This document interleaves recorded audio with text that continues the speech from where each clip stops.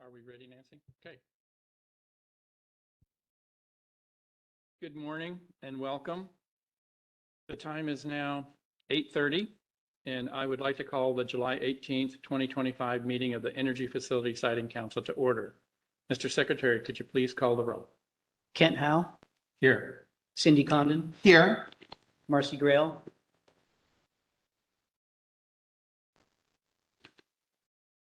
Marcy Grail, Here. Ann Byer, Here. Richard Devlin, Here. Katie Hines. Here. Mr. Chair, you have a quorum. Thank you. Are there any agenda modifications? Mr. Chair, I have a couple of minor agenda modifications. So for agenda item E, which is the Wheat Ridge Renewable Energy Facility East Wildlife Monitoring and Mitigation Plan, the agenda item lists Senior Siting Analyst Christopher Clark as presenting. He will be presenting, but he will also be joined by Jeremy Thompson, the Energy Coordinator for the Oregon Department of Fish and Wildlife. And if you looked at the PowerPoint, you'll see Mr. Thompson also has some slides. We just missed adding Mr. Thompson to the agenda.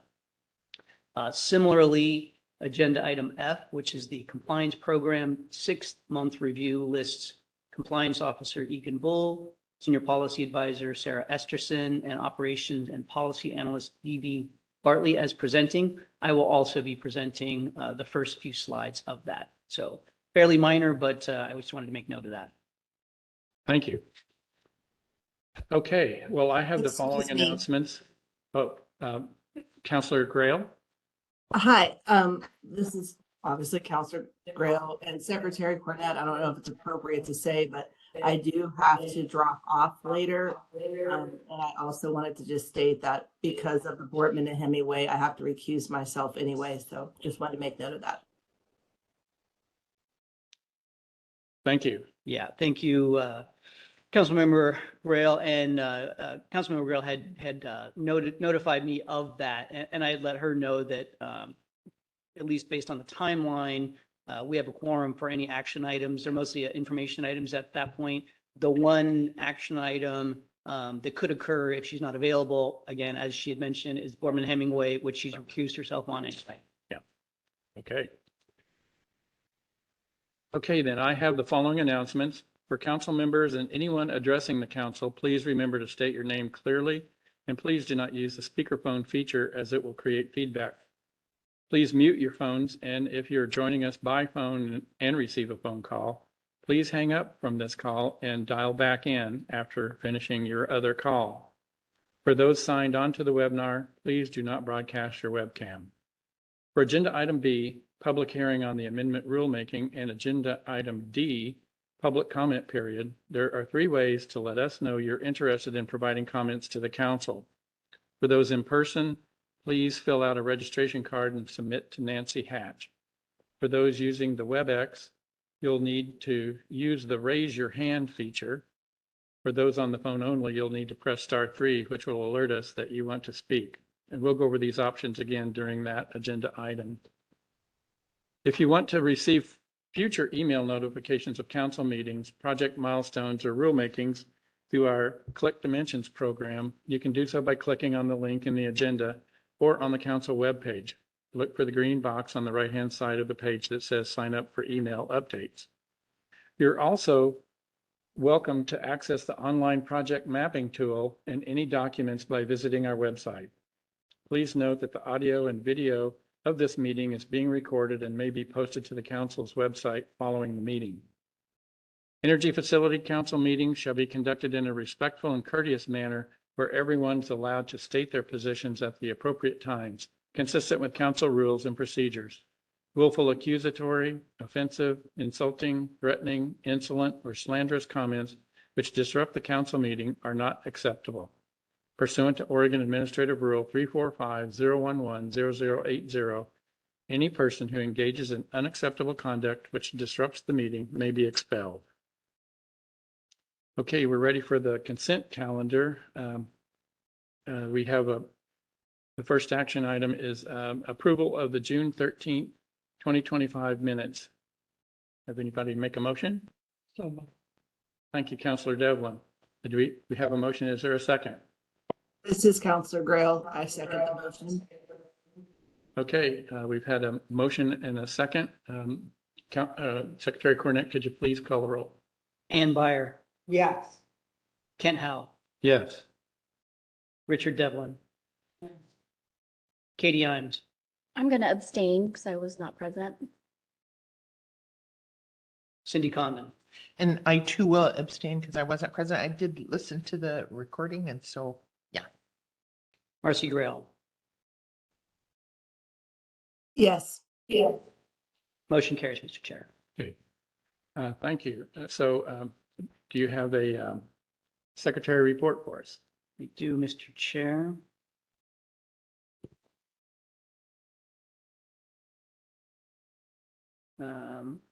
First, some council and staffing updates. I had previously indicated that during the legislative session, we had a third compliance officer in the budget that has been approved by the legislature. So we're now into the new fiscal year as of July 1st. So I'm just working on getting that recruitment initiated. So that'll give us three full-time compliance officers. All right. And the next item on that is, so as you're aware, with the carbon standard, we have one qualified organization, the Climate Trust, who receives any payments. So it really is the only option. There's three options to meet the carbon standard. The only one that anybody has ever done is to make those offset payments to the Climate Trust. As part of the council's responsibility is they appoint three members to the Climate Trust. Previously, it was the Climate Trust. Now it is the Oregon Offset Committee, which essentially is the body that determines where those offset funds will be distributed.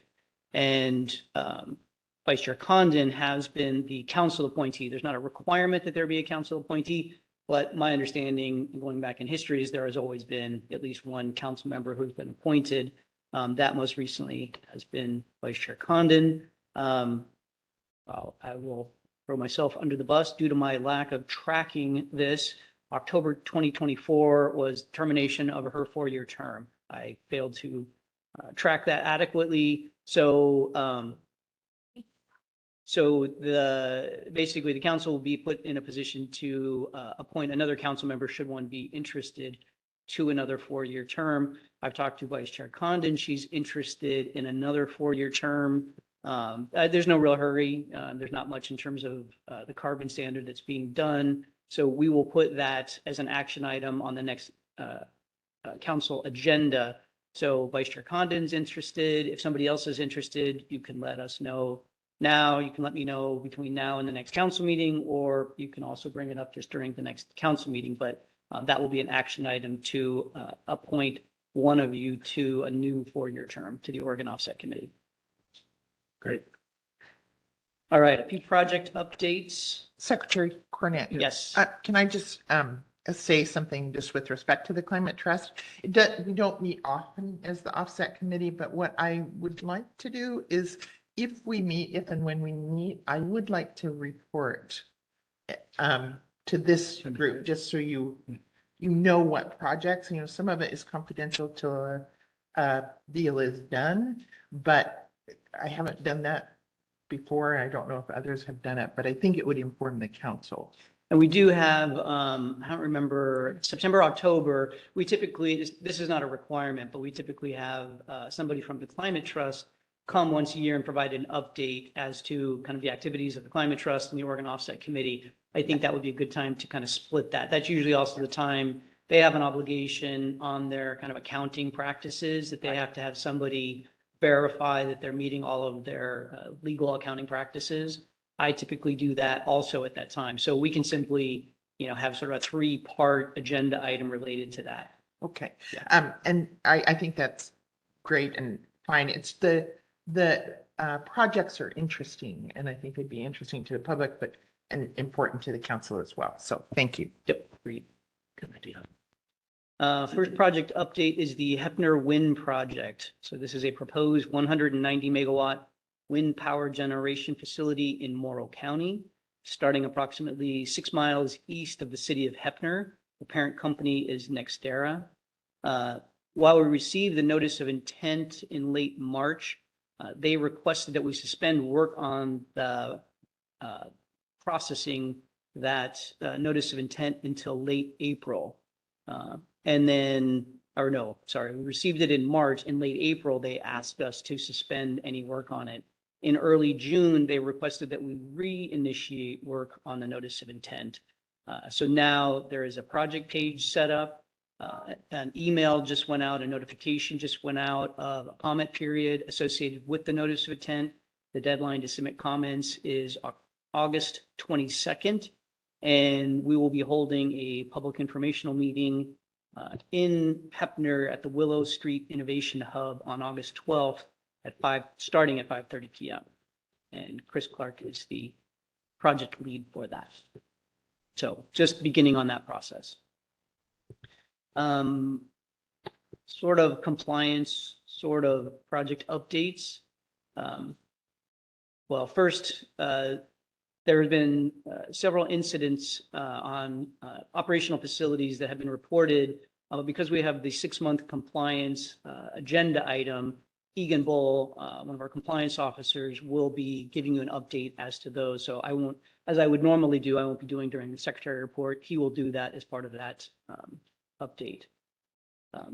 But I do have update on the wildlife mitigation plans. So there are several facilities with site certificates that require the implementation of a wildlife monitoring and mitigation plan, or WMMP.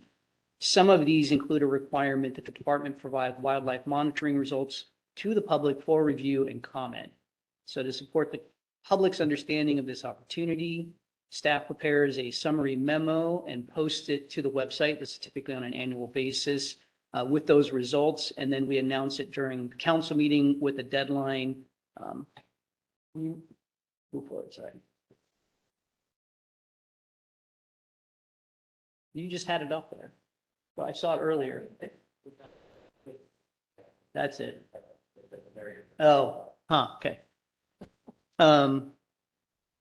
Yeah, so each of these facilities on here has had, that WMMP sort of evaluation with some results, and the information, the memo for each one was posted to the individual project website.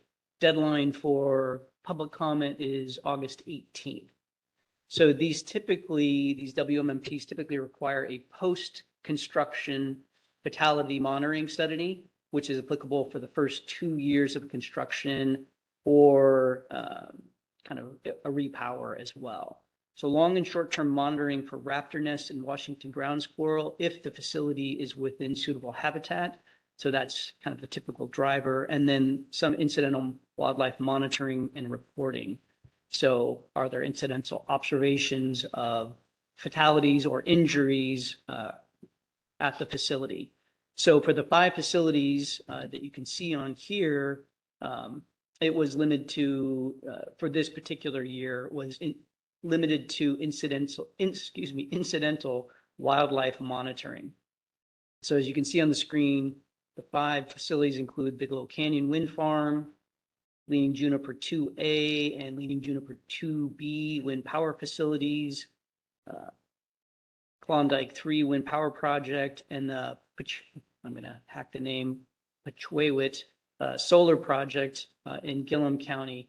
So of these, there were 2 common raven fatality observations, one at the Leaning Juniper 2B and then one at the Pachwewit facility. So that is essentially the main kind of takeaways, but there's obviously a lot more details in the memos that were provided to you yesterday. So that was sent to you by Sarah Esterson. As I said, those have been posted to the project websites. So the 2025 will be a much more substantive year in terms of the work and the analysis. There will be long-term raptor nests and Washington ground squirrel monitoring results for all of the facilities. except for the solar facility, just because that doesn't have the same kind of implication, as a wind facility. So more detailed, more information next year. Next on my list is following the June council meeting, Ms. Irene Gilbert provided a comment letter to me on June 20th, and requested that I forward it to council. After evaluating the contents of the email, some of these need to be determined that they're appropriate to send to council. Sometimes we get comments that are open comment periods, or, sometimes things just are not appropriate from a times perspective to get to council. This was, so those were evaluated. That was provided to you on June 23rd by email. The comments referenced two issues, both related to House Bill 3681, and Ms. Gilbert requested that they be placed on a future council agenda. So breaking these down into two parts, the first was based upon the amendment rulemaking. So this related to site boundary change without an amendment. So as you recall, we do have language in our rules which allow for a minor amendment to a site boundary without an amendment if the certificate holder can prove that the three coulds will not impact a council standard or a condition, so that they would have to provide enough data to justify that they don't trigger an amendment through an amendment determination request. Those rules already exist, but we are not allowed to use them because council does not have the statutory authority. There was an appeal of that rulemaking, and that was one of the outcomes of that. So those have been in the books for a while. We have not used them since that Supreme Court case came out and determined that council did not have the statutory authority. House Bill 3681 provides that statutory authority. Effectively, it says council can allow for, an amendment to a site boundary without a full site certificate amendment, subject to the rules that it adopts. Again, you already have those rules. So we have the amendment rulemaking project going on right now. There's a public hearing today, which will be the first item after this. So since that is already on the agenda item, Ms. Gilbert is free to comment on that. The second is related to the, Councilor, Vice Chair Condon. Just confirmation, and Ms. Gilbert was on the rack, or is on the Yes. rack for that. Great, thank you. the second was related to, again, House Bill 3681 and what is called a certificate of public convenience and necessity. So kind of a mouthful. The CPCN is, I'm going to shortcut how this sort of works, but you can certainly ask questions. So typically for a transmission line, so a non-generating facility, transmission line or a pipeline, these long lines may not have all of the landowners where the project is going to occur signed on. Typically, any of our generation facilities, nobody comes in without having all the landowners, on board. But for a transmission line or even a pipeline, that is a great possibility. So for a transmission line, a person will go to the Oregon Public Utility Commission. So this is likely going to be an investor-owned utility, Portland General Electric, Idaho Power, Pacific Core. They will go to them and say, hey, we want to put this on our integrated resource plan. Effectively, their kind of capital improvement plan. They're saying we need this amount of power, we need these amount of types of facilities. It will be evaluated and approved by the Oregon Public Utility Commission for planning, for construction. And then as part of the council's need standard, one of the aspects, remember, Patrick gave a good explanation of how that works. One of the elements of that is the least cost plan rule. So they can show that they meet that standard via the least cost plan rule. And we can rely upon that integrated resource plan to meet that standard. There's other parts of the standard, but that's the one that they can use that information. So then somebody gets a site certificate, using partly that to justify that standard. They then go back to the Oregon Public Utility Commission and request the CPCN. So PUC says, okay, you have the site certificate. There's a lot more details than this. They will say, here's your CPCN. That gives them the ability to use eminent domain. That has to go through the courts. So that is not a, you can condemn land with this, whatever, piece of paper. They actually have to go to court if somebody is still unwilling to provide them a lease of that land. So it's a very sort of stepwise process. House Bill 3681 added some additional language in your statutes related to the CPCN. That was the second part of her comments. We actually are still evaluating that. So we don't have a response to that right now. So we're still taking the time to evaluate what that means. Vice Chair Condon.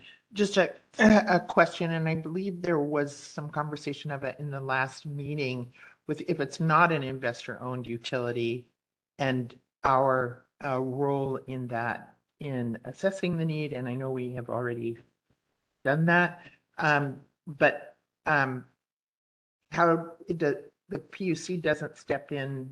Can you explain how it affects non-investor owned or how that process works? Yeah, and so my understanding is it's not likely that a non-investor-owned utility would be able to use the least cost plan rule. I believe they would only be able to use the system reliability rule. So again, those are sort of the two. So you got the need standard for transmission, break that down into two, and so if you're an investor-owned utility, they'll likely try to show that they meet both of those. But if you're a non-investor-owned utility, I'm not sure how they can meet the least cost plan rule. Maybe they can, that would be for them to argue. But again, that's not likely going to be in an IRP that they can, argue. But, for that project, they're likely to be able to go to, WEC, the Western Electric Coordinating Council, or NERC, and they can kind of get evidence from them to show that, that transmission line is part of that system reliability. So that's very brief Okay. overview of how that works. Thank you. Something tells me there's more discussion to follow if it happens. So thank you. Sure. But like any project, the amount of work that they put in is pretty significant. The amount of work that, that we do evaluating that, the comments, the council's evaluation, there's no shortcuts on these things. There's a lot of effort that goes into it on all sides. Okay, and then last on my list is the next council meeting.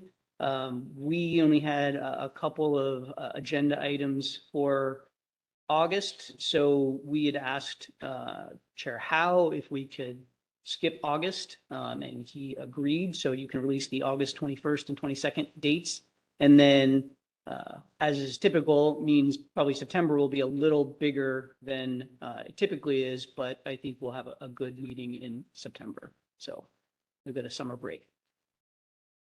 And that's the end of my secretary report, unless anybody has any questions.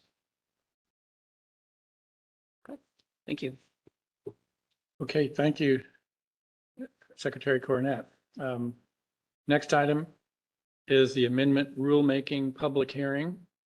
We have Tom Jackman, the rules coordinator, that will explain the legal requirements for the public hearing and then conduct the public hearing.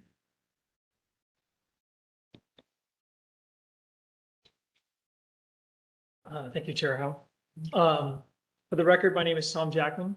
As your rules coordinator, I'll be serving as the presiding officer today for the public hearing on the council's proposed amendment rules update. Before I begin the hearing, I'll briefly go over the projected timeline for this hearing for the project and provide background and overview of the proposed rules for this hearing. After that, I will open the public hearing with an explanation of how to provide comments, and will then take comments from in-person attendees, online attendees, and then callers in that order. If you are a person, or if you are in person and wish to provide comment, please fill out a comment card and give it to our administrative assistant, Nancy. Please keep in mind, the purpose of this hearing is to take public comment, and no responses to comments or questions will be provided. If you have questions about the proposed rules or the rulemaking process, please feel free to contact me, and my contact information will be displayed later on in this. Go ahead and go to the next one. Okay. So as per usual, I just said all that. So go next. Okay, so for those who are not aware of the process that's gone so far, this rulemaking effort was kicked off. We called it the informal rulemaking period. Was initiated in February of 2024, what seems like 5 minutes ago. We then formed a RAC, and we'll go over a brief overview of who those members were on the next slide. But we met 3 times, June, September, and then April this year, to discuss all the issues that we could identify and that the RAC could identify that would be appropriate for this rulemaking to address as part of the rulemaking process. Go ahead and go next slide. So this is just I'm not going to go through these one by one, but you can just see that we had a pretty broad array of folks who participated in this rulemaking advisory committee, and I think it was a pretty solid group. Go ahead and go next slide. So this just goes a little bit over the schedule, where we've been and where we're going. Again, we started in February. The notice of proposed rulemaking was filed with the Secretary of State last month on June 18th. Today, there is the public hearing, and the public comment period ends, which will be 39 days in total, on August 1st at 5 p.m. This year, 2025. So today is not the last day. If you still have comments or thoughts about this rulemaking, you still have almost 2 weeks to provide those comments. When I made the slide, we weren't sure about the August meeting, but it is going to likely be September at this point, barring some unusual comments that we aren't anticipating, but certainly could happen. The plan is September at the moment. So all these things can change, but that is the goal. Representation of final proposed language. Thank you. This is just sort of the 3 overarching primary goals of this rulemaking. 1 was to improve the clarity of the rules. 2 was to sort of take lessons learned. These rules were significantly updated based on rulemaking that started in like 2017. And a lot of lessons have been learned about how they applied in practice. And we tried to take those lessons to improve the rules further. And then lastly was something we always try to do, which is ensure that our rules are always up to date with respect to new statutes or other rules or direction of the courts. So now we're going to go through, go ahead and go next slide.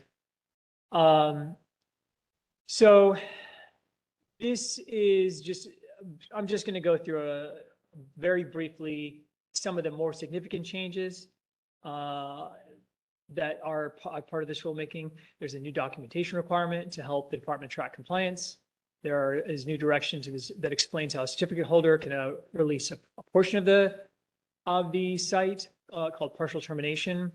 There's additional rule language that clarifies how to request for how to specify what the analysis area is as part of the amendment project.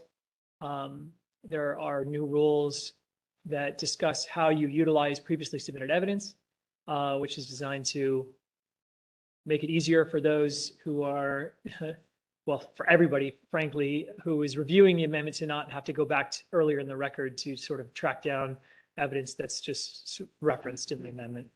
Go ahead and go next slide. There are rules providing the council with additional flexibility on the location of the public hearing. However, with that additional flexibility, we've modified the rules to always require a public hearing rather than occasionally require a public hearing, depending on the type of amendment. So the goal is to always have a public hearing, but if it's less significant or there's less public interest, then we wouldn't necessarily have it on location, as that is a significant expense and burden for many. So there are some additional rules regarding the public comment period to address concerns about it terminating right at the public hearing and folks learning about things at the public hearing that they would like to comment on. There's some additional language trying to streamline the extension process and recognition of the fact that the council has no need standard for purposes of seeking an extension. There is removal of rule language directed at construction extension deadlines. Go ahead and go to next slide.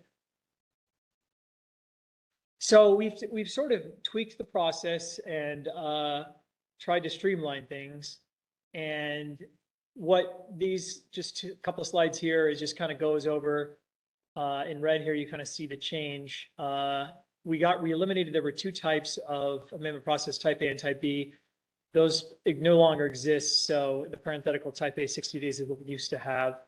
And we have now reduced the completeness determination time period to 45 days. And then for the proposed order issuance, it used to be 60 days after the date of the notice, and now we've reduced that to 21 days. Go ahead and go to the next slide. So as you can see, there's the bit about council determining if an in-person hearing is warranted. There is now a new process for public participation. Initially, it's not any different. Folks are invited to make comments. The types of comments that will impact the process have not changed one bit, but what has changed is a mandatory response by the certificate holder to those comments and an opportunity for the public or whoever made the comments to improve their comments or respond to issues or concerns raised by the certificate holder. And then an additional allowed opportunity for the certificate holder or the department to provide a final reply. So that is all new. And then finally, a draft of the final order would be issued within 21 days of that calendared final reply deadline, which that would be new. And then we used to have a proposed order and then a final order, and now we're just going to have a draft of the final order, which will allow the council to, if they so choose, to adopt that draft without having to then have another council meeting, which is how we used to do things. So that's a brief overview of the changes. If you want to, I go into more detail in the staff report that was issued in June. You can also watch the council meeting where I go into more detail on that. And if you have any questions, again, please reach out to me. Vice Chair Condon. Thank you, Chair Howe. Quick question. You may have talked about this or discussed it in June, and I'm forgetting it. But can you talk about how you determine whether there's enough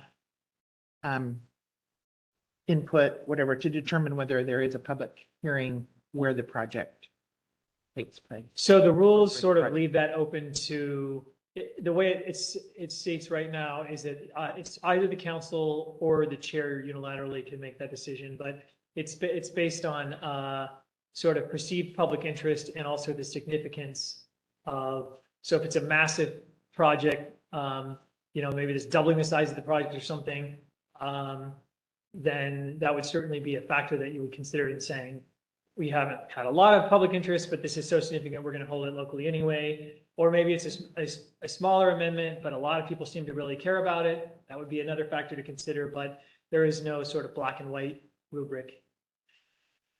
And so the basis of my question is the perception, the perceived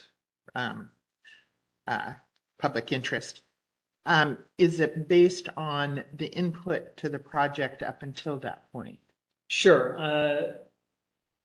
I mean, the way you want to think about it is previously we had in-location hearings for the larger amendments that were type A and no public hearing for type B. So now the intent is we still have the in-person public hearing for what would have been a type A, but now for type B, we're also going to have a public hearing. But because the smaller amendments wouldn't necessarily merit the effort to sort of hold it on location, this additional flexibility was to allow. So hopefully the public perception of this change is that there is greater opportunity for sort of public outreach. The intent is to no way shrink it at all. Yeah. Secretary Cornett. For the record, Todd Cornett, and just a point, it's not that like there won't be a public hearing. There will be a public hearing. It could be remote, it could be in a different location. So, sometimes we have competing sort of location drivers, not often, but sometimes. So if we have a really minor amendment and we have another sort of draft proposed order hearing that's a location driver, that would be one where, okay, maybe the choice is that we obviously have to have that public hearing, but we could do it in a different location because there may not be much interest and much participation in that. Yeah, and I do stand that it was, and I am a big proponent of the ability to have remote meetings, but it was just to understand that what is that perception? I mean, how do you determine interest? So, Yeah, and I think it's a difficult thing, without like a specific, instance to say, what's the justification? And that's why we wanted to make it by default, there is a public hearing and that public hearing is in proximity to the facility. That's the starting point. Then if we, staff, believe for whatever reason that maybe it's not needed or justifiable to have that public hearing in the vicinity, we would then either early on in that review come to council and ask your, kind of determination, or we would go to the chair. We also wanted to make sure that there was an opportunity for, if, weather event or something that would preclude that from happening. But yes, anything of significance and interest, we definitely are dedicated to making sure that that happens in person, in proximity. It's just those other ones. Sometimes we really have no concern or no interest in some amendments. And so it was trying to provide the flexibility without providing very strict kind of guidance or factors, because those end up being a little bit, it's always the difficulty. You're so specific that, it doesn't work for anything, or you're so open that people don't know what it means. So, that's just the difficulty of doing some types of rules. perfect. And this will be one of those ones where if you decide to go forward with this, yeah, we can revisit it in the future if we feel like it's not working. Thank you. Counselor Byer? Thank you, Chair Howell. Just a quick observation. This slide is really helpful. I think in the June briefing, we had a lot thrown at us, but this really kind of summarizes where we're providing more opportunity for public input. We didn't have public hearings for type B, now we will. So that's an opportunity for dialogue. And this sort of ability for the public to respond after the applicant says, oh, don't worry about that.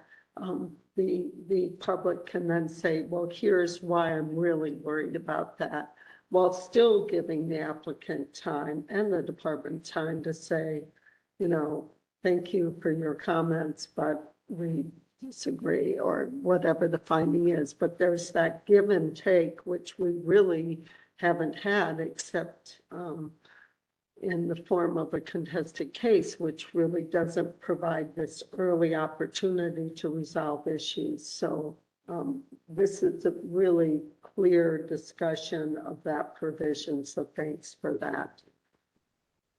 Thank you. Any other questions about the overview of the proposed changes? You'll be hearing this once again, once we have have received the public comments. When I prepare the staff report discussing the comments we received about the proposed changes, I'll go through this again. So if you're still grappling with things, you'll have yet another opportunity to let it sink in. Okay, go ahead and go to the next slide.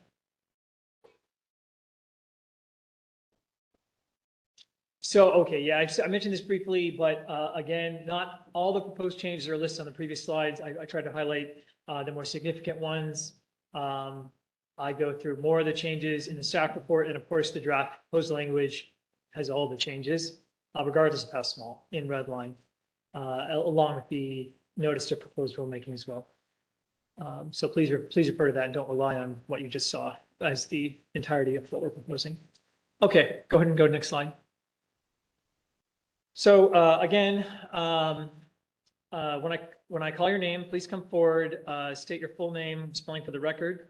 If you represent an organization, please state the name of the organization. If you have written material to enter into the record, please say so and try to summarize it during your comments. Give a copy of the material to myself and Nancy if you have not already submitted it to the agency. Go ahead and go next slide. So with that, the time is now 9:10 a.m. and this hearing is now in session. As a reminder, this hearing is being recorded and will be posted to the council's website. The purpose of this hearing is to take public comment solely on the proposed updates to the energy facility citing council's proposed amendment rules. I believe we have one in-person notice, Nancy. Okay, and that was Ms. What? Oh, yes. Also, which is from Irene, who submitted some comments last night and early this morning, which I forwarded to council. Obviously, you haven't had time to review those, but thought it might be helpful to have those, especially after you hear everyone speak today. So.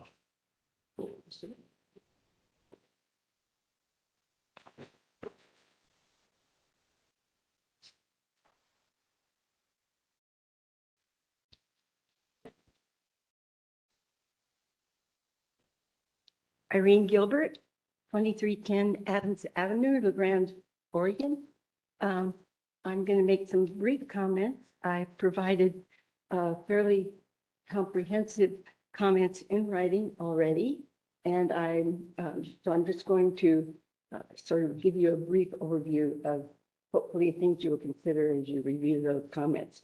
One thing I did want to comment on was adding area to the site boundary was discussed briefly here, and I know that the bill that went through the legislature indicated that site boundaries could be expanded without the benefit of an amendment. I did provide council with a copy of a court decision regarding an appeal that I made to the Oregon Supreme Court, where the opinion includes an extensive comment regarding the difference between extending the area of the site boundary and adding microsliding corridors. Clearly states that the previous type C amendment, or which has been reworded now to a pre-construction amendment process or something of that sort, that you cannot use as what was previously called a type C amendment to add area to the siting corridor, even if it is even if it's within the boundary, the site boundary. So if you read through that, they clearly say, I misunderstood the statutes and rules, the site boundary, and adding area to the site boundary is a completely different issue than adding area to the construction corridor. The construction corridor is not to be changed with the type C decision. So I just want to make sure, and I made comment to that in writing things too.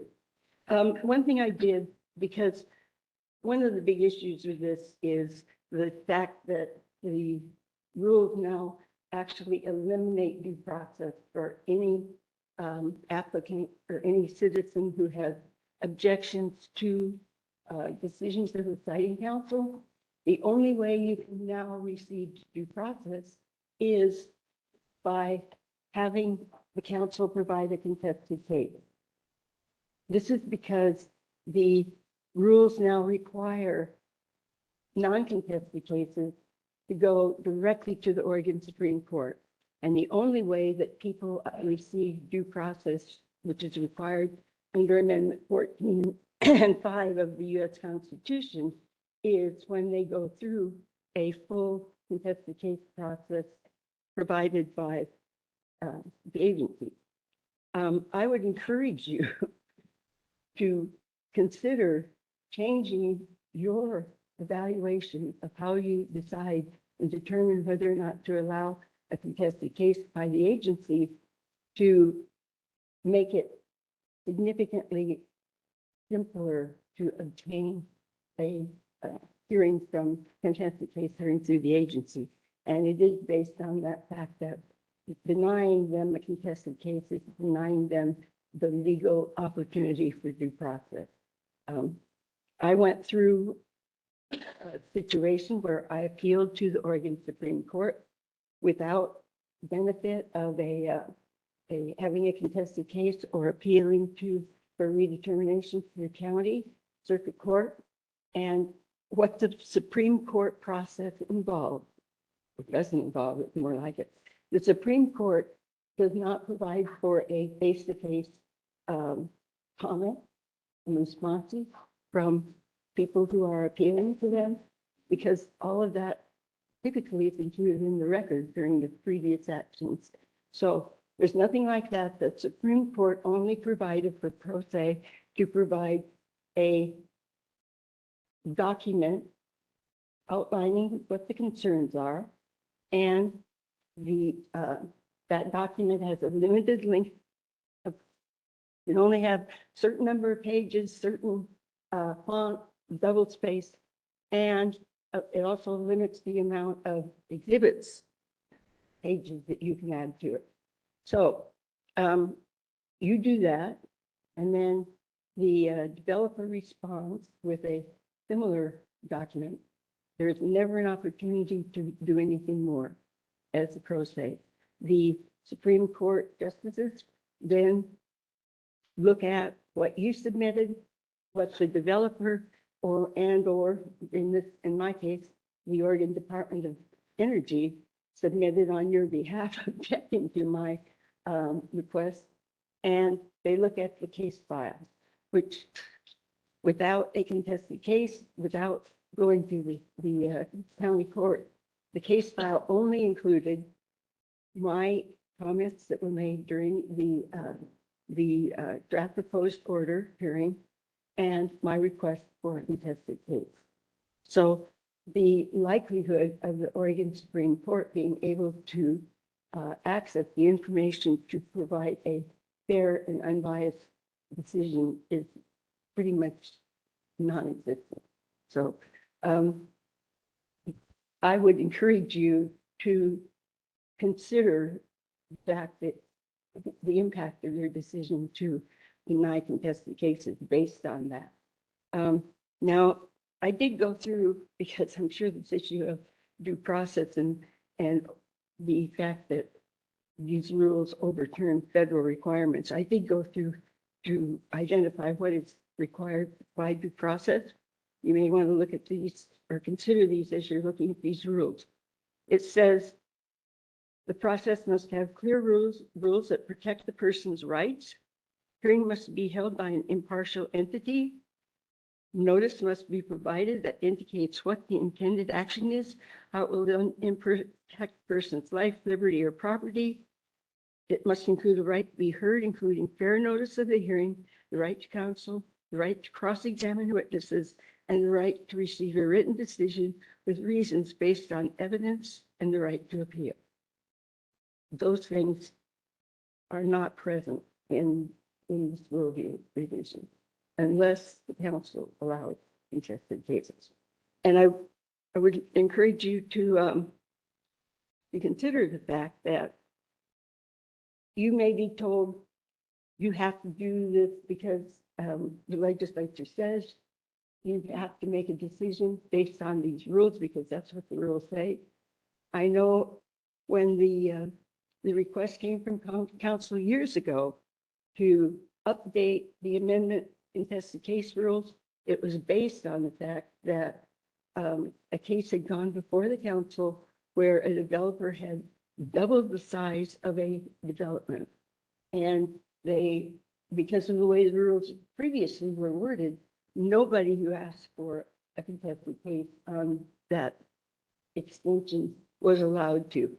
When it came time for the council to make their decision, there were at least 3 council members who apologized to the public that said, we have no choice because this is what our rules say. We have to deny you your contested case. As a result of that, the Energy Facility Siting Council requested that the department update the amended contested case rules because this group the existing group at the time felt that there were instances where, and with an amendment, the citizens should have the right to access a contested case. And if you look at what the decisions that are being made now based on the criteria statements that are in your rules, nobody gets a contested case on an amended site certificate. So somehow this request to update the amendment rules because of a failure to provide contested case access when people really should have the right to one, has somehow been lost. And one thing you could do is base your decision on the very first section, decisions you make, where there are requests that was commented on during the public hearing. And, you know, if they met that standard and there is a legitimate rule that is impacted by it, people should have the right to contest the case hearing. That would be my recommendation. So, see if there's, I'm probably going to rely pretty much entirely on the written comments. Like I say, I spent a significant amount of time identifying specific sections of the proposed rules where there were problems. I made recommendations for things like adding as an area where a amendment is specifically required. Things like adding area to the construction corridor should be listed there, and gave you some reasons why. And I think that I sat through a situation where a multi-generation farm family, and that family's 34-year-old son was being interviewed by a newspaper reporter. And during that conversation, the reporter asked the son what his intentions were. And the son said, well, before Boardman Hemingway, I had intended on taking over as an additional generation running this farm. He said, it does not appear that, it appears that that may not be possible based on the impacts of B2H and some related energy development. So if you put yourself in place, families like that, and you look at these rules, I guess I would like you to question yourself regarding how would you react to this process? Do you believe that this process represents a fair and unbiased opportunity for people to be heard when they sincerely believe that council has inaccurately interpreted their rules, that there should be additional conditions? I think that the answer is most of us would not want to be on the receiving end of these rules. I hope you consider that and change some language. Remember that you are the controlling group here. It is not the Oregon Department of Energy. They are to be your staff. And I know at least when the bill was initiated that put in some of these changes, there were meetings that went on for months that included developers, it included utilities, it included groups who were pushing for more renewable energy, and the Oregon Department of Energy appeared at that and recommended the changes that have occurred in that bill reflected here. I am not aware of them ever asking for you folks to authorize them to make these suggestions. I am not aware of them of Odo ever coming to this committee and stating what was going on with those meetings, which were, by the way, very secretive. Nobody from the public was included, nor were they notified of these meetings occurring.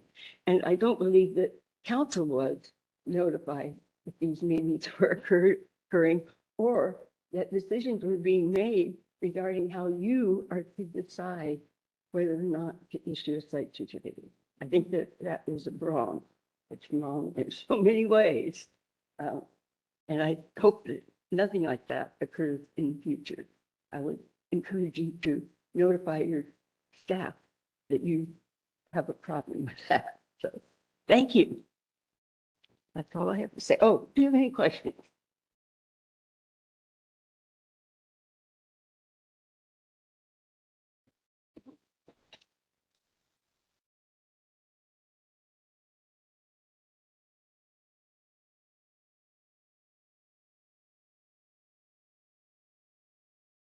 All right, so now we're going to move on to people that are online. And I see Angela Crowley Koch that has her hand raised. I'm going to go ahead and unmute your mic and you'll be ready to make your comment.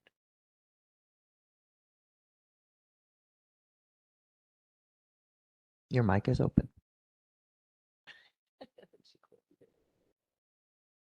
Okay, thank you. Can everyone hear me? Yes, we can hear you. Great. Morning, my name is Angela Crowley Cook. I'm the Executive Director of OSEA, the Oregon Solar and Storage Industries Association. OSEA strongly supports. I'm hearing a big echo on my hand. Is that?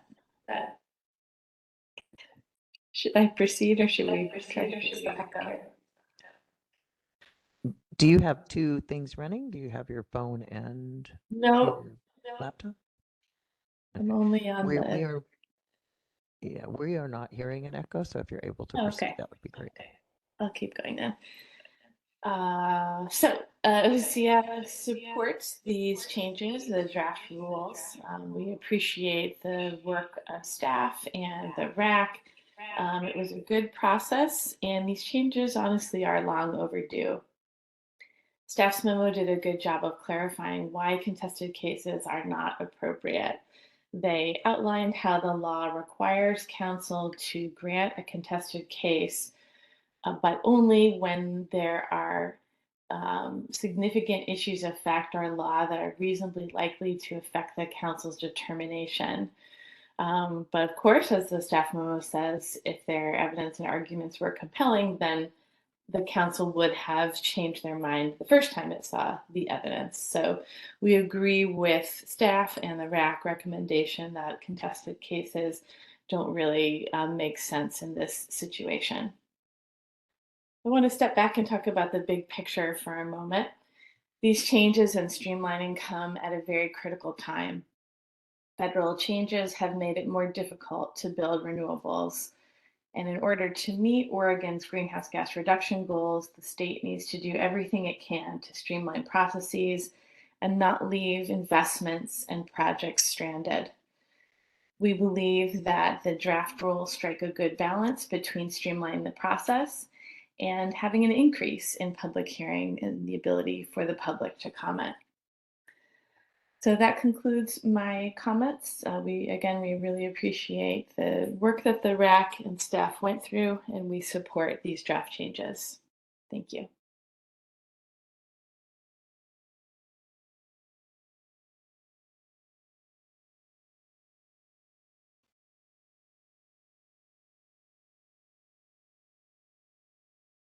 All right, I don't see any other hands raised, so let's do a last call if you would like to make a comment. At the bottom of your screen on the webinar, you'll see a set of icons.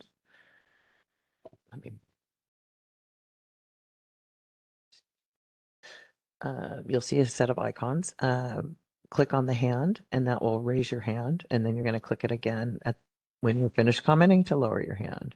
If you're on the phone, go ahead and press *3 to raise your hand, and you'll press *3 to lower your hand.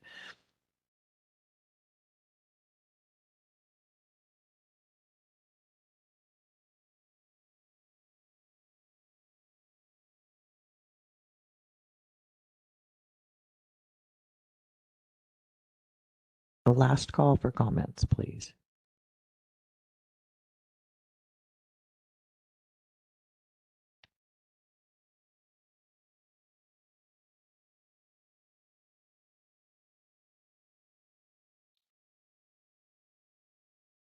Okay, seeing as how there are no additional requests to make comment, the time is now 9:29 a.m. and the hearing is now closed. Yeah, go ahead. Yeah. So again, written comments may be submitted until 5 p.m. on August 1st, 2025, and may be submitted via the comment portal, which is linked here. And also you can access that portal via a link on the council's website. You may also email the fsec.rulemaking@oregon.gov email address, or hand deliver or mail them to the Oregon Department of Energy. Just reference this rulemaking. And that, I think we are concluded with this agenda item. Thank you. Yeah, it's a different thing. So thank you, Mr. Chair. One part of my secretary report and a very important part that I missed. So as I mentioned 2 council meetings ago, there is a new bathroom code. So for anybody here, I meant to say that at the very beginning. So the bathrooms are through here, through the 2 double doors to the right. And there are now codes on there. The code is, as you're leaving this room, there's a yellow piece of paper, 1859. That's the code for both bathrooms. So just wanted to make sure everybody knew about that. Thank you. Thank you. Okay, the next item is the Leaning Juniper 2B Wind Power Facility Amendment 3 Proposed Order Review, Possible Final Decision. This is an action item. We have Kellen Tardeweather, Senior Siting Analysis, that will present the proposed order on the request for Amendment 3 and the comments received so far. Ms. Tardeweather, the floor is yours. Good morning. Thank you, Chair and members of the council. It's good to see everybody again. For the record, Kellen Tardeweather, Senior Siting Analyst. I usually log into the meeting and kind of run my own PowerPoint. I'm looking at Nancy here, but I'm just going to have you do it because I had a little bit of an issue with the link, so we don't have to,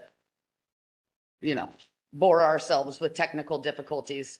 A lot of times during my presentations, what I do is I'll actually pull out of the presentation and go to the order or to a document if council has questions. So doing that, I'll do the best I can to just with mouth words explain that. But I'll have Nancy run the PowerPoint presentation. So as Chair Howell mentioned, we're going to be going over the Leaning Juniper 2B request for Amendment 3, which is a repower for a wind facility. We're going to be going over the proposed order review and possible final decision today. So we're going to cover a lot, but it's pretty straightforward. As per usual, I may talk kind of quickly and move through slides quickly, but just stop me if you have questions. And then if you also have questions about anything related to the proposed order, I can do my best to answer those because as usual, the proposed order, the draft proposed order and proposed order are themselves that are long documents with all of their attachments. And then we give council their staff report in advance of the council meeting, which this staff report was pretty long because I went through and gave you a summary of each of the draft proposed order sections, as well as a summary of the proposed order and DPO comments. But then filtering it back down to focus on this presentation really is going to kind of focus on the comments received on the DPO and certificate holder responses. Next slide. Yep. Yeah, and just a quick update, just to Kellen will talk about this, but this was a type B, so there was no DPO hearing. So that's also why this probably is going to be a little bit longer than would be for a facility that had a hearing, since this is all new. People didn't make comments to you. You haven't seen this. This is all sort of in one fell swoop. Yeah. And then council did, just last month, Chris Clark did a review for the Obsidian Solar Center Amendment 2, which was also type B. So should be kind of fresh as far as the same type of process steps, which, making the connection also then with the hearing that just happened and the rules that are being proposed are to eliminate the type A, type B and do other process tweaks there. But right now we still have type A, type B, so we're running another type B process. I'm like, don't look at my computer. Okay, so today, kind of like I mentioned, we're going to go over what the operational facility is. I'm going to give you a summary of what request for amendment 3 is. We'll do a brief procedural history, and then we're going to focus on the comments and responses on the DPO. And then I'm going to touch just on a couple select council standards, and if in council's review of the draft proposed order and proposed order, you want to talk about any other standards, we can totally do that. And then we'll get to your deliberation and potential decision. Next slide, Nancy. So this is a wind energy facility. It is adjacent to, which this has, a site certificate history of being one of the facilities that was split. So this is adjacent to and has shared, related, or supporting facilities with the Leaning Juniper 2A. Council reviewed a repower for 2A last year. So, I mean, it kind of makes sense. We did that last year. So that's actually in pre-construction right now. And now we're doing, the certificate holder is doing the same step to repower to B. So it's 74 wind turbines. And then there's a 34.5 kV power collection system, the substation, transmission line, O&M building, and access roads. As I had mentioned, some of those are shared with the 2B facility. It's a little bit bright in the room, and so it's kind of hard to see, but I actually took these clips from our ORISA tool, where you can kind of zoom in. What I like is that you can actually kind of zoom in on the turbine strings. And that was, I could even zoom in further, but it is just kind of an interesting way to actually see the facility on the ground. Next slide, please. So the certificate holder is Leaning Juniper Wind Power 2, and they're a subsidiary of Avangrid Power. And we do have folks from the certificate holder representing here in the room in the front row. So thank you for coming. And the facility is located in Gillum County, about 6.5 miles south of Arlington.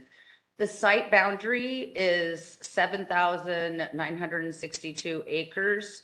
Now, and we're going to talk about this, and council has kind of been seeing this with facilities, but we're going to distinguish in between site boundary and micro-siting corridors in this presentation. So even though that is a pretty big site boundary, wind facilities, very often the footprint is the footprint of the participating landowner's property, but the actual footprint for the facility on the ground is much smaller than that.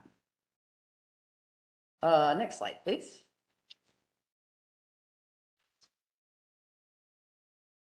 Okay, so RFA 3, we would generally just describe it as a repower. So repowers were replacing the turbine components, as we had mentioned. They've been operating since 2011. So it is about time to, instead of constructing a brand new facility, repowering is a really good way of extending the life of the facility and its operational capacity. So to do that, as we had mentioned, we have a larger, that 7,900 site boundary. Within that, the certificate holder or in the department recommend a 1,135 acre micrositing area. And so that is the area that all of the activities associated with repowering would occur. And then within that area, there's only approximately 651 acres that would be disturbed, right? So it is often that we see bigger site boundary, the micrositing area, which retains flexibility to do something, but then the actual impacts are still very much smaller within that area. It is just to retain the flexibility. So we are going to, as I had mentioned, we're going to touch on that later, but a micrositing corridor is a continuous area of land within which construction of facility components may occur subject to site certificate conditions. In practice, what this means is if an applicant or certificate holder want flexibility to put anything anywhere for a certain amount of standards, you have to do field surveys. So that is just kind of that's how it plays out in practice in our review. So it's like, what areas did you fully survey? Do we feel comfortable understanding the resources that are there, understanding that we have conditions to address any of those impacts, and then you can indeed do any of the work within that area. Part of the repower is to potentially abandon and install a new underground collector system. And then the certificate holder also requests changes to site certificate conditions. Senator Devlin, yes. Oh, Counselor Devlin? Thank you, Mr. Chairman. Just a very quick question. On the abandoned existing and install a new underground 34.5 kilovolt collector line system, do you know if the applicant's intent is to remove the existing system or simply no longer use it? And ultimately, should the facility be closed in the future, then remove the existing system? It depends on the depth, but depending on the depth that underground facilities are left, a lot of them are abandoned in place. I think that the new one would be installed adjacent to, I'm staring over here. Yeah.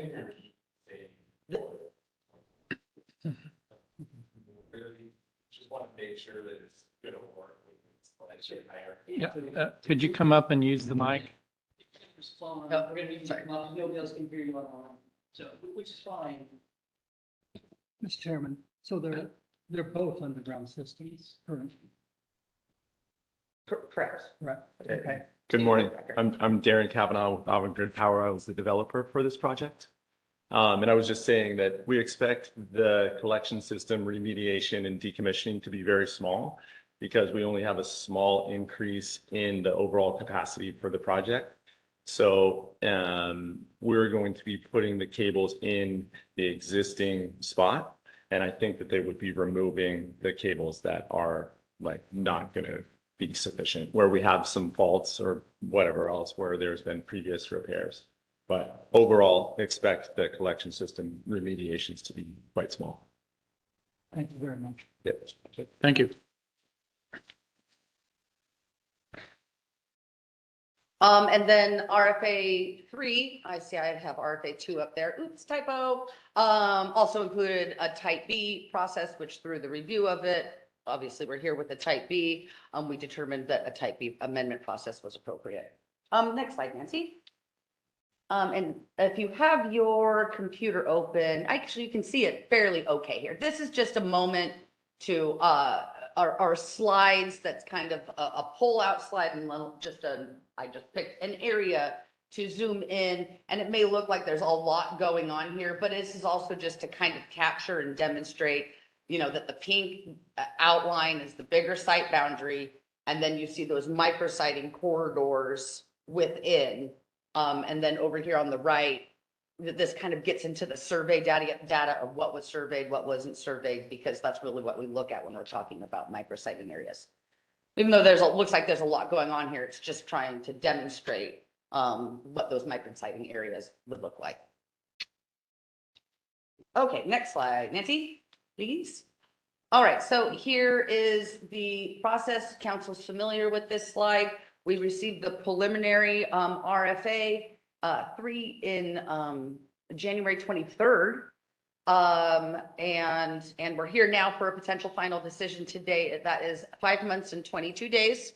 The department continues to try to be efficient with our time, right? We want to be able to process amendments, particularly that are not overly complicated, expeditiously. At the same time, we are really increasing the detail and frequency of our reviewing agency coordination. So there's actually a lot going on in that amount of time. The other part I want to note about this slide, even though it is linear, how the department is working, the siting analysts are working. When we get an application or an amendment, we don't just review it for information requests. We're actually writing the DPO at the same time that we're reviewing an amendment or an application and generating those RAIs to have more meaningful RAIs. What that means in practice is it shortens timeframes, or should, but it also means that you deem something to complete and your DPO is ready almost immediately after. So it used to be that those timeframes were kind of a long duration from each other, and now it really is, they're kind of back to back. We deemed the amendment complete on May 20th and issued the DPO on May 28th. You know, so and Okay, next slide, please. So the scope of council's review, under the existing rules, this repower, right? So there's amendments or the scope of review for amendments that extend construction deadlines, or that do other items. But for all other types of amendments, the scope of what we're asking ourselves today is, does the facility with the proposed changes comply with the applicable laws or standards that protect a resource or interest that could be affected by the change? And then for all amendments, the amount and bond letter of credit is sufficient, which I don't have a slide for the bond part, but it is in the proposed order. We did do an updated cost estimate in current dollars and, change that amount. I guess I'll talk about it a little bit later, but it's in the context of additional language. So we kind of updated the conditions to be more like our retirement conditions that we're seeing now with newer facilities. Next slide, please. So there was a 30-day comment period from May 28th to June 27th. Again, there's no in-person or DPO hearing on a type B. It's just a written comment period. So we got 4 comments, 2 from reviewing agencies, the Oregon Department of Agriculture and Dogami. We got 1 comment from a member of the public, and then most of the comments we got were from the certificate holder. In the proposed order, table A1 is a kind of master summary of the ultimate, of what we did with those comments. So what's a summary of the comment? What was the certificate holder's response to the comment? And did it merit a change in the proposed order? And so that table, we lifted that table out, and that was also provided in council's staff report.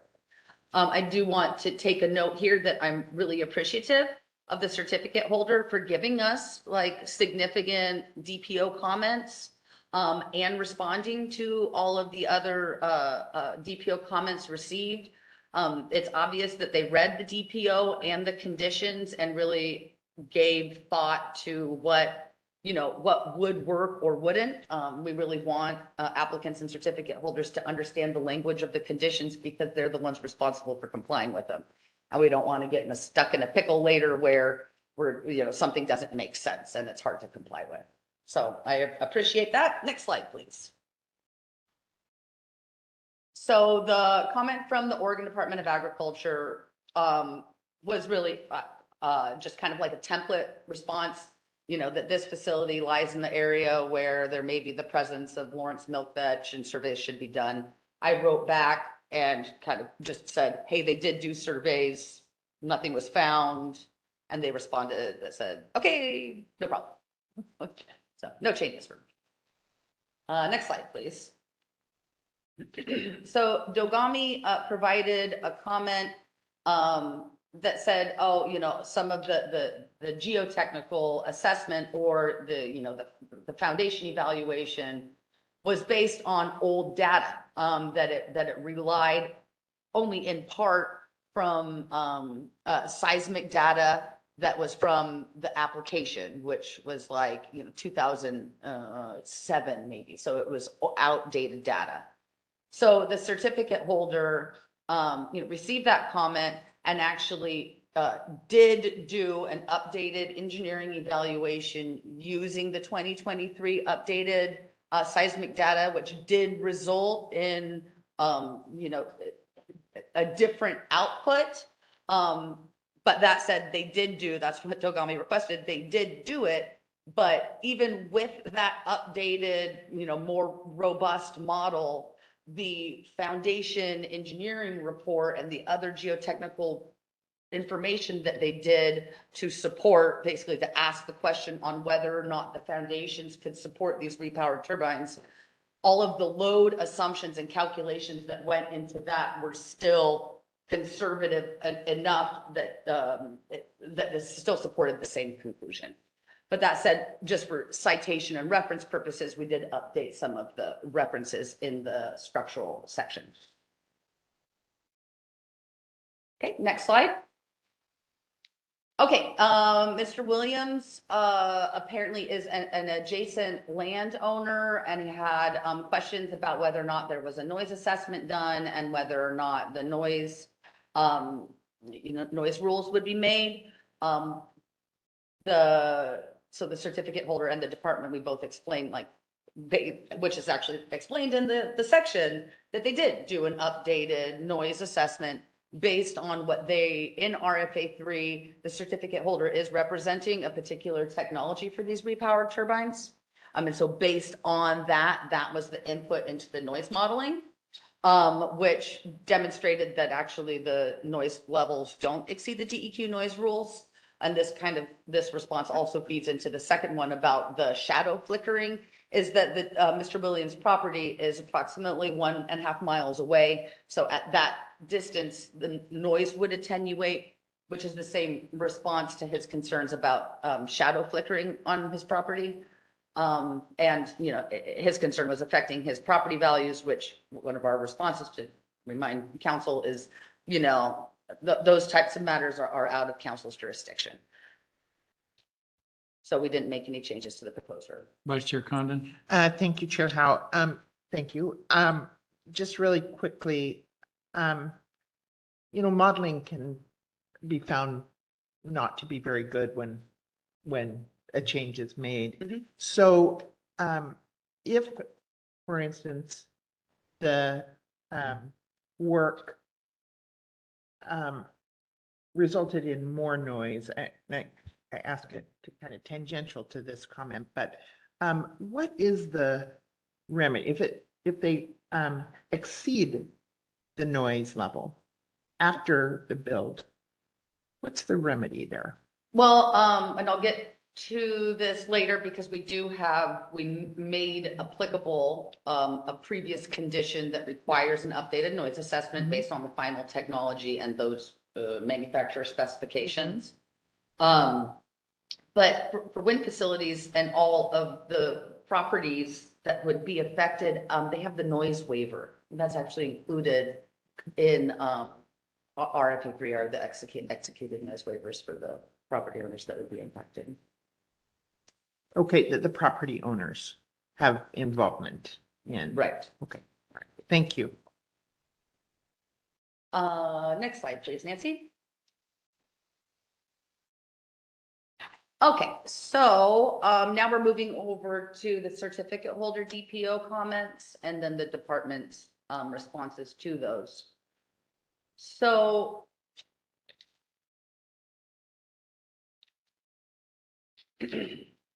the certificate holder, in their comments specific to what we're calling the repower corridor, which is this 1,135 acre repower corridor, the certificate holder acknowledges that, the findings are and condition are kind of consistent with the approach.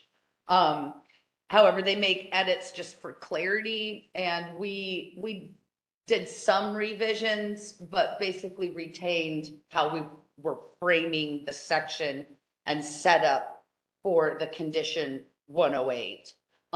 So the certificate holder, and it might be if there is somebody reading the RFA, they'll see in the RFA that there's this 4,348 acre repower corridor proposed in the RFA.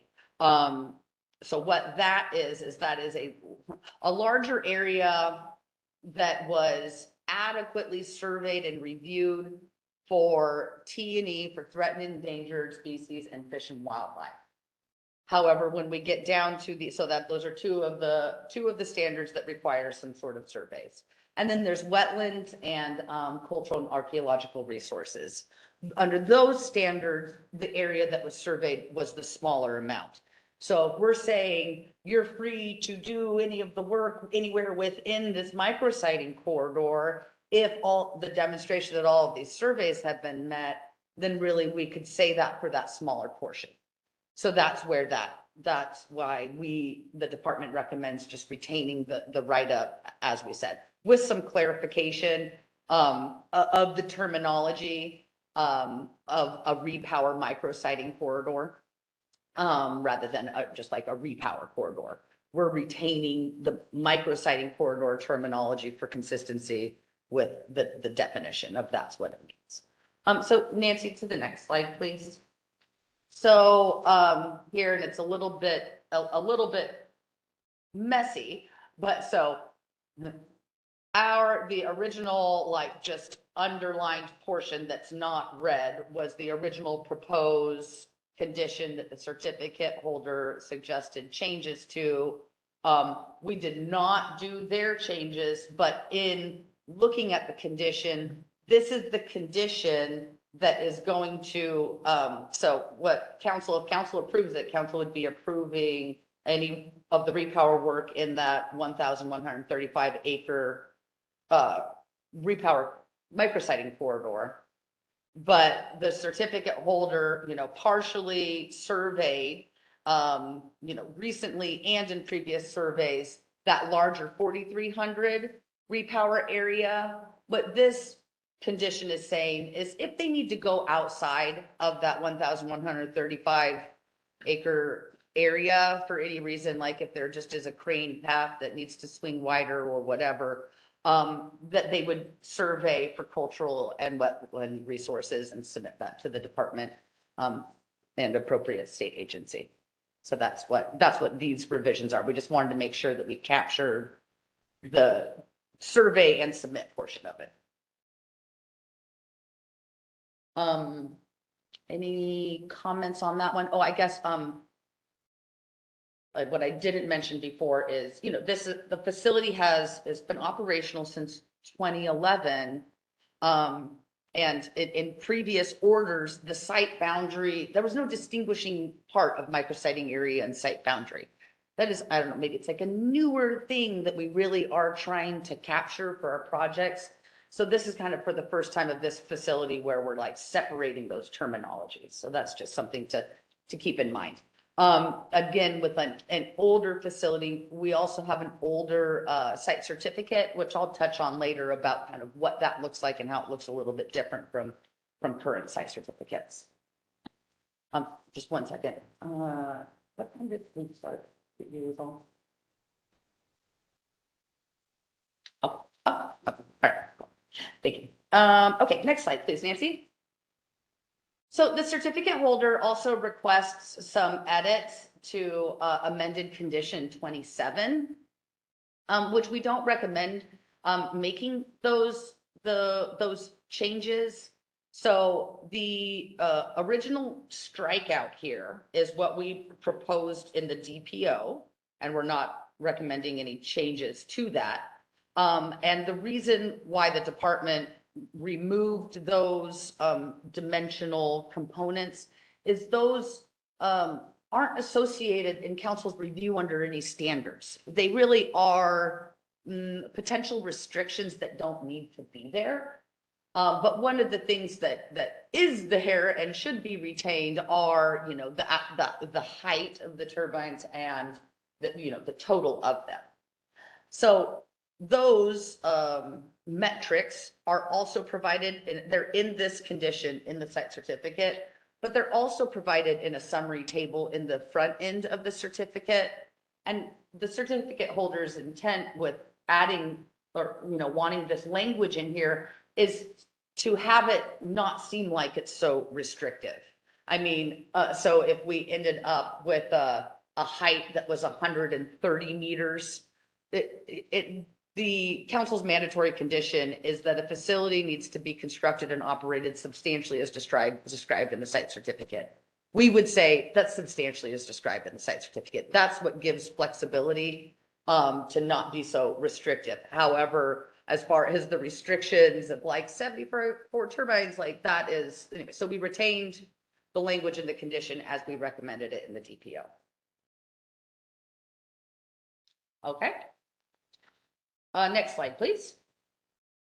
The certificate holder requests to, reverse the suggested changes in amended condition 32 to leave it as major, on to notify the Department of Major On-Site Construction Contractors. The department doesn't suggest making changes in response to this. To say that it would be appropriate to notify the department of contractors that are on site, regardless of what, if they're major or minor, and how do you describe that anyways? So, so no changes made in response to that. That's what we're recommending. Next slide, please. So in the site certificate attached to the DPO, if you looked at it, there are shade, like for the old conditions, we either shade them or like highlight them or don't highlight them. And highlighted conditions are what would be applicable. And so 94, condition 94, the noise analysis, because it was associated with pre-construction for the previous facility, we said it's not applicable. But this coincides with the certificate holder request. In that table in the front end of the site certificate, we also added the noise level associated with the turbines that are proposed in RFA 3. But that said, and as a reminder, council doesn't restrict or limit the final technology, right? So we agreed that it's appropriate to remove not only like the model of the turbine, but also for the noise, to have that not be limited, because that might actually change based on the final technology selected. And then we made, you know, applicable this condition and updated it so it would make sense, to where an updated noise analysis would be done prior to or after prior to the repower. Okay. So these the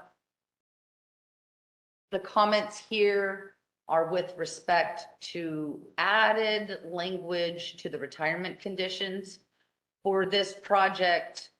It's kind of going back in time. We used to have like one retirement condition that like did it all, right? It was like prior to construction, you're gonna update your retirement. It's gonna be this amount, but then that same condition then was like the operational condition that the annual retirement update is associated with. And we've really been trying to move away from having a condition that lives with the facility forever, that has pre-construction and construction and operation aspects to it. So part of the retirement revision for the conditions was, you know, there is a pre-construction one, and then there are your operational conditions.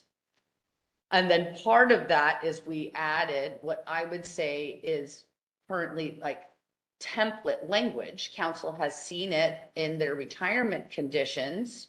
And this was to address concerns as council has had ongoing conversations about retirement and organizational expertise, to address council's concerns of future issues. We've added in council's ability to adjust the contingencies and situations where it would be appropriate to address an issue with public health and safety or an issue with the environment.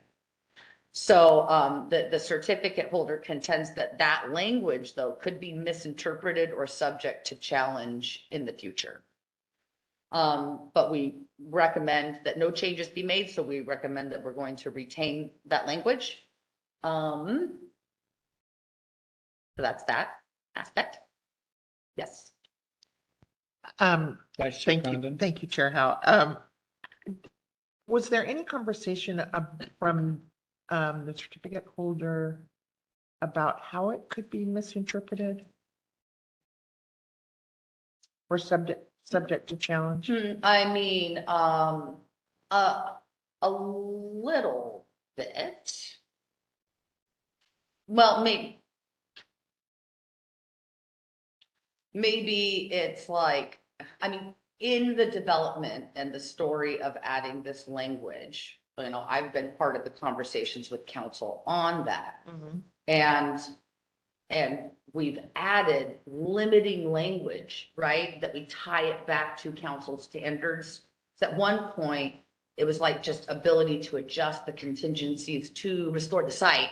And then there's the conversation about, well, you know, what if you had a council member that was against a project, or if you had a situation, there needs to be guardrails up a part, like to help define when it would be appropriate for council to like exercise this adjusting the contingencies.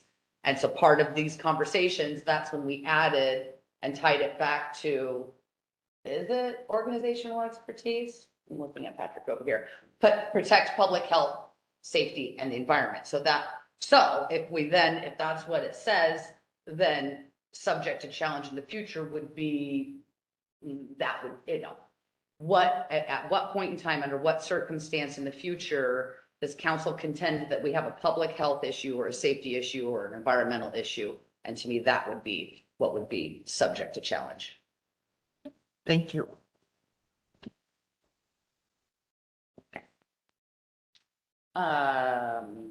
Nancy? Okay, over here with WAGs, Washington Ground Squirrels, they are adorable. So have you looked up a picture of them recently? They are just, this facility is located not only in suitable WAGs habitat, but in also WAGs habitat. So, and this is also, we go through a lot of facilities in a year, but this is very similar to the approach we took for LJ2A for the WAGs. So what happened is the original facility was, built, constructed, operated, and revegetation was successful. And so then you have this operating facility, and our Washington ground squirrels also just happen to still really like it there.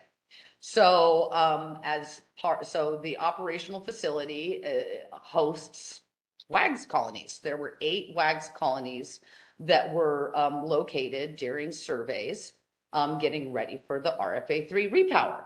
And the WAGs colonies are also just like adjacent to operational roads and things that are used.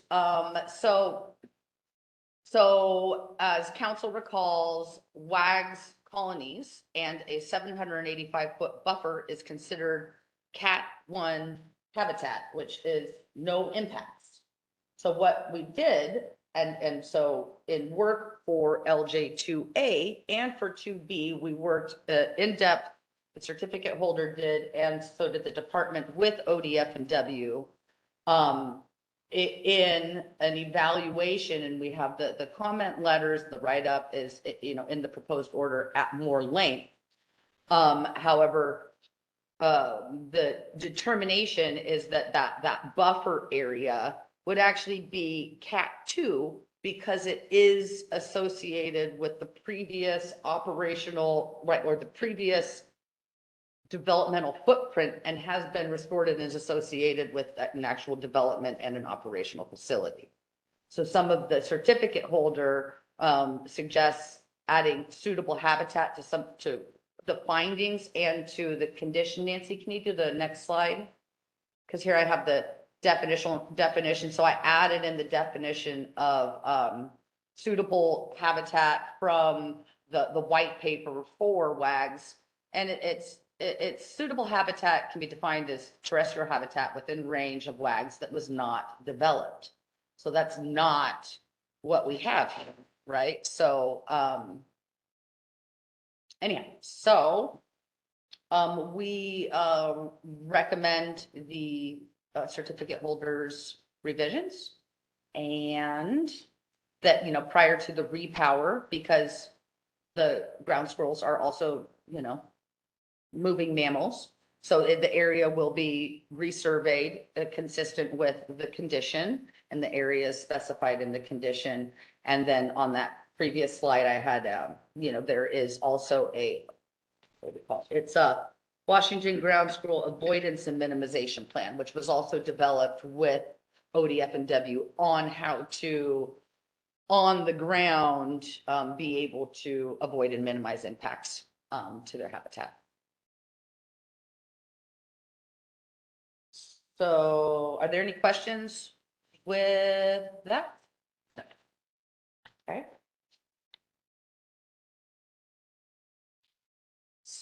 So, in the draft proposed order, because we did not have a DSL, letter of concurrence for the wetland delineation that was submitted for the project. And so there was this one potential, jurisdictional water wetland WTO1.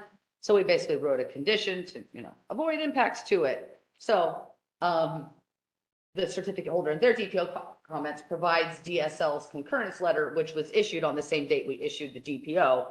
So, it was nice because that's the way it came into the record. And so then in response to that, we removed the condition and updated the findings.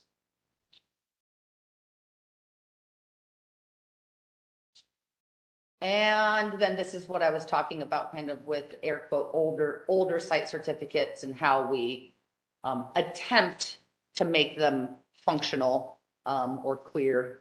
So the certificate holder requests to, okay, maybe I said it wrong earlier. The highlight is inapplicable and non-highlight is applicable. Okay, great. Just now, see, all of us are confused.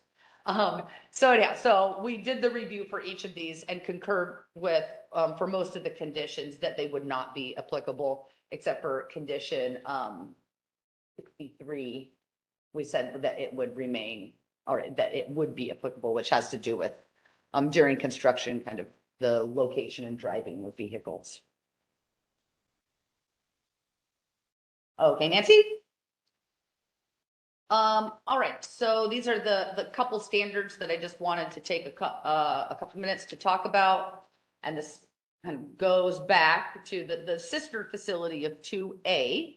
So back when council reviewed 2A, we were still working on the wildfire mitigation plans, and I'd like to, they've been slowly getting better, right? And then we did our templates a little while ago. Super excited about that. We're test running those, and you'll see them coming out here soon. So the version of the wildfire mitigation plan for 2A that was like council approved then was like a hybrid of us getting on the way. It had some of the stuff that was in the templates. We had started tinkering and addressing council's concerns, and, so that's what it looked like. And then, but 2A is going into pre-construction for their repower. And what the WMP, the wildfire mitigation plan, says, you got to finalize this WMP prior to construction.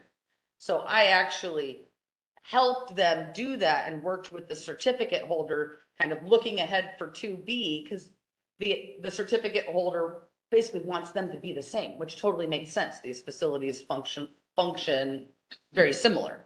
So you don't want one plan to be different from the other. They should actually be the same things. So you're doing the same things on the site.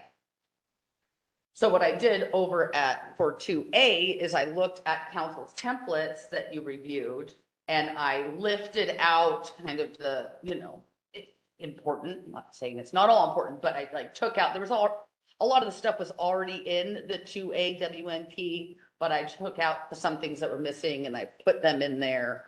The one thing to note about the 2A WMP is that they have one plan for operation and construction, which, again, we're really trying to be like, construction, operation, you're done with that one, only focus on this one. So that's what our conditions look like, and that's what we're trying to make our plans look like. So that's one thing of note. Now, in the 2A plan, you have a clear section.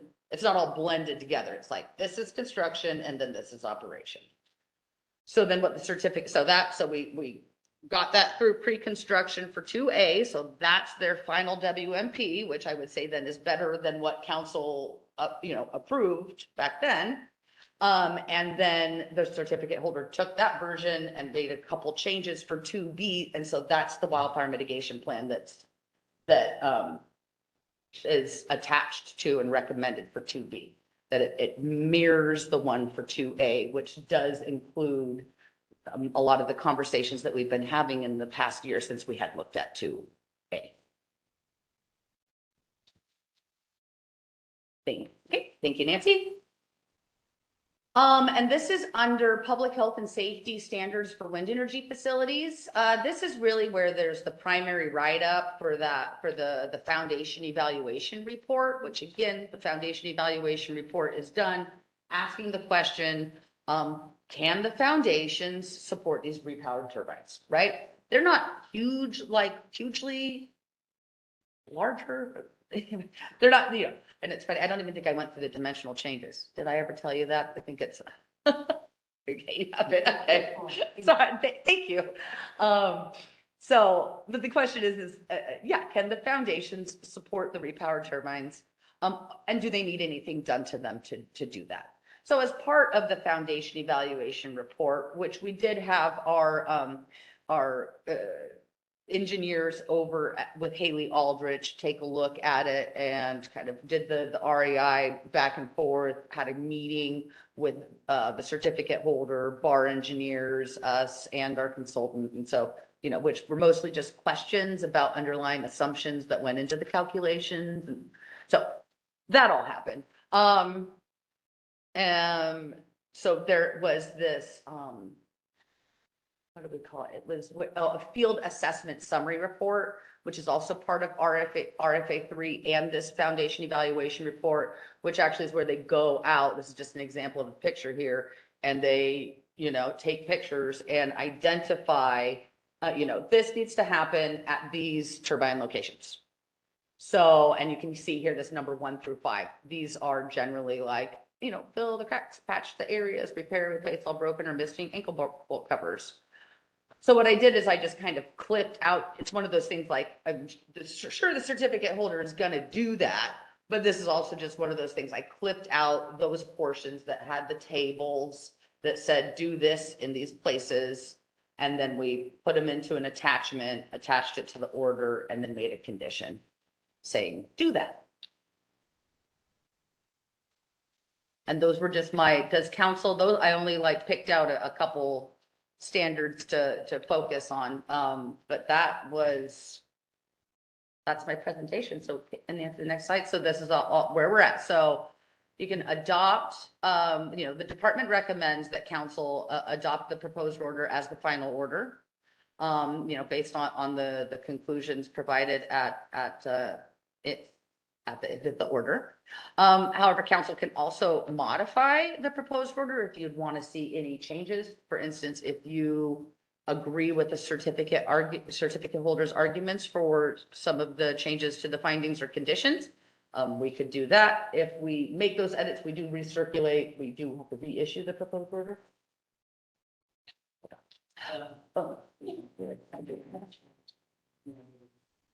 Right. With it actually is. Right. We're not like, do it here right in front of you, you know, but we can, it depends. Or you can reject the proposed order. Of course, if we're modifying or rejecting, council would want to provide reasonings for it. Councilor Byer? Just a couple comments. Can we go look at the findings of that the amount of the bond is adequate, just so we formalize that finding? But second, I really, really appreciate updating conditions to be consistent with other decisions. I think that's an exercise we as a council need to continue looking at. And so just that extra work is very much appreciated. So thank you. Secretary Cornett? Yeah, for the record, Todd Cornett, just a note on that. We absolutely will do that. That makes sense. But we have 50 years of history on variations of how to evaluate different rules, different standards, different perspectives on conditions. So to the extent that we can do that in an amendment, we absolutely will. But can also, I mean, we would love to change every site certificate and on the way the conditions are all framed to the way we do them today. If we did that, life would be easier for all of us, but it doesn't make sense. So again, to the extent that we can, we will. So Again, I still can't get into the meeting, Nancy, but luckily other people were able to log in, but, I'm gonna try this. Nancy, you have your email open?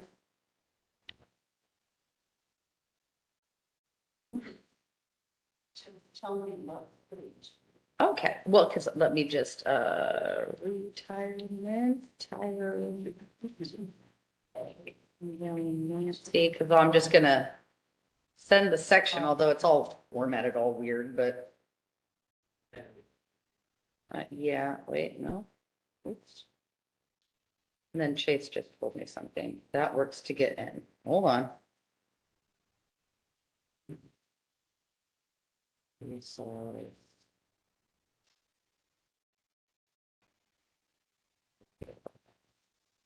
Oh, sorry, but to answer your question, which page? Because you're just wanting to, right, because that is part of one of the primary findings. So let's see. Oh, there's also let's see. So the recommended estimated decommissioning cost is $10.33 million in Q4 2024. When we did, right, so the certificate holder provided an updated cost estimate, so we break it out in the line items. And had a couple back and forth of just correcting some numbers there with the certificate holder. In the section above the table in the proposed order, you do see a little bit of strikeout, because in the DPO, it said this amount does not include contingencies that council applies, because we were talking about the certificate holders submission, and they pointed out that actually there's did. So so that's where that strikeout it is, but it was kind of minor, so I didn't footnote it or anything.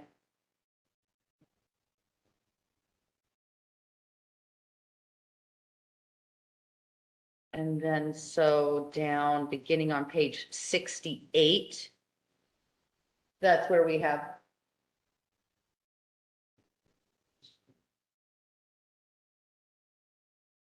Are you taking care of the location of the proposed road? Yeah, yeah. Yeah, and it's not a good way to look at it. So, okay, so then, prior to facility repower, so recommended, so this is a new condition, condition 115 is the pre-construction condition that we're gonna update prior to. And then the financial assurance is the one that captures the during construction, right? We're really trying to, like, yeah. We are at, let's go to 68. Yeah. Nancy, do Control F and get to your headings, and then you can just click on retirement from there. Control F, and then on the left-hand screen. And then go over to headings. And then scroll down to retirement. Everybody know, council knows your Control F. This is just in Word. Okay, that's what we need. These are like super great ways of navigating a document. So in Word, that's how you can pull up your headings and then just be able to navigate with that sidebar. In a PDF, you know, it kind of collapses, and PDF usually opens where your headings will be on the side. But sometimes you'll have to click an arrow to get it to open. But that's the best way to navigate our documents, particularly with all the attachments and such. So now if you scroll, yeah, just kind of scroll slowly down here. So we go through the methods of the decommissioning cost estimate. And then we talk about the assumptions. This is the typical setup for our retirement. Just keep on scrolling down, Nancy. Thank you. And then we'll go here, keep on going. Then we get into our table. And just keep on going down. And then we add in that there's the contingencies at the bottom. And then Nancy, just keep on going until we get to the conditions and we'll just look at that last condition real quick.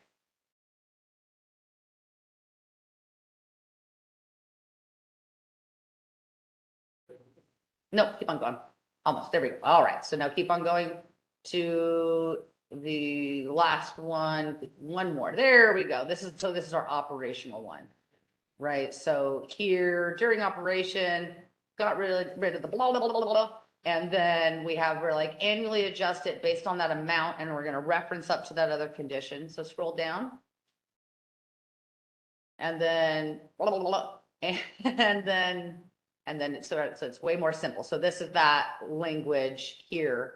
The department and council reserve the right to adjust the contingencies as appropriate, necessary to protect public health and safety or the environment and ensure the certificate, bond, or letter of credit is sufficient to restore the site to a useful, non-hazardous condition. Yeah, no, I agree. Vice Chair Condon? Actually, I just thought of this, and it's curiosity. Is 2A, does 2A have that same language for, I can't remember when we said we could amend annually? So is 2A tied to the same thing, the same condition? We can look it up later. I just thought, I know they want them to match or be consistent. And you mean for like the pre-construction? For the update of the financial, the security. So are they both, does 2A require that, just like we are looking at here? Looks like It does, this sub down here is applicable to what would be updated during operations. Okay, I think it is probably included, so, but we can look at it. Secretary Cornett? For the record, Todd Cornett. So is your question, do they have to update the bond or letter of credit annually for inflation? Is that the question? For, just as we have the flexibility here to review annually, right? Well, it's a requirement. Yeah. Yeah. They all have, every single facility has to update their bond or letter of Right. credit annually for inflation. Yeah. Sorry. And then yes. this language is, in the circumstance, given the circumstance in the future where there's an issue with public health and safety or the Right. environment, council. It's that issue. Is that in A as well, 2A? Like, I'm more curious, and you don't have to answer it here. But, okay. So, and 2A, you mean part of this condition? Just that they're the same, that if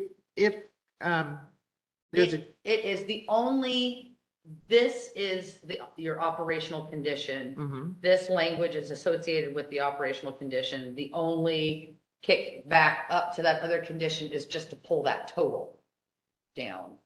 okay, Right. I'll think about that. Okay, well, I want to make sure Yeah, it's I a think tangential. your concern is addressed. I understand, I'm not quite sure I what it understand your question. I don't think we have an answer to it because you're asking about 2A and consistency with 2B. Oh, Yeah. 2A leaning juniper, not Yes. condition. Oh, sorry. So yeah, we would have to open that up and look at it. I do not know the answer to your question All right, it was right now. curiosity. Oh, okay. Thank you. I thought you were talking, I was over in condition land. Oh, So, sorry. Yeah. I was in consistency land. Nancy, can you go back up to the PowerPoint? Yeah, it is to your options, and then there's the council deliberation slide.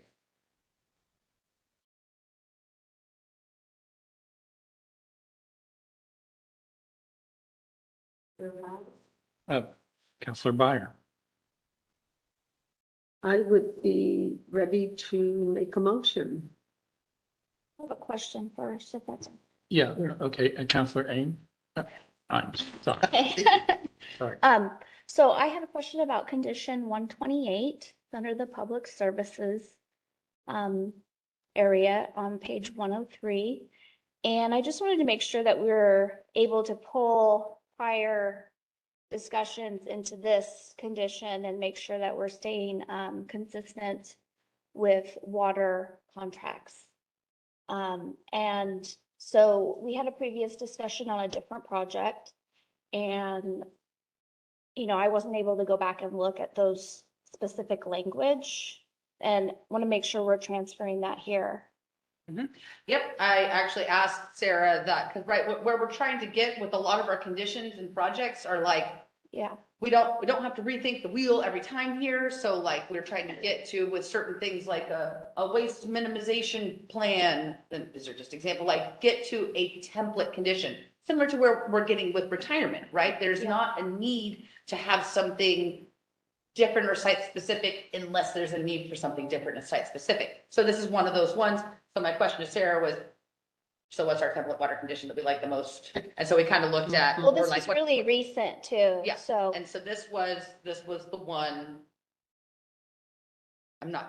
Anyways, it's the one of where we want to go, which is going to be, I can't say the most recent one of which one it is, but we specifically had that conversation. We looked at like the two or three most recent versions, and this was the one that we Right. like as the template one, which should have most of the things that were in the recent facility, even though we don't know which one it is. So this is prior to construction, Prior to during. Prior to and during facility repower, Yeah. as applicable, certificate holder shall, one, identify all water related needs and estimate daily and annual water demand for repower construction. And two, or B, provide evidence of such as a Yeah, contract or that's purchase completely- agreement demonstrating the adequate water supply to meet repower construction demand has been secured and that water for all repower construction activities will be legally obtained by service providers or third-party permits.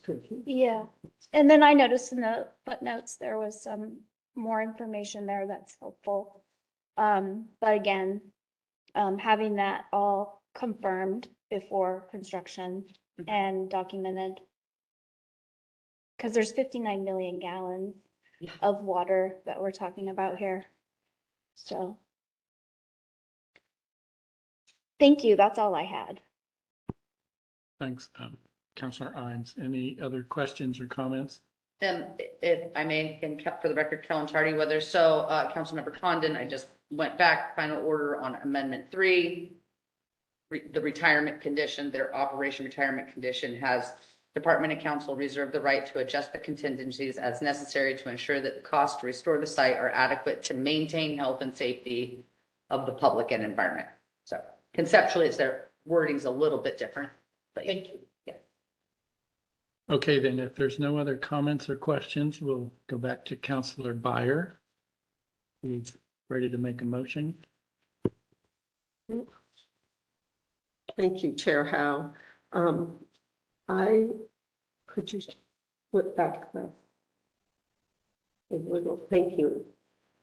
I would move that we approve the amendment to Leaning Juniper to the wind power facility amended to and adopt the proposed order as presented by staff and issue a final order and amended site certificate. Okay, we have a motion made by Counselor Byer, a second by Counselor Devlin.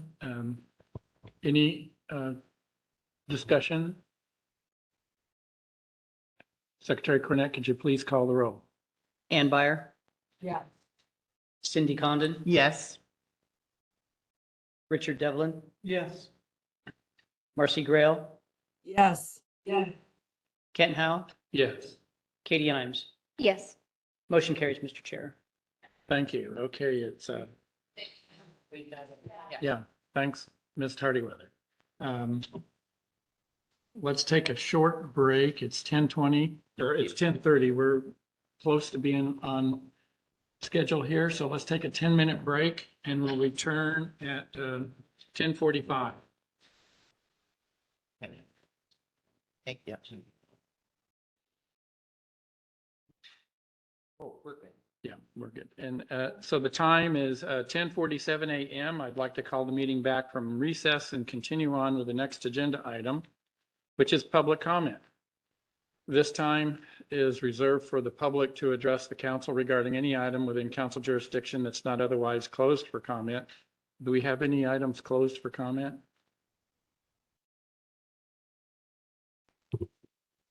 Sorry.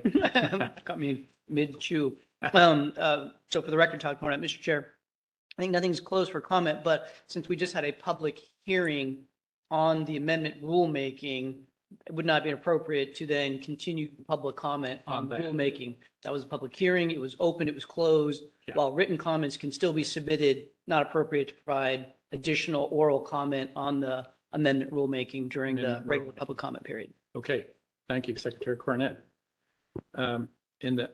So we've set the amount of time for individual commenters at 7 minutes, but let's first see how many we have to comment. Nancy, can you tell on phone calls and? Okay. So we'll go ahead and set the time at 7 minutes limit. Okay. Is there anyone for public comment in the room? Okay, we've got one. That's Ms. Gilbert. Would you like to come on up and?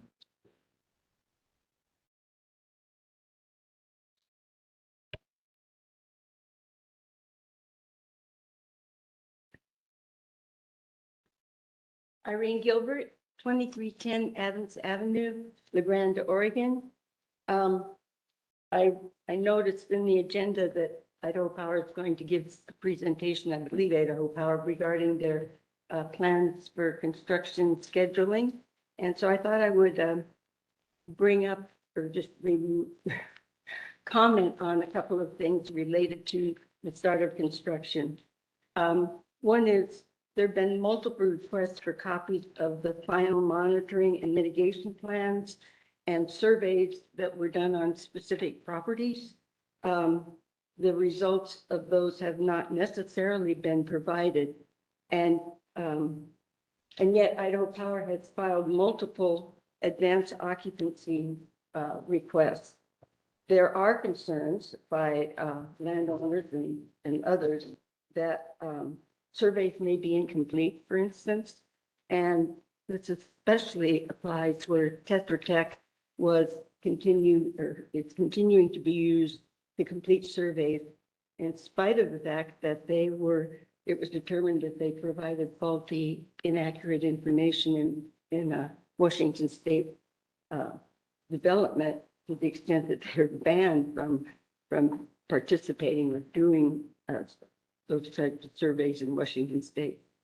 Not all areas of the Borden and Hemingway construction have been approved for construction, as I understand it.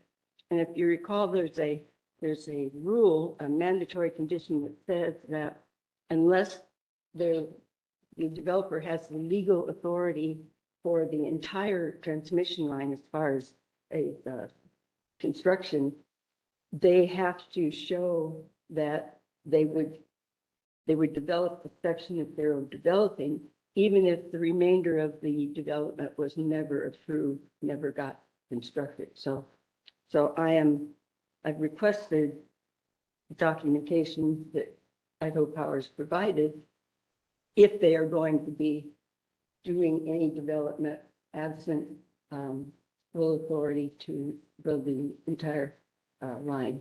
And I was contacted by one person even in Deschutes County who says that they haven't been approved yet, or they haven't agreed to anything yet. So I don't know. I just want to know that is being followed up on and that the developer is doing that. There is a concern that Idaho Power could be interpreting their advanced occupancy authorization as meaning that they can start construction. And I am hoping that they are made aware of the fact that advanced occupancy does not authorize the start of construction unless they have been given the authorization by ODO or, the management agencies that are in control of the areas. So it's specific to Oregon Department of Energy.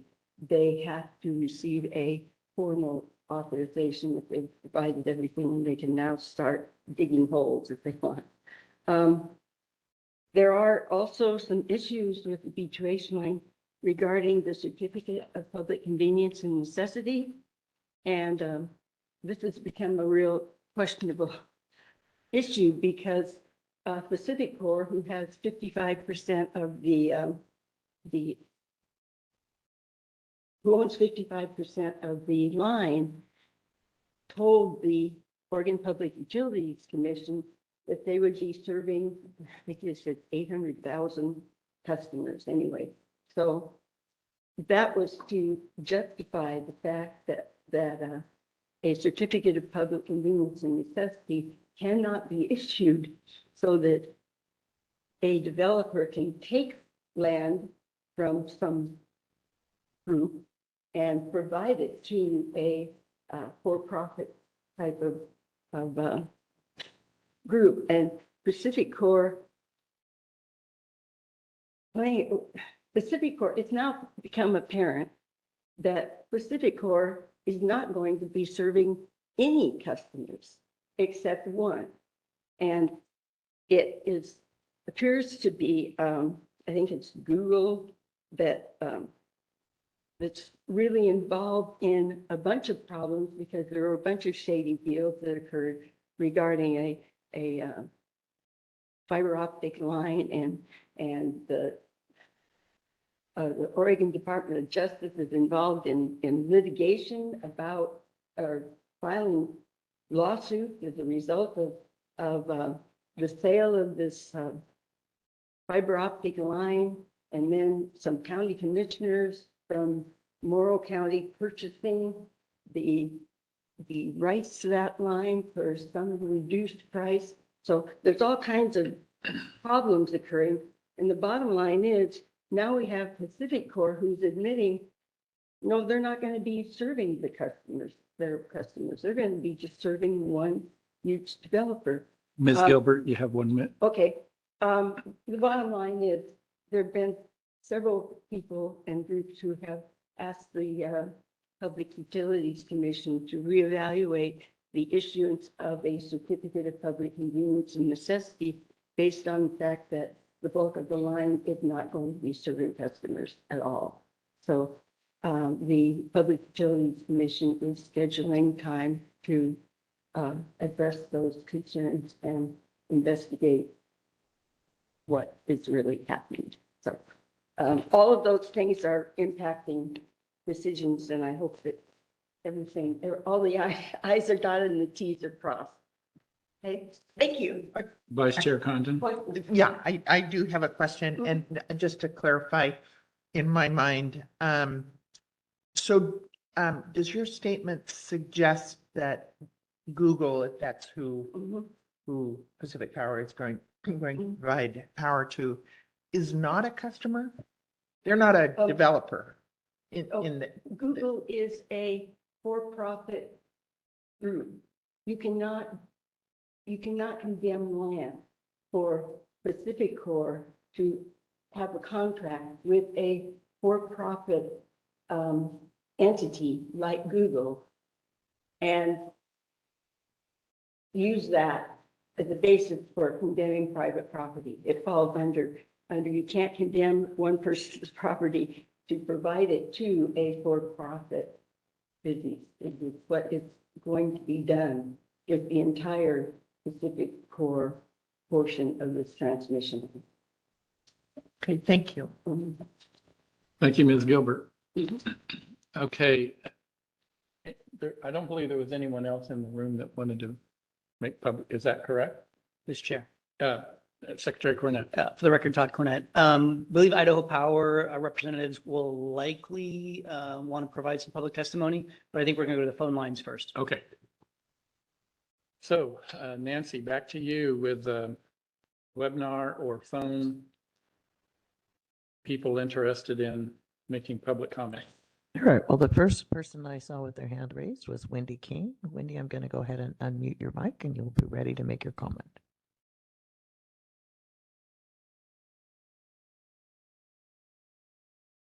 Your mic is unmuted. Wendy King from Redmond, Oregon. I'm speaking to you from an impacted landowner perspective. Oh, I hear the echo. I'll just power through it.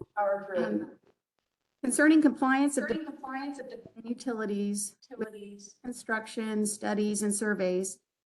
After receiving the results of a few of the studies by third-party contractors for Idaho Power, we found errors and inaccuracies.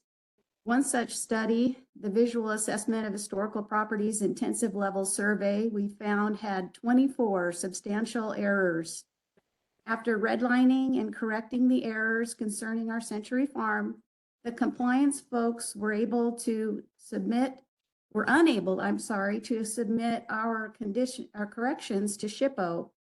So they suggested we contact and pursue getting those corrections on the record at SHPO ourselves. The same compliance issue surfaced when inaccuracies were discovered in Wheat Ridge East, Section 106 review of our historical property. This report required over 90 corrections and additions to the 29-page document. Again, we corrected the report and sent it to SHPO. So far, after contacting them multiple times, there's been no procedure or assurance that the record has been corrected. Another compliance issue was the lack of correct reporting of the raptor studies on our property. We favor these birds as they help with rodent control in our croplands. The study was conducted by helicopter, which isn't capable of seeing nests in hay sheds or certain trees, and even on the landscapes. After sending proof of raptors and nests to ODOE, we were told that we should keep an eye out for those nests during B2H construction and be ready to report any non-compliance concerning buffer zones if it appears the construction will impact them. The ODOE shared that because the studies were conducted per ODFW protocol, that means that the certificate holder is in compliance. What I'm trying to share with you is that Idaho Power has been able to rely on compliance of conducting studies, even though the studies are in error. Now that the record is closed, we have been and will continue to be tasked with the job of compliance on our property. I believed surveys and studies were established to determine and mitigate impacts. And now I realize its accuracy isn't mandatory or important. Recently, our family has responded to multiple fires in our community during wheat harvest and are very concerned the wildfire prevention and risk mitigation standard needs a new look. Because of the addition of many renewables that potentially increase risk, we have yet to see the calculations of wildfire risk in the IPC wildfire mitigation plan for the planned route of B2H in our area. The landscape has changed dramatically with approved wind, solar, and battery storage. While our concern for our dryland wheat crop was voiced in the original site certificate contested cases, the ALGA determined there was no need for a soil mitigation plan, but those decisions were made without regard to our new landscape. I urge FSAC to revisit a need for a cumulative impact standard to help protect our safety and cropland soils that we rely on for our livelihood. I very much appreciate the opportunity to share our family concerns. Thank you.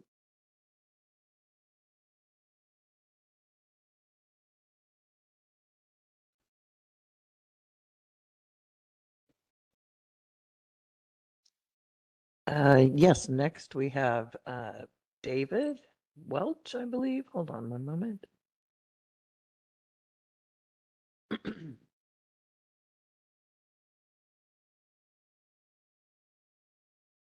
All right, David, I have unmuted your mic and you're ready to go ahead. You hearing me? Yes, we can hear you loud and clear. Okay, thank you. David Welch, I live at 4374 Vashon Drive, Northeast in Lacey, Washington.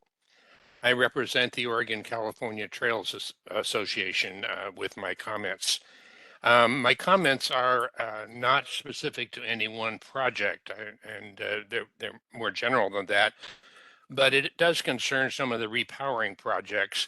And I'm concerned that cultural resources are not being given proper consideration in those projects. It barely came up this morning.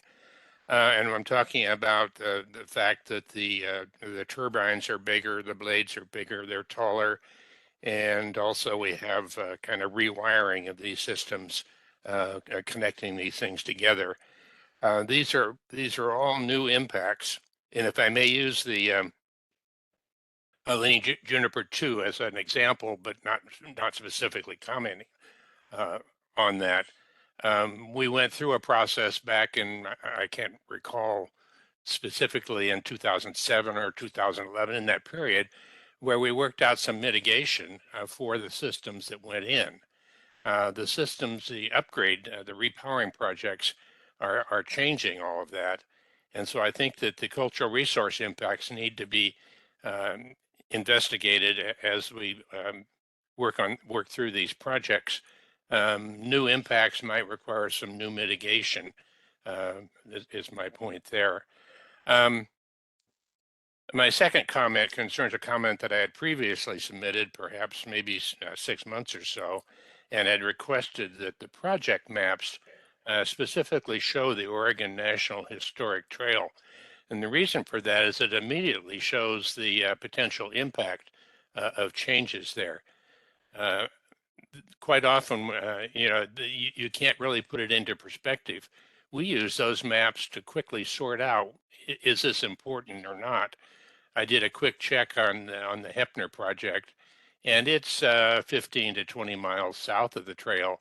So right away, I can look at that and say, well, I don't need to spend a lot of time on that project from the Oregon Trail perspective. So again, I ask that in maps, and especially maps that are presented to the council, show the trail so that we can get an indication of the impacts. Those are my comments. Thank you very much.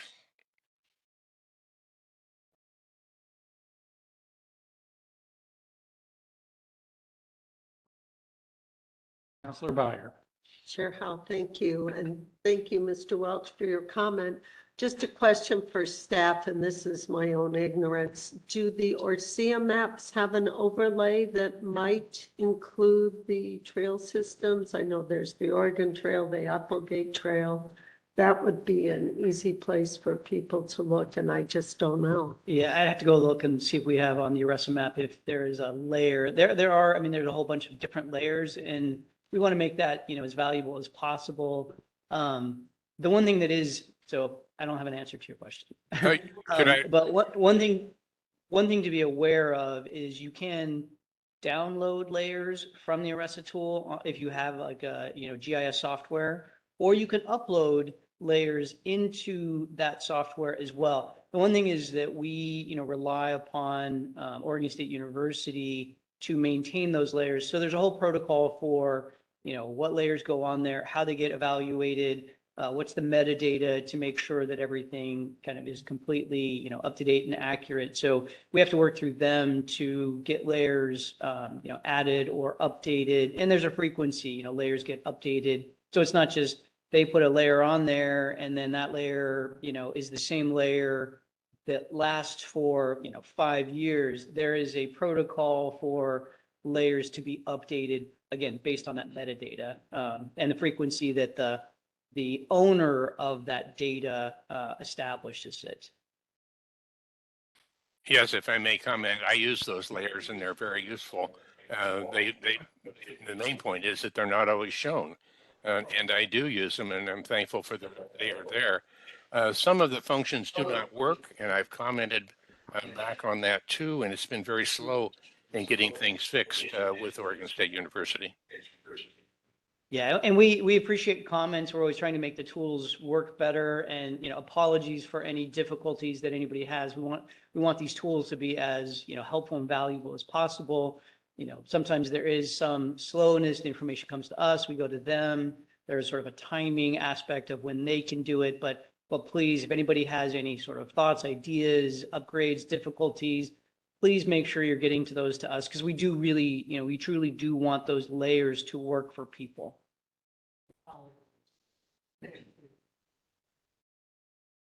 Thank you, Mr. Welch. Okay, so Nancy, anybody else on the webinar or phone? There are no other hands raised at this time. Okay, so we're gonna go to is it Idaho Power.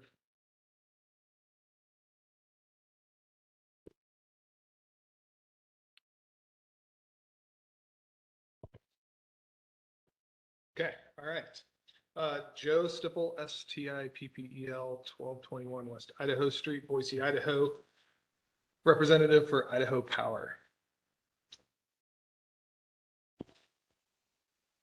In late June 2025, Stop B2H and Irene Gilbert submitted filings with the Public Utilities Commission of Oregon regarding our certificate of public convenience and necessity for B2H, which was issued June of 2023. The CPCN issued by the PUC gives us condemnation authority for properties along B2H. The basic thrust of the comments is that PacifiCorp, who's a 55% project partner in B2H, now has a different business case justifying its need for the B2H project than when the CPCN was originally approved back in 2023.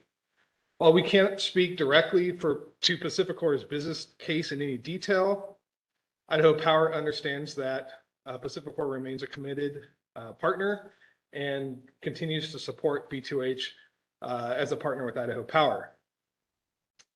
While Idaho Power does not believe the concerns raised by Stop B2H and Ms. Gilbert have any merit, the PUC has issued a notice indicating that it will consider the comments that have been filed at an upcoming public meeting, so there will be a PUC process to review these concerns. The process planned out the PUC has no direct bearing on B2H site certificate issued by the Oregon Department of Energy.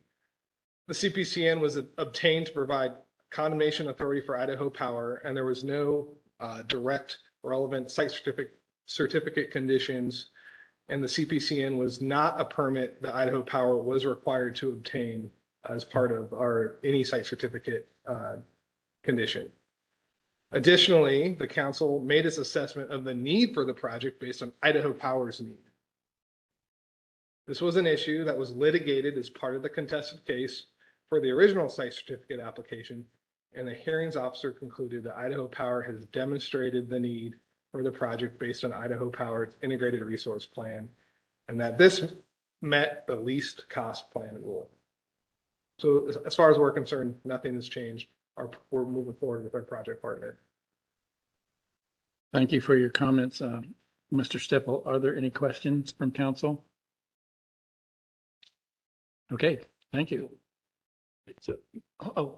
Secretary Cornett. And just a reminder, the last agenda item is an update on the construction schedule for Boardman to Hemingway. So should you have more detailed questions about, what's happening, when it's happening, how it's happening, that would also be an appropriate time to ask those questions. Okay, so last call for anybody on the phone or webinar. You see anything, Nancy?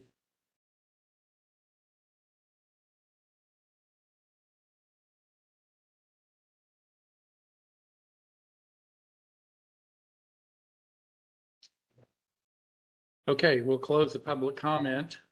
The next item is a Wheat Ridge Renewable Energy Facility East Wildlife Monitoring and Mitigation Plan Amendment. This is an action item. Christopher Clark, Senior Siting Analyst, will review amendments to the Wildlife Monitoring Mitigation Plan. The floor is yours. Thank you, Chair Howe. And just to note, I'm joined today by Jeremy Thompson, who's the Habitat Special Projects Coordinator from Oregon Department of Fish and Wildlife, who's our subject matter expert on wildlife mitigation. So as the chair mentioned, today we'll be going over proposed amendments to the wildlife monitoring and mitigation plan for Wheat Ridge Renewable Energy Facility East. Oops, I can. So I'm going to give a quick overview of the facility and then some background on the WMMP, or the Wildlife Monitoring and Mitigation Plan itself, and the proposed amendment.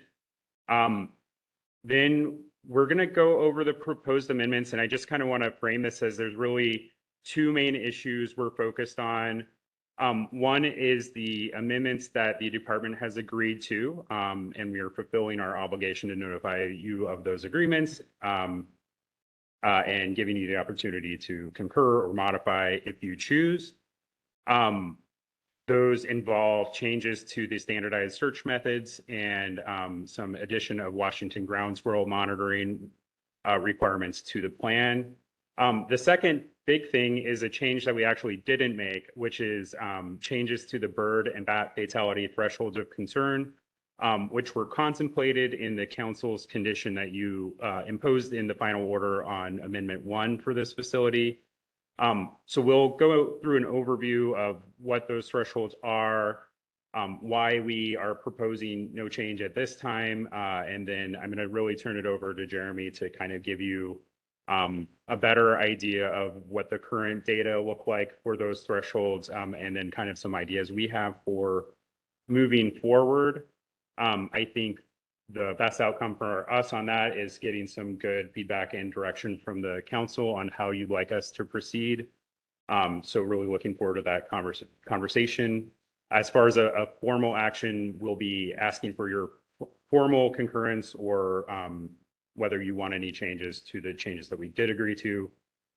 So just kind of framing that up as this is a little bifurcated, but I think it's a good opportunity to go through these issues.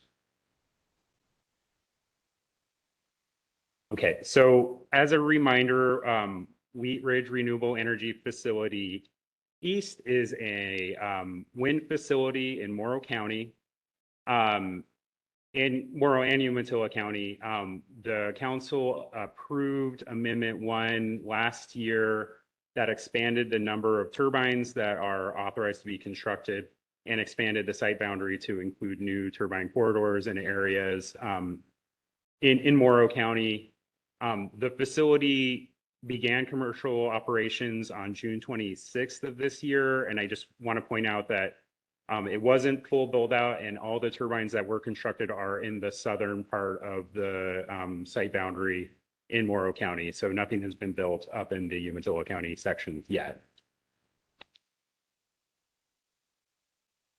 In the final order on Amendment 1, the council imposed a condition requiring that the certificate holder finalize the draft wildlife monitoring and mitigation plan by updating the thresholds of concerns for bird and bat fatalities in consultation with the department and ODFW. That condition was based on some data, and I'll correct this slide here, my apologies for the error, on data suggesting that the current thresholds that are being used in WMPs are actually higher than the average fatality rates for facilities, other facilities that have been observed in the Columbia Plateau ecoregion, meaning that the way the condition is written, there's for some categories just slightly more fatalities than average that could occur before a conversation happens about mitigations. For bats, that threshold is the threshold is significantly higher than what we'd see for what we'd expect to see for the average rate. That makes sense. Sorry, it's hard for me to keep the different levels straight. And then so for the other changes. Prefer waiting till No, please, later. Okay, I'm just, is there a median that was the average versus the median, with respect to number of facilities below and above the line? Chair Howe, Commissioner Condon, I have a slide that we can look at that. Well, I actually have some of those numbers that we can kind of compare and contrast. A little bit of Oregon data and then holistically the Columbia Plateau as well. Thank you. Thank you, Councilman. Yeah, the other part of the condition, just to frame you up, is like I said, it allows the department to agree to other amendments to the WMP and requires us to notify you. And then the council itself retains the authority to give final approval, rejection, or modification of any amendments agreed to by the department.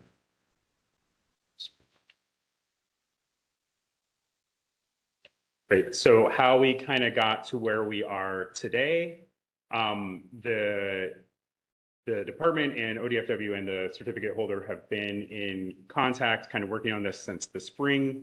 On May 8th, we had more of a formal consultation meeting with them to go over proposals to the changes to the thresholds of concern and kind of concerns about moving forward with an update.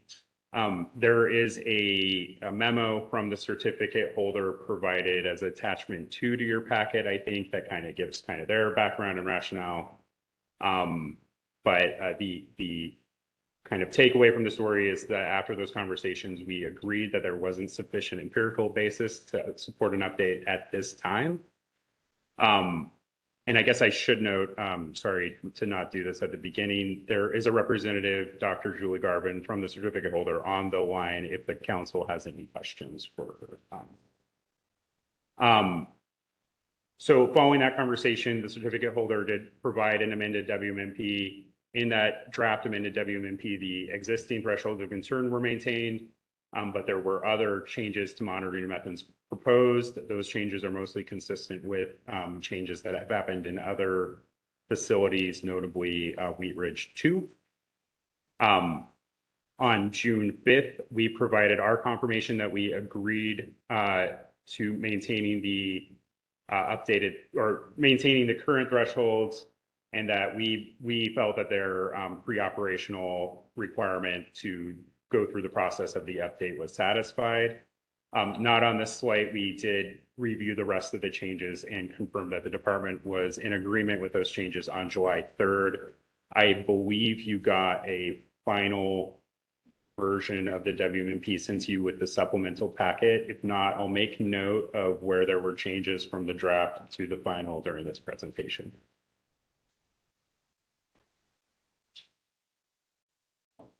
Okay, to give a quick overview of the changes to the search methods, I just kind of wanted to frame this up as how estimated fatalities, or I think they're more accurately called mortality rates, are calculated. You have a subject matter expert here, so he can correct me if I get any of this wrong, but at a very, very basic level, the certificate holder or whoever's performing the study will go out and look for basically dead animals, dead birds or bats that were potentially injured by the wind turbines or maybe from other causes. It's not always known. But they go out and observe actual fatalities on the ground, but they know they're not finding everything that happened due to a number of factors. So those observed fatalities are modified by a number of correction factors, which are a density weighted proportion, which I think essentially reflects the proportion of the area where you would expect to find animals that was actually covered by the searches. Carcass persistence, which is, did they get there in time to find something, or did another animal or critter walk away with the carcass? And then searcher efficiency, which is just how well are the searchers actually able to find the animals on the landscape, because sometimes they're small and it's hard to do. The proposed changes to the search methods in the draft WMP are all really targeted to address those correction factors and make them a little tighter to reduce the, I guess, I don't know if it's right to call it stochastic error in the formula, but basically to make the estimates more accurate and require less modification of the observed fatality rates. So where the draft plan would just require a search of roads and pads within 100 meters of a turbine, followed by a binocular scan to find larger animals.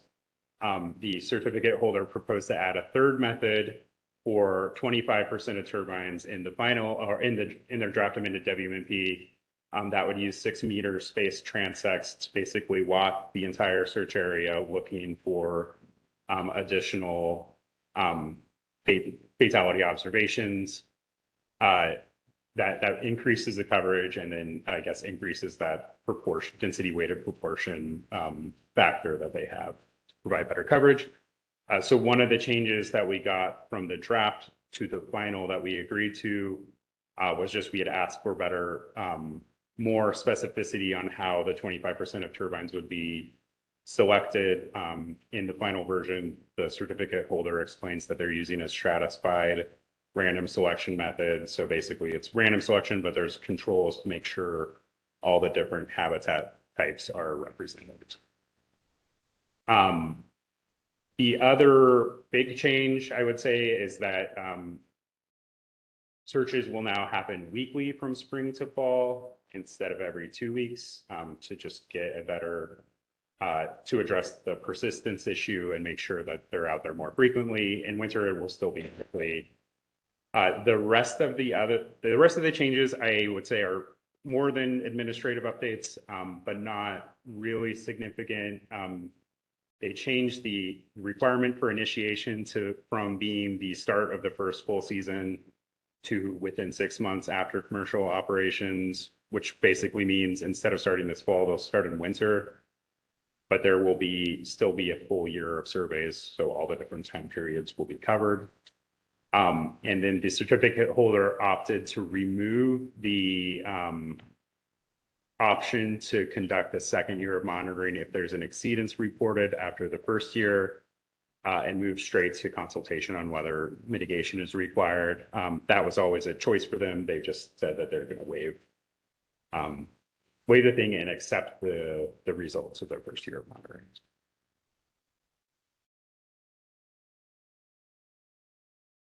Any questions on that? Sorry to go through. Chair.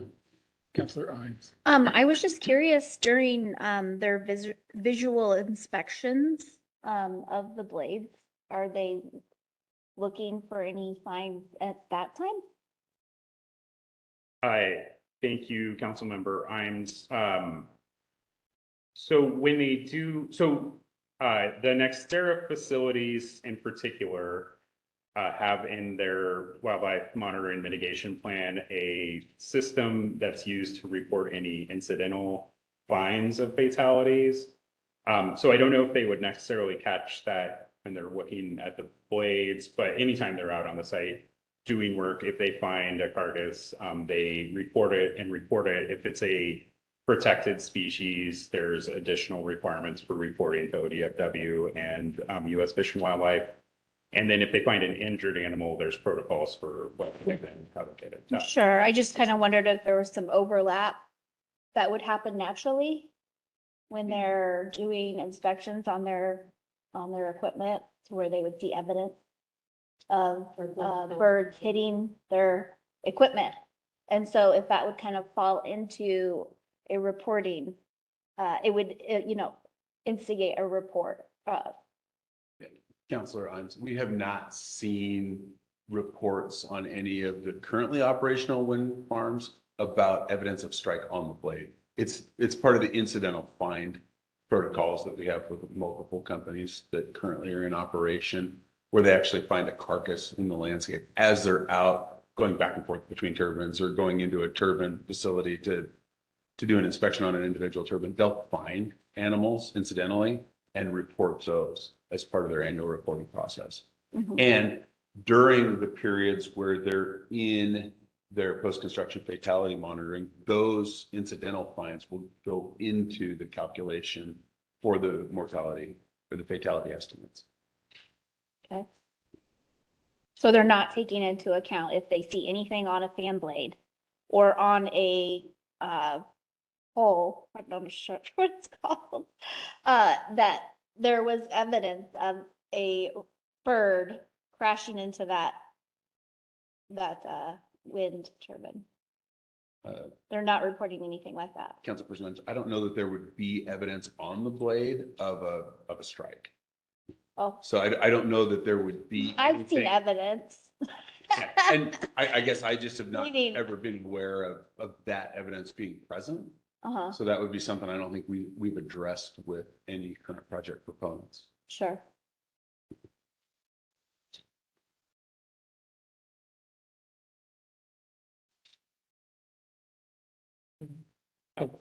Counselor Devlin. Just a follow-up question. For any of the species which you might have quotas for, do you expect,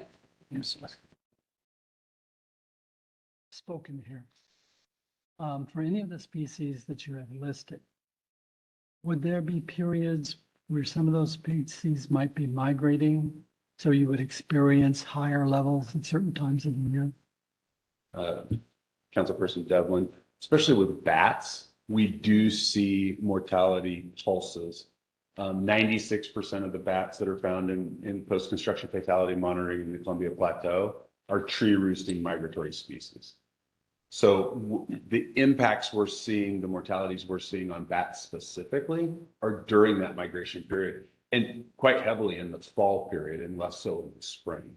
So we do see a seasonality push, not as much so with the raptor mortalities. There's variance between seasons, but not the high point like we see within bat mortalities. Thank you. Counselor Byer. Yeah, just a follow-up to that.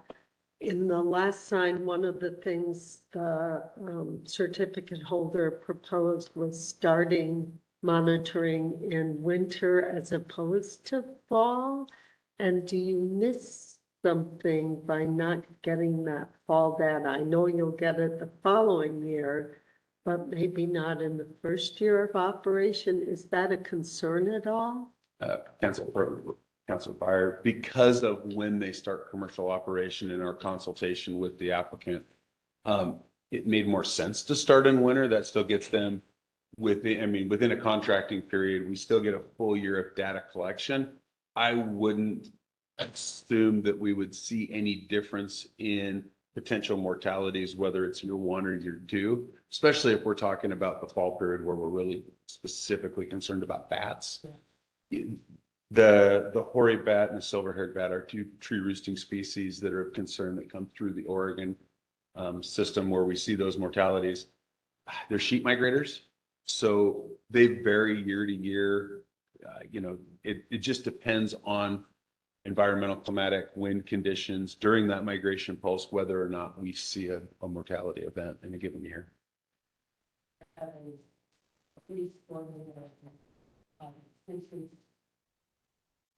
And yeah, Councilmember Byer, I do think this change was proposed mostly to allow them to get their contractors on board, get the survey team set up. And I think the general consensus was it's better for them to have the time to do this right and have everything in place and do a good job than get it done sooner. Thank you. And to go back to Councilmember Devlin's question, I did just want to note that we generally do post the results of the post-construction fatality monitoring studies online. And when we get those, the data are disaggregated by season, sometimes by search, and then also by location within the facility. So they can say which turbine a fatality was associated with and when it happened, which can be helpful to inform the mitigation conversation for some species, although, as Jeremy was saying, sometimes it is just truly random.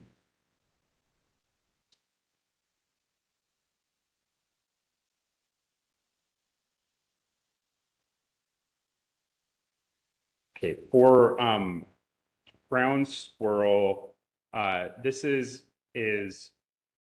something that's generally required when there are ground squirrel present at a site. The WMP would typically require the certificate holder to monitor known colonies to see whether they're shrinking or growing or moving around as they are wont to do. This WMP did not have those provisions in it originally because there had not been ground squirrel found During the permitting phase, when they conducted pre-construction surveys, they did find 2 colonies. So now the condition requirements are triggered and they've added that in. When we had conversations with them about specifically what the requirements were and how compliance would keep track of it, the condition really requires them to track the known colonies. So we had them add that specificity to the WMP, that they'd be keeping track of these 2 colonies and any other colonies that are incidentally observed within 1,000 feet of ground disturbance. And that is in there without disclosing the location of the colonies themselves, which is of course confidential information.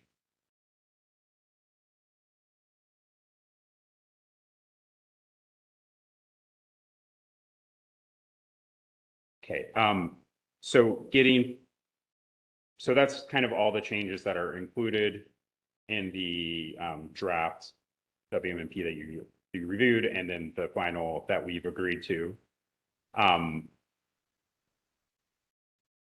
To get back to the thresholds of concern issue, as I mentioned, we did not propose an update to the thresholds of concerns themselves.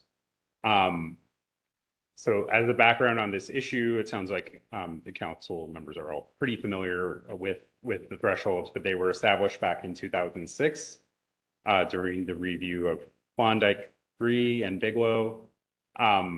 They were really established not necessarily as a scientific indicator of impact to a population, but as a rough measure of when a certificate holder needs to come in and have a conversation about whether mitigation is required. Those thresholds are included in the WMP for almost every wind facility that has been approved by the council. And then we've had a number of documented exceedances, and conversations, I think, about mitigation have differed from project to project over time.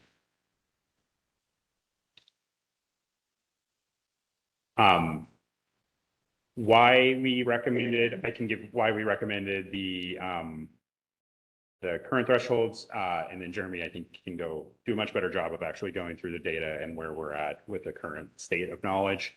But in general, there is better data available now than there was in 2006. The data do recommend that at least for some categories, the thresholds could be adjusted. But there is still, I think, not enough knowledge to know what would be the most meaningful adjustment, whether those data are really reliable, whether they've even been using the same methods the whole time. So I think there's some questions there, enough so that we thought that there just wasn't enough of a basis at this time to move forward with an update that would be meaningful and actionable.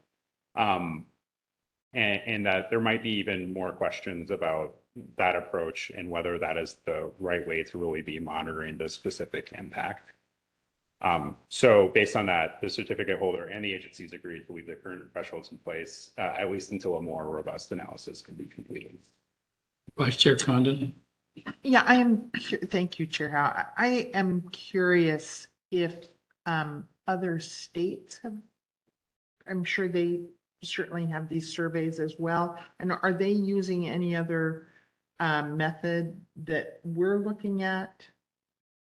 I'm just curious if we're finding ours somewhat questionable. Yes. Vice Chair Condon, I haven't had the chance yet to dive into how each state looks at measured mortality or whether, or even the number of states that go through and have to conduct these. I think as we're all aware, permitting and monitoring of projects across the West especially is highly variable. So I think we're pretty fortunate in Oregon that we do collect a lot of data. We have learned a lot, but I haven't had the opportunity. And I think that's one of the things that Chris and I will point to later is there's a lot of opportunity to step back and look holistically at what's going on a broader scale and try to evaluate where we are in that broader scale and how to better address potentially moving forward. Thank you. Can I have a follow-up to a previous slide? Sure. Julie, so. Sorry. Well, I just saw a comment pop online that Julie can speak to that question as well. Dr.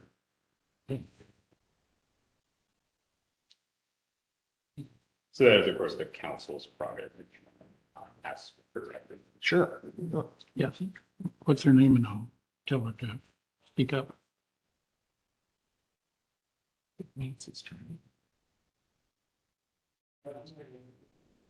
Julie Garvin.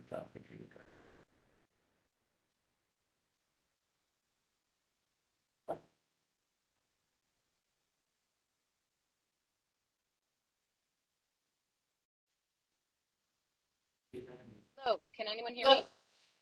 Hi, Julie, we can Yeah. hear you. Okay, excellent, thank you.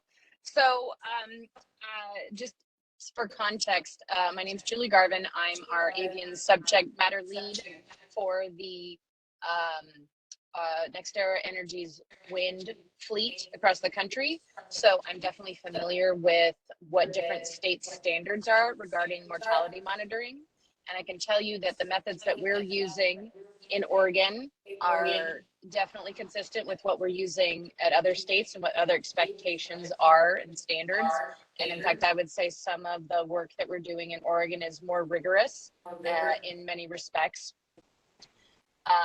What other states, so some states also have thresholds of concern, and we're starting to see a trend where rather than having it set to be a specific number, you know, like let's say 6 bats per megawatt, we're having some basing of the thresholds based on more metadata. So when they look at the results of multiple wind facilities, and they see the range of what those fatality rates look like, they say, okay, if you're in this upper, you know, if you're above 75% of the range, or if you're above 50% of the range, then we're going to expect you to do some mitigation.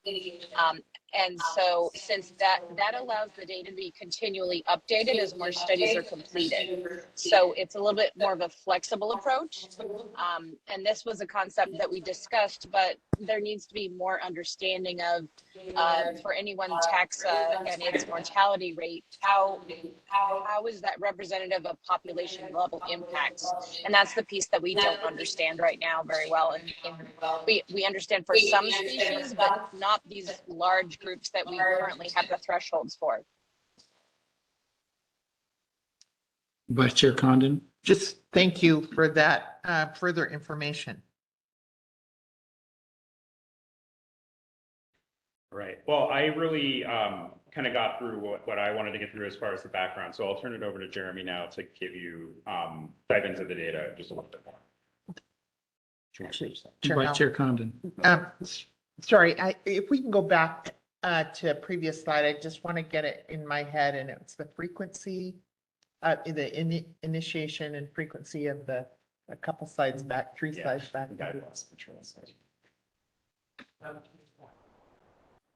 Oh, okay. It doesn't work anymore.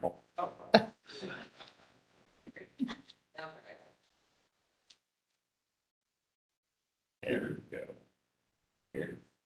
One more. Yeah, just the chart. It Oh, was the chart. Okay. And I just would like you to walk me through the first year. I want to get it in my head. First year within 6 months. So that would start in January. If you can just. Nancy, can you back up? There you go. Yeah, that's it. And so that first year, so in the initiation, within 6 months of commercial operation, so that would be what, December 26th or January 26th. There is a survey done. So can you just describe how that? Absolutely. work? So what the plan requires is 1 year of monitoring. That happens, depends on the season, how frequently. So in this case, the full season that happens before 6 months, I think it's November 15th is when the winter season starts. So at that time, they'd start monthly monitoring using these methods. 75% of the turbines, they'll go out, they'll do the road and binocular scans once a month. Okay. And I think that's all that actually happens during the winter. And then starting in the spring, they'll start weekly monitoring using all three methods. So every turbine will be checked once a week for fatalities, and they'll do that until November 15th coming up. Yeah. So I'm so I'm clearing my head. So December 26th, it has to happen before that. And then it's monthly whenever it starts Right. through Through the end of winter Mhm. is whatever. I think it's March. Yeah. Yeah. And then we go weekly. Yeah. Yeah. Exactly. Okay. And then that's just for 1 year. Then 5 years later, there's been operation. In year 5 of operation, which I Yeah, think is technically 4 years later, it'll happen through 2026, and then in 2030, they'll go back and do another year. Oh, okay. Okay, so year 5 of operation is really in the 6th, the beginning of the 6th year, right? It doesn't really Yeah, matter. it's 5 years from now. Yeah, okay. And they'll go through the same protocol. Yeah, Yeah, exactly. okay, all right. Thank you. Thank you. Since you brought that up. Thank you, Chair. And then the no option for second year if they are above the thresholds. Yeah, Councilperson Iams, they opted, as I think Chris pointed out, they generally would have that option, either do a second year of monitoring or look straight to a mitigation option. They've opted just to look at potential mitigation options should there be an exceedance. Great. And the rationale was they could argue it was an anomaly and go back out and try again. Right. Council Pryor. Sorry, and you'll describe some of the mitigation options you're seeing? Councilperson Byer, we can talk about some of the past mitigation we've done. I was going to bring up some of those, and yeah, we can Great, talk thank about what we've pursued in the past for those exceedances.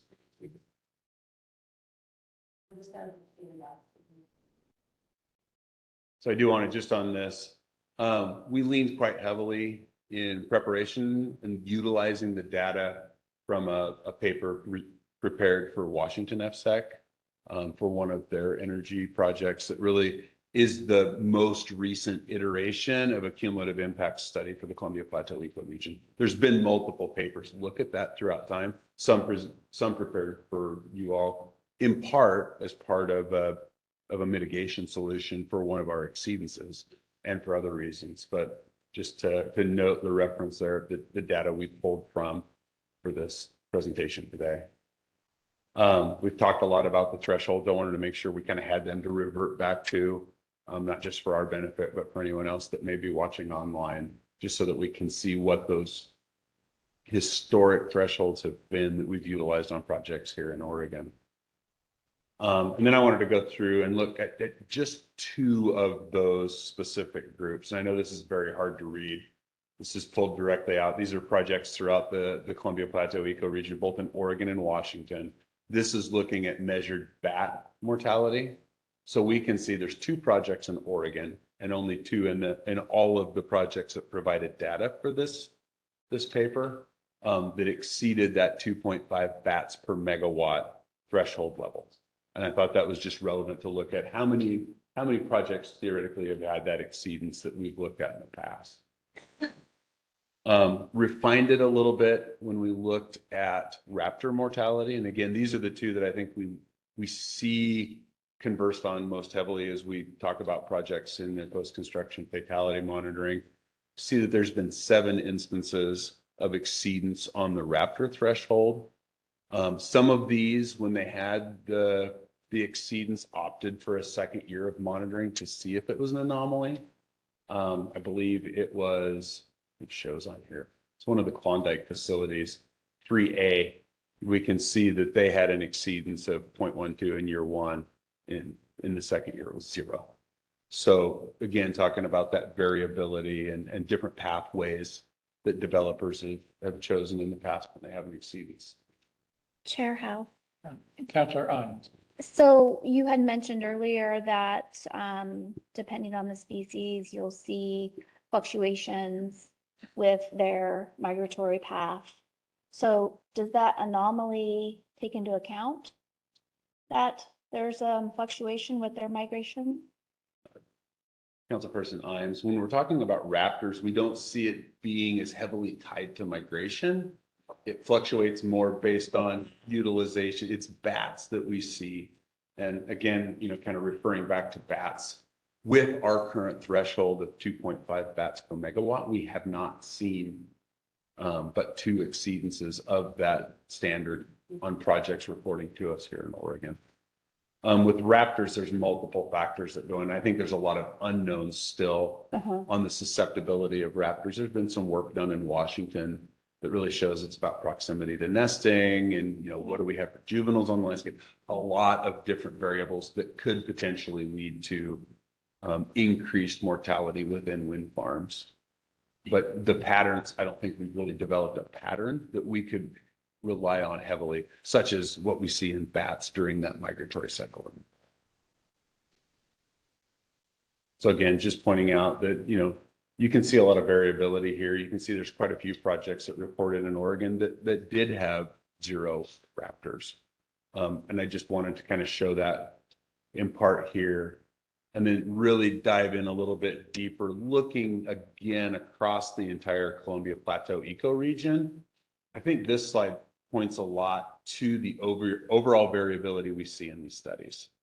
One thing also to note is there's been evolution over time in how companies not only collect the data, road and pad surveys have been adopted, one for ease and convenience, but also the searcher efficiency goes up. It's a lot easier to find a mortality on a gravel pathway than in green wheat that's waist high to the observers.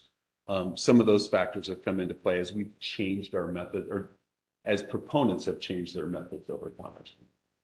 But we've also had different estimators that have been used in taking that raw data, taking the variables that Chris pointed out, and trying to come up with what that actual estimate of mortality is.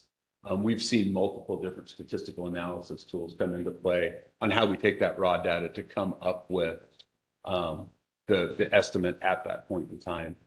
Most of what we see now is calculated through the GenEst estimator. It's considered kind of our gold standard today, best available science. And there's variability. So as we compare projects that we've seen report back to us throughout the history of the projects we have currently in operation, we always have to remember that a reported mortality at that point in time may be calculated differently if we evaluated that data through the current statistical methodology. So there's a little bit of variability there and some work that would have to be done if we truly wanted to compare all projects against one another throughout the last 20 years. Councilor Devlin. Mr. Chairman, I apologize for belaboring this issue. I was just curious, on the bats, is it one species? Councilperson Devlin, when you say one species? Well, you have a general limitation or, not to exceed 2.5, but is there particularly one species that you find? Again, it's a great question, Councilor Devlin. We primarily see 2 species. There's a high preponderance for bats.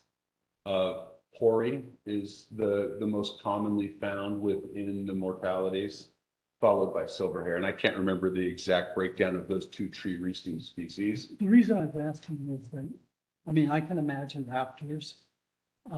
And I have a granddaughter who at times has been into some of these things, and I was repackaging some of her stuff she's storing with me.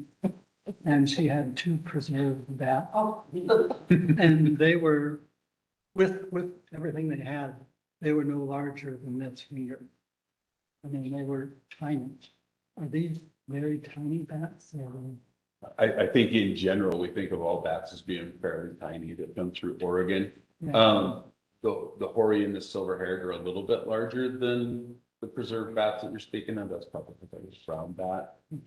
Those would be our more localized species. And again, the local species, one, have lots of population level concerns. Because if we're not a tree roosting bat species, then we're in one of the cave systems. Those are the areas where we're seeing white nose syndrome. So a lot of population level problems with bats because of white nose syndrome. The bats that haven't shown to be symptomatic yet to white nose syndrome are the tree-resistant bat. And for us, that's hoary and silver-haired. So, and those are two species that are still seeing high levels of population decline, in part probably because of anthropogenic impacts. With those, again, comprising 96% of the mortalities we find in Oregon, that's one of the points of concern, I think, as we look forward, is how can we offset some of that? What are those populations? As we talk about all of these species of concern, whether it be those two bat species or ferruginous hawks, Swainson hawks, which, are the raptors that I think we're most concerned about. And if you really dive into this Janssen paper, those are the two that could potentially be seeing population reductions from the mortality rates, even though they are a smaller subset of that overall mortality that we're measuring at wind farms. They are far more sensitive to any level of loss. But again, on all of those species, we don't have great populations. There's not good work going in currently to try to figure out exactly where we are for population levels on those. And tree roosting bats are especially hard because they're diffuse on the landscape. They're not colonial like we see with other bat species. So, individuals scattered over a forest landscape, a lot of which is occurring, with to the north in Canada. Very hard to try to measure that population. Although I think this is a great time to note we have kicked off an effort trying to get a little bit better handle, hopefully, on better data collection for both primarily hoary, but maybe silver-haired as well. We have staff collaborating between Oregon, Washington, and California to try to capture bats within that migratory pulse and use a newer tracking technology. We're utilizing a MODIS network, which is a passive integrated transmitter similar to what we see within Fish Passage in our river systems. These transmitters are small and obtrusive, put basically within the animal. And then we put up an antenna array throughout the United States, Canada, that as these animals come within a certain proximity, it activates that transmitter. So we just get a point in time of an individual passing by a tower, but it allows us to, one, have a known number of marked individuals potentially, and two, learn more about that migration cycle, where they originate from, where they're moving through. We'll see how successful we are with bats. Capturing migratory bats along the pathway will likely be challenging. So there's going to be a learning curve for our staff as we go about that. But we kicked off that work this year. Mine. One thing, Councilmember Devlin, to your question, when they're doing the searcher efficiency trials, which is where they basically go out and see what percentage of carcasses are actually finding. They use dark colored mice as the surrogate for bats because there's often just not enough bat bodies around to use for these trials. You'd imagine, so that's a good reference for science. And I don't know what the results are on efficiency, but as you can imagine, it's probably pretty hard to spot those.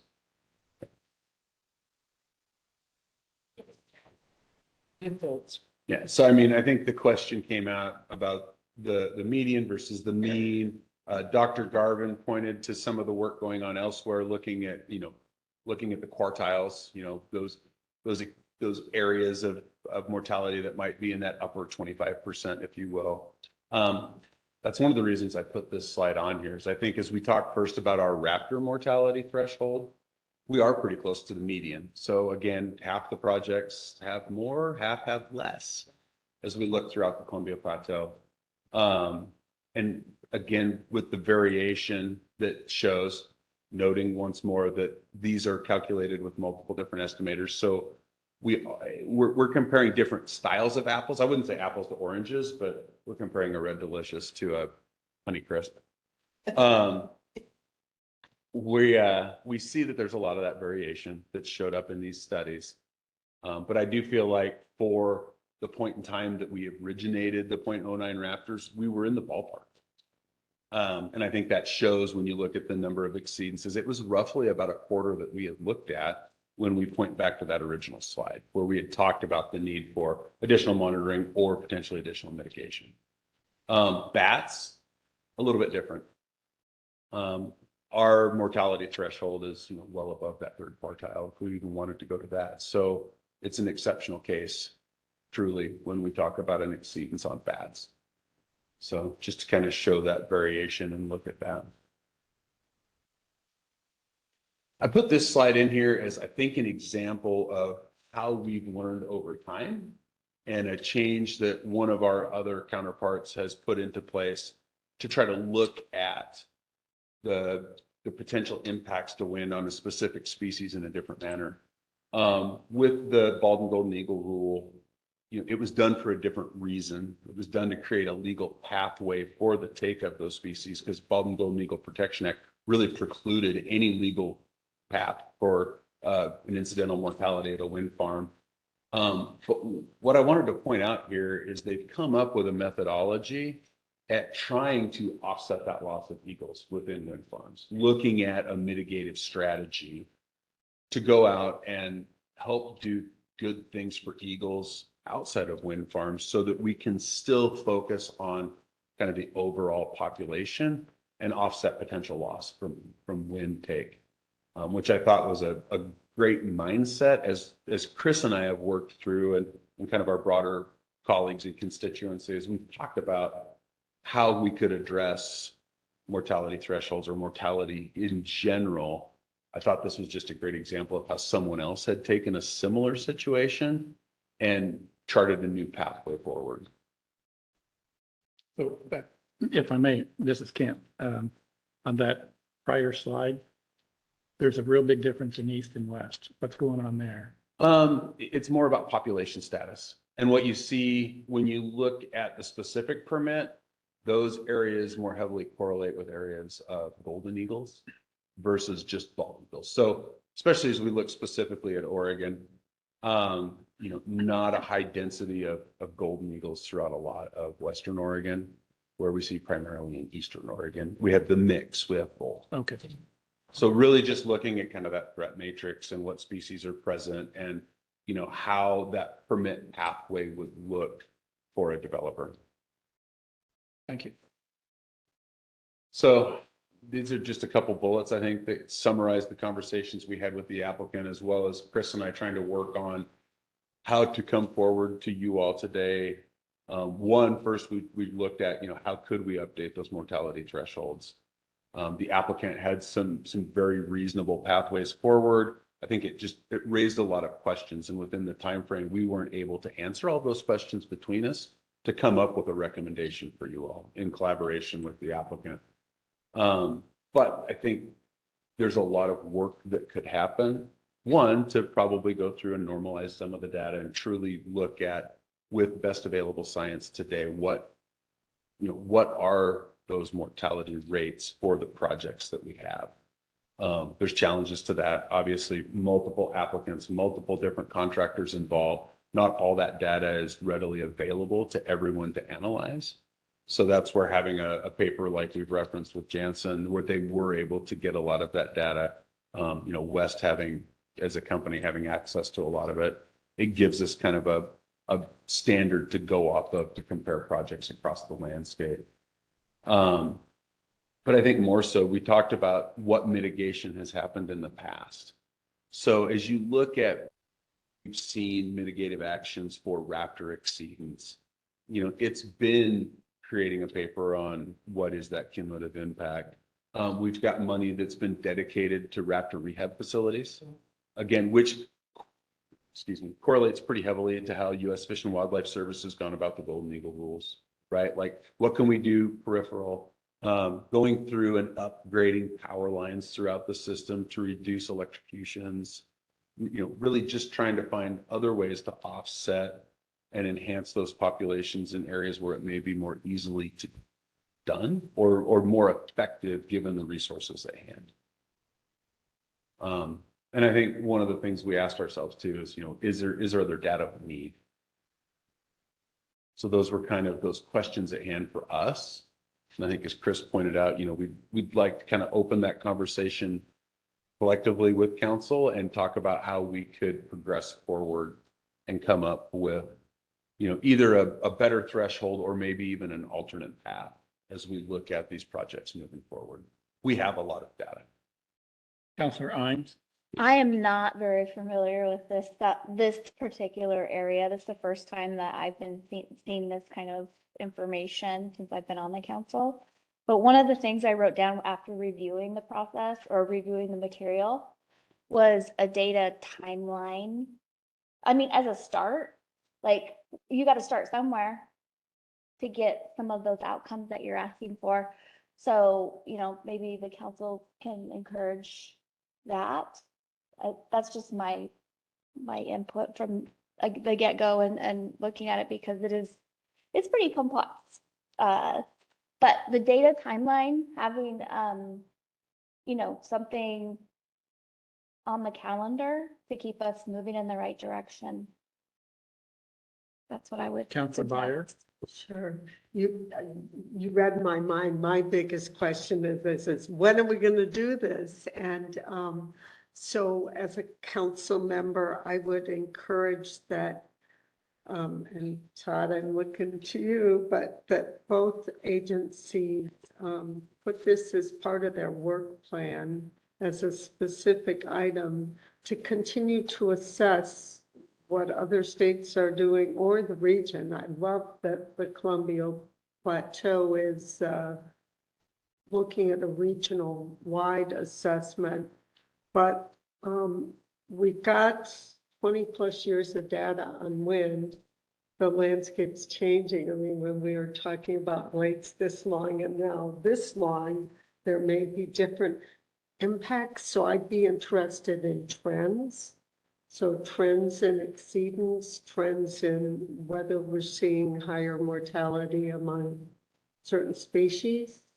I don't know how to address bats because they are pretty teeny, but looking at those mitigation, or they aren't really pure mitigation, but kind of offsets like the raptor rehab, the improving habitat perhaps in other areas, but really trying to do that trends analysis as we're seeing more turbines on the landscape.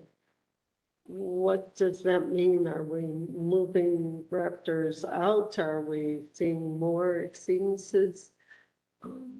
And at first I was really uncomfortable that we were keeping the thresholds the same.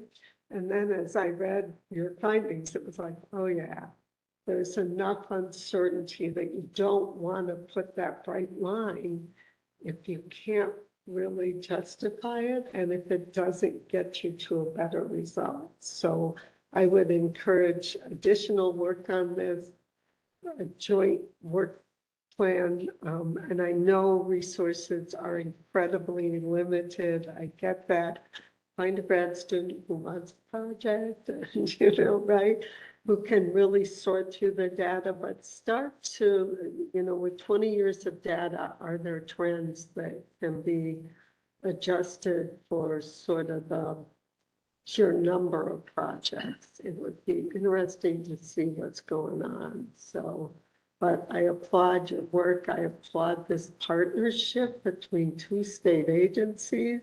Wow, I mean, that doesn't always happen. So thank you for the presentation and updates with pictures. Oh, no size. Yeah, not asking for much. Council members, Council Member Byer. One thing that we have talked about is just the challenges with trying to do this work within the context of a project, whether that is doing it as part of a proceeding on an amendment or an application, or even as part of a pre-construction compliance review, just given both the timelines and then I think kind of the issue of we're really looking at a specific facility at a specific time. So we have kicked around the idea of potentially forming some sort of work group. I think we're still looking at the feasibility of that as a potential process improvement issue, or potentially working through the rulemaking that you have scheduled in the next year or two. So that is something we're looking at, and I think we can continue to update on that. Counselor Byer. I would note that it seems like you had a really cooperative developer in this case who was sort of solutions oriented. And I think that will also be part of this process by involving the developers who may come up with more creative solutions. And so I want to commend NextEra for contributing to this process. Any other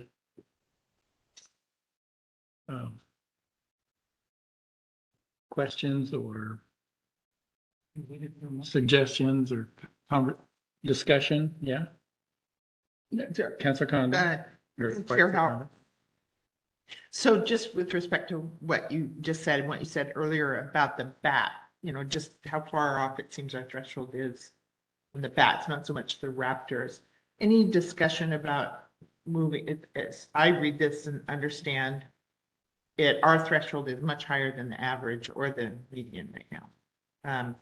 And double. And any discussion about addressing that one by, bat fatalities, first and maybe more quickly than. Vice Chair Condon, I think we wanted to come to council collectively and have that conversation with you all. So if that's a direction that you'd like us to look, I still think, as Chris pointed out, going through a process and coming up with a holistic solution and a holistic proposal for council would be the best pathway, even though we do see maybe one threshold that stands out more than the others. I would probably agree with Chris. I always agree with Chris.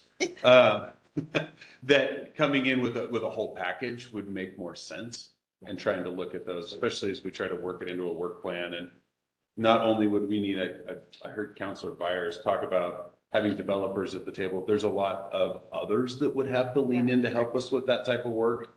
I am by no means a raptor or bat specialist.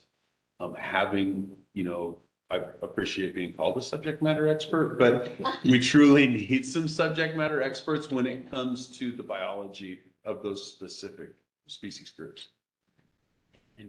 Nick, go ahead. Oh, Councilmember Condon, I would just add, and as a non-science background person and a policy generalist, I'm maybe more willing to step in it than Jeremy is, but I would say the issue, I think one of the big issues that comes up with bats is that there's just really poor understanding of bat populations, what they look like in general.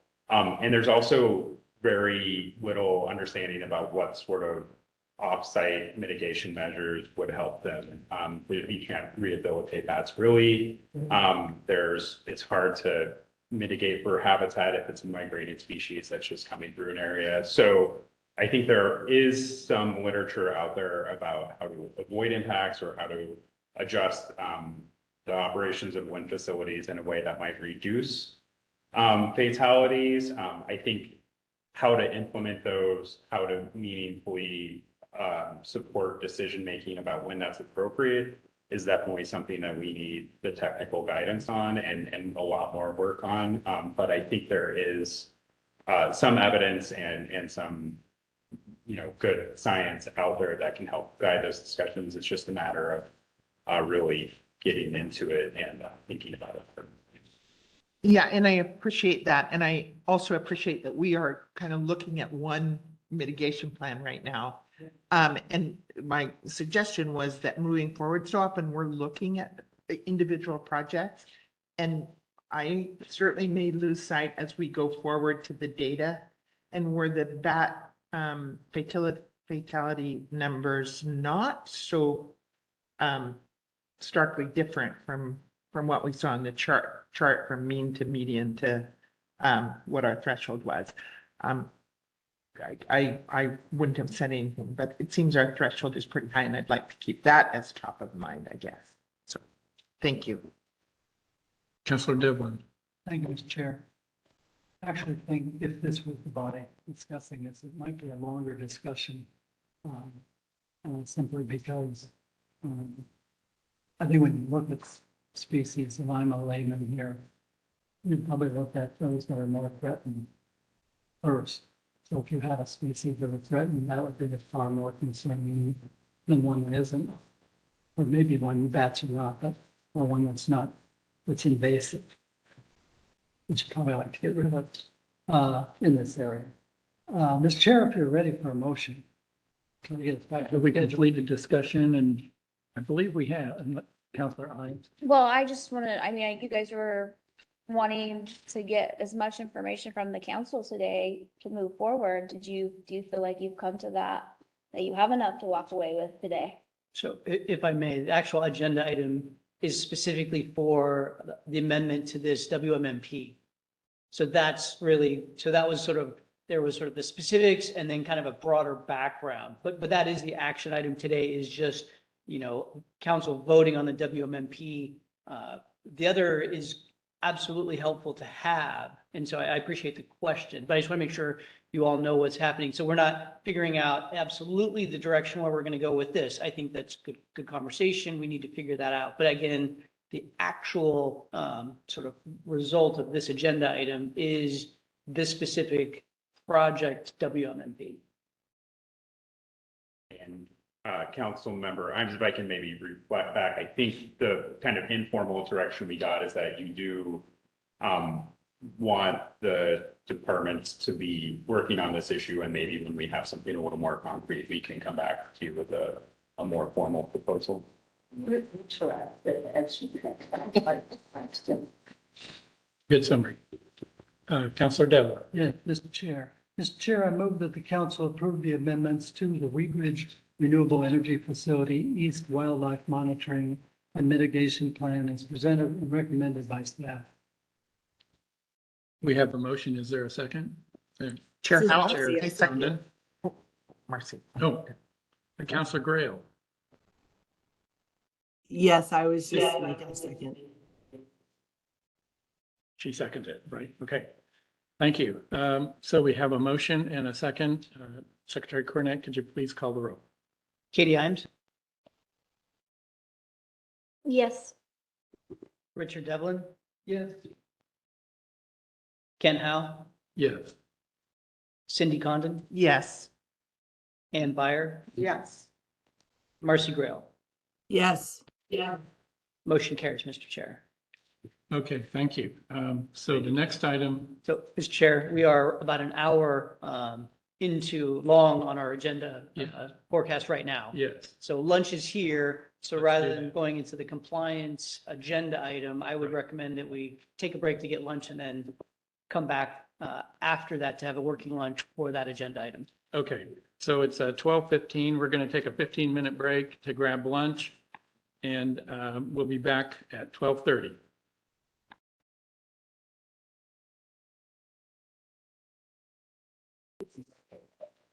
So we're in order. Ready? No. Okay. The time is now 12:31, and I'd like to call the meeting back from recess and continue on with the next agenda item, which is the Compliance Program 6-month review. This is the information item, and we have Egan Bull, Compliance Officer, Sarah Esterson, Senior Policy Advisor in Operations, and B.B. Bartley, Policy Analyst, and then also Secretary Cornett is going to participate in providing information on this item. I'll turn it over to Egan now. No, to Todd. Okay. Thank you, Mr. Chair. You bet. For the record, Todd Cornett, Assistant Director for Siting and Council Secretary. As I indicated at the beginning in the agenda modification, I was not listed on the actual agenda, but I'm going to go through the first couple of slides. And honestly, I like the visual, and I think this is actually sort of representative of the needs of the compliance program. You know, it's not a one-person show, which, I mean, it has been for a long time, and we've gotten through as much as we could, but I think this shows, you know, our bigger needs associated with this. So just the physical presence, you know, to me is kind of validating our needs for the compliance program. I'm going to do the first few slides, kind of the introduction, And then, we'll go through, everybody has a set of slides. And as you've indicated, who's going to be doing the presentations, we'll just kind of go through and then hand it off to one another. Next slide, please. All right, so I always like to start, well, not always, but sometimes I like to start with the basics. So really, in this case, the basics of the compliance program for me are, what is the authority? What is our actual authority to do compliance with energy facilities that are approved by the Energy Facility Siting Council? And that is, where does the authority come from? Well, for us, as in with most of our sort of authorities for other parts of the program as well, that comes from the Oregon Revised Statutes. And I have two of those statutes, the two primary statutes on the slide. So Oregon Revised Statute 469310 is the council's overall authority for the siting program. But there's a specific component of that, which I'll read. So a comprehensive system for the siting, monitoring, and regulating of the location, construction, and operation of all energy facilities in the state. So again, as you'd seen earlier, and as what we see with a lot of agenda items, it's sort of project heavy, applications, amendment, the different phases. Another, major component of our program is rulemaking. And, we have set a pretty aggressive rulemaking schedule. The council has set an aggressive rulemaking schedule. So, you see Tom nearly every council meeting because we have such an aggressive rulemaking schedule. What you don't see as frequently, and this is why we try to have this every twice a year, is the compliance program. But as you can see, built into the statutory authority, it is for the continuing oversight of these facilities. It is cooked into the basic statutory framework of what the project or the program is about. And then Oregon Revised Statute 469430.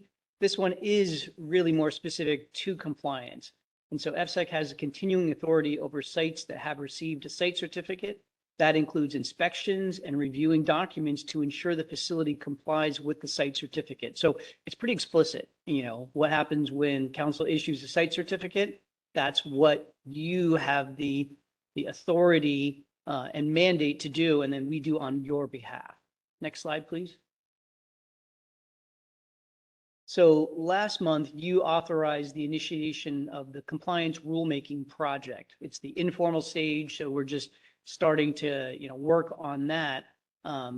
But as we move forward on that, whether you participate, any council members participate in the rulemaking advisory committee, or just when you start to see information about draft changes to rules, it's always important to, with any rulemaking, to recognize not only does our authority come from statute, but we have to be consistent with statute, or rather, we at least can't be inconsistent with statute. So as we move forward with the rulemaking, I wanted to include, in the staff report, so all of these statutes that are on the slide. Now, I'm not going to go through any of them in detail unless you have any questions on them, but I've included those statutes, the language of them in the staff report, so that you know what they are, what they say. And again, as we get into that rulemaking for compliance, you can kind of go back and see that as if we start to, and we have to do this on our own, we start to change rules, we have to make sure that we're not being inconsistent with these statutes.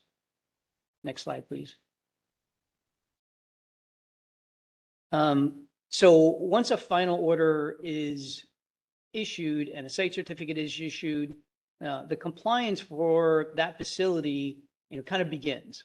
So it's an approved facility. We're into technically the compliance, but there are different categories or stages of compliance. And, this shows most of those stages. So sort of the first stage, which we don't have on the screen, are facilities that have been approved, but have not initiated any pre-construction evaluation, any construction evaluation. So they're approved, but for whatever reason, they're not starting. And in the staff report, has some of those projects, and the descriptions of those.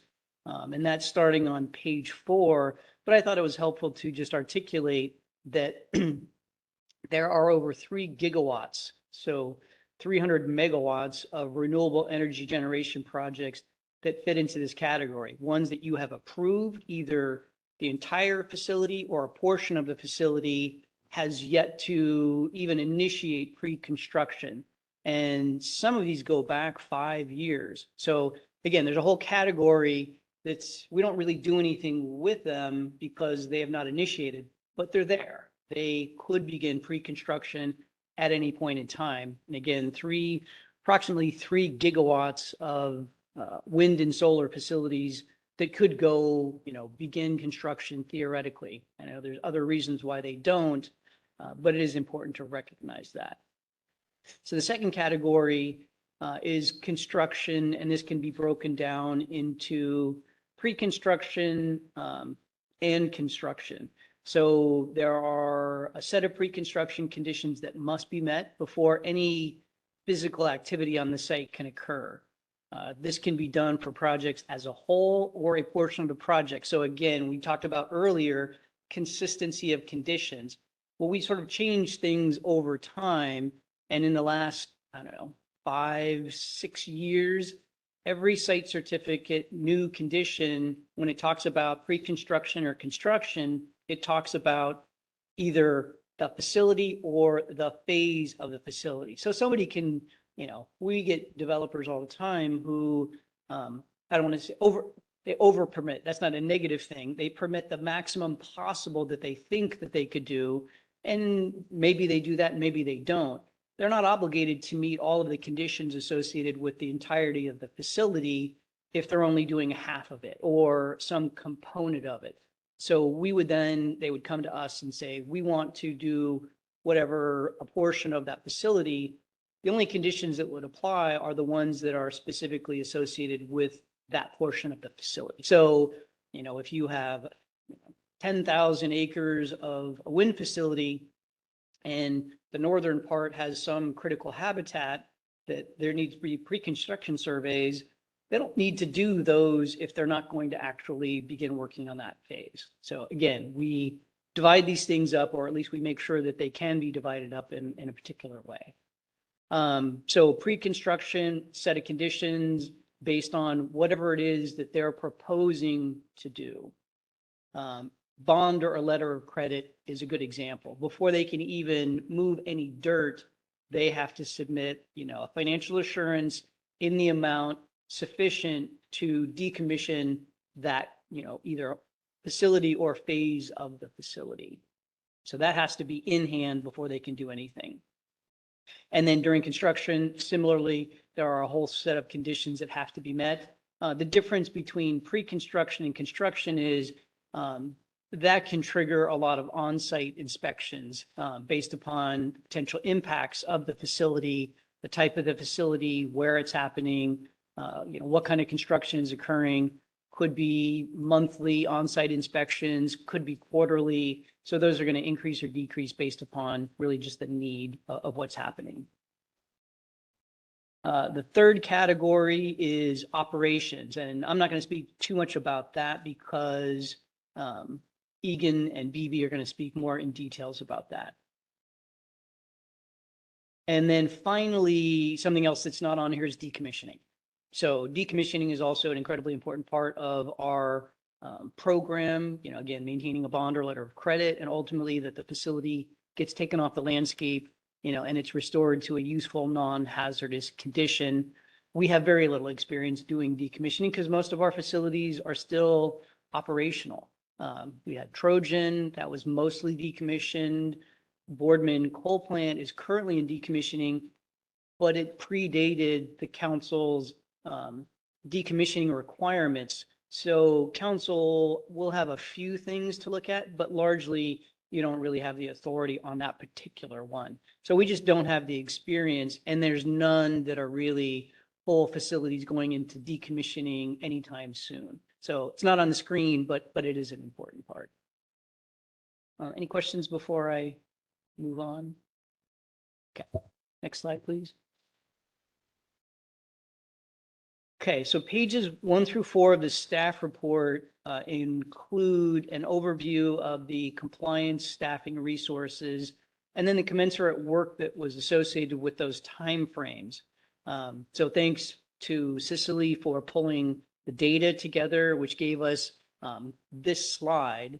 And you can kind of see the increase in resources starting in from fiscal year 2020 to 2021. I think the important thing to note is pretty much every year, the number of facilities increase. So it's not just, hey, we're putting more resources to the same number of facilities, although there is justification for that.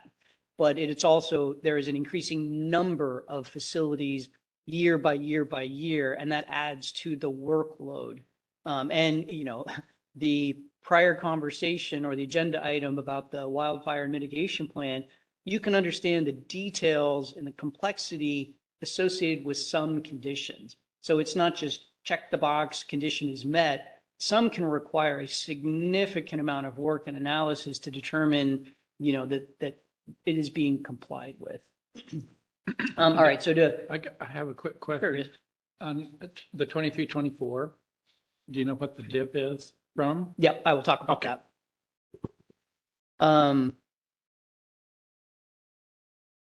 Oh, and then the other thing to note on this slide, and I'll provide a little more detail about this. So you can see in 2019, 2020, is almost exactly 2,000 hours. And that's what the x-axis is hours, and then obviously the fiscal years.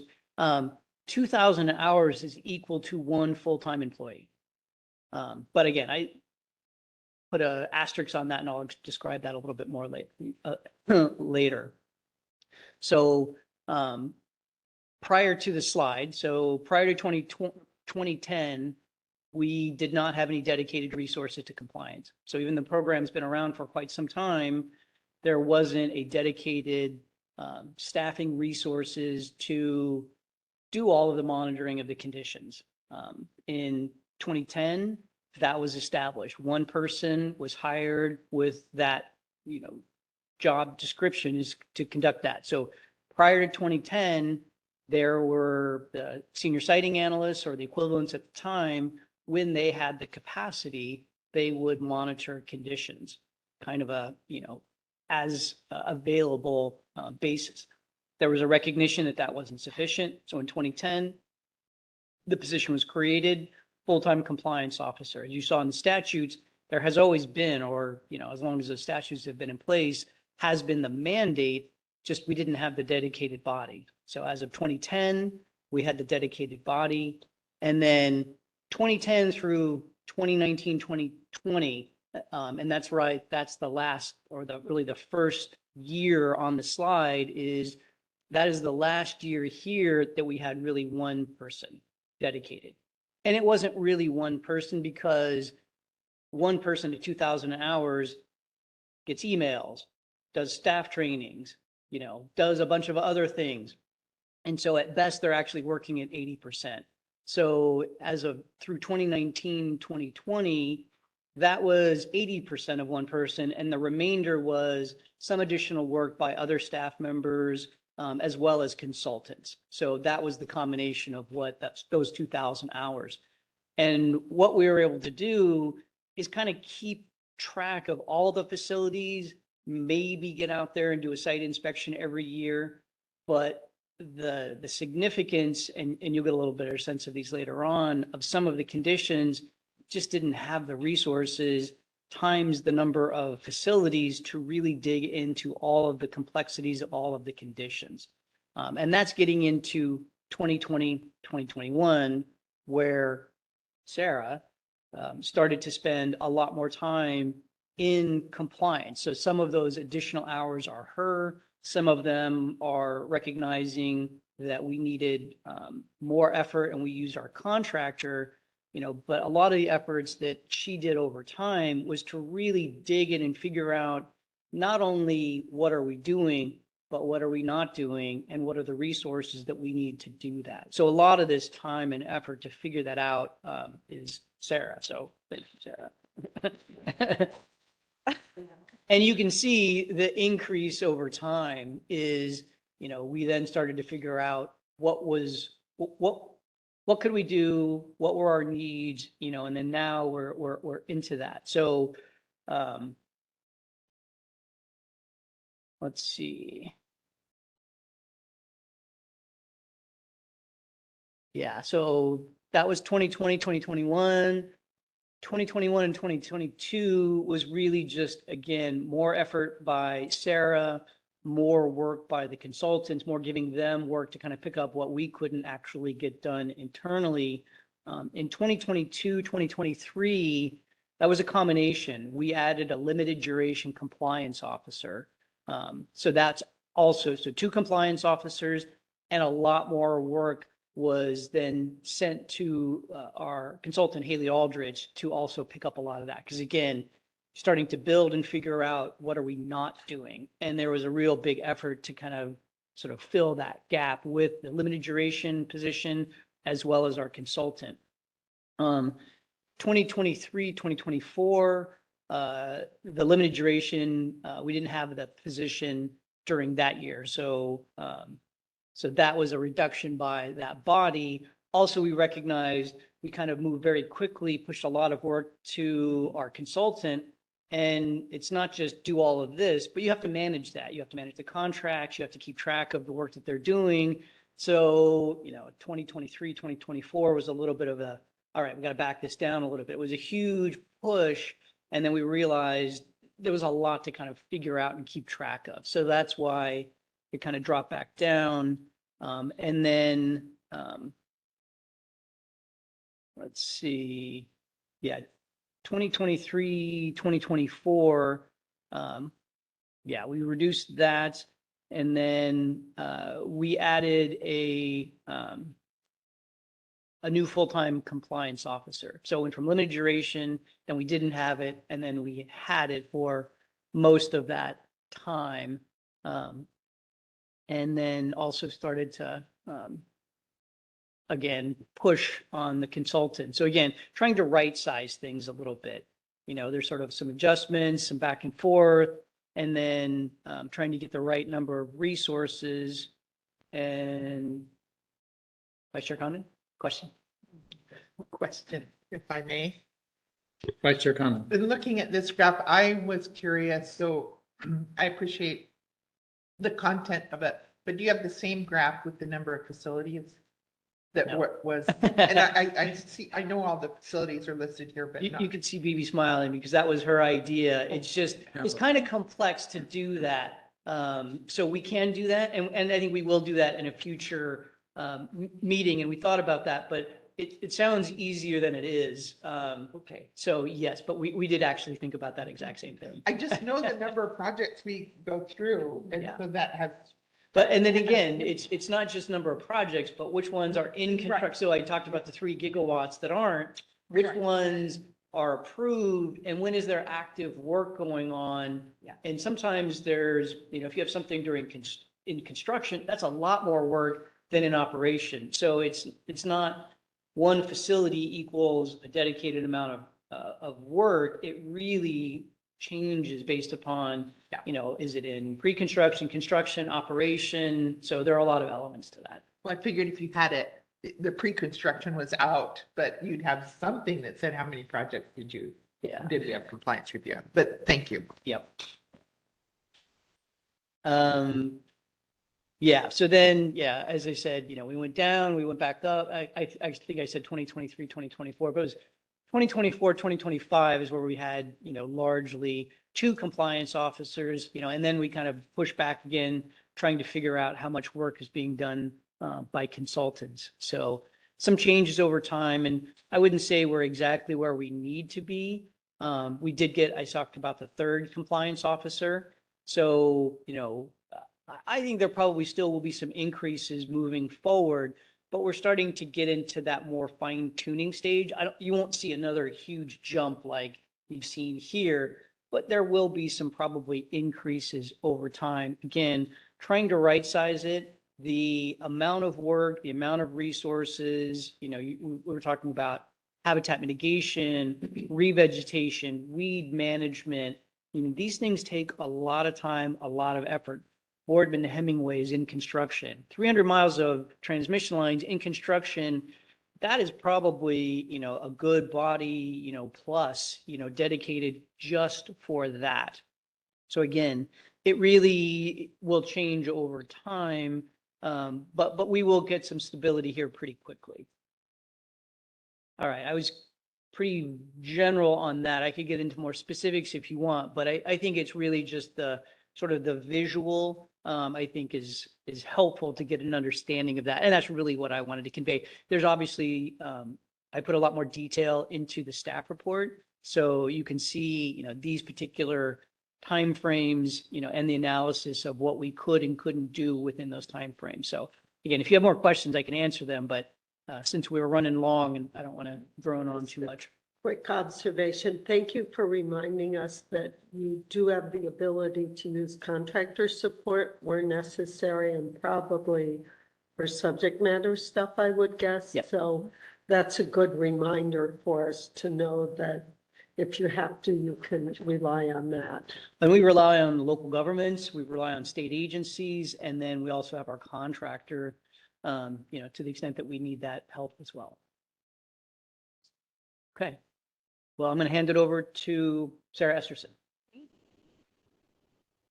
Okay, wonderful. So good afternoon, Chair Howe, Vice Chair Condon, and members of the council. Again, my name is Sarah Esterson. I'm the Senior Policy Advisor for the Oregon Department of Energy Siting Division. And our next few slides are intended to provide an overview of the FSEC process for pre-construction and construction compliance review and the facilities that are currently in that process.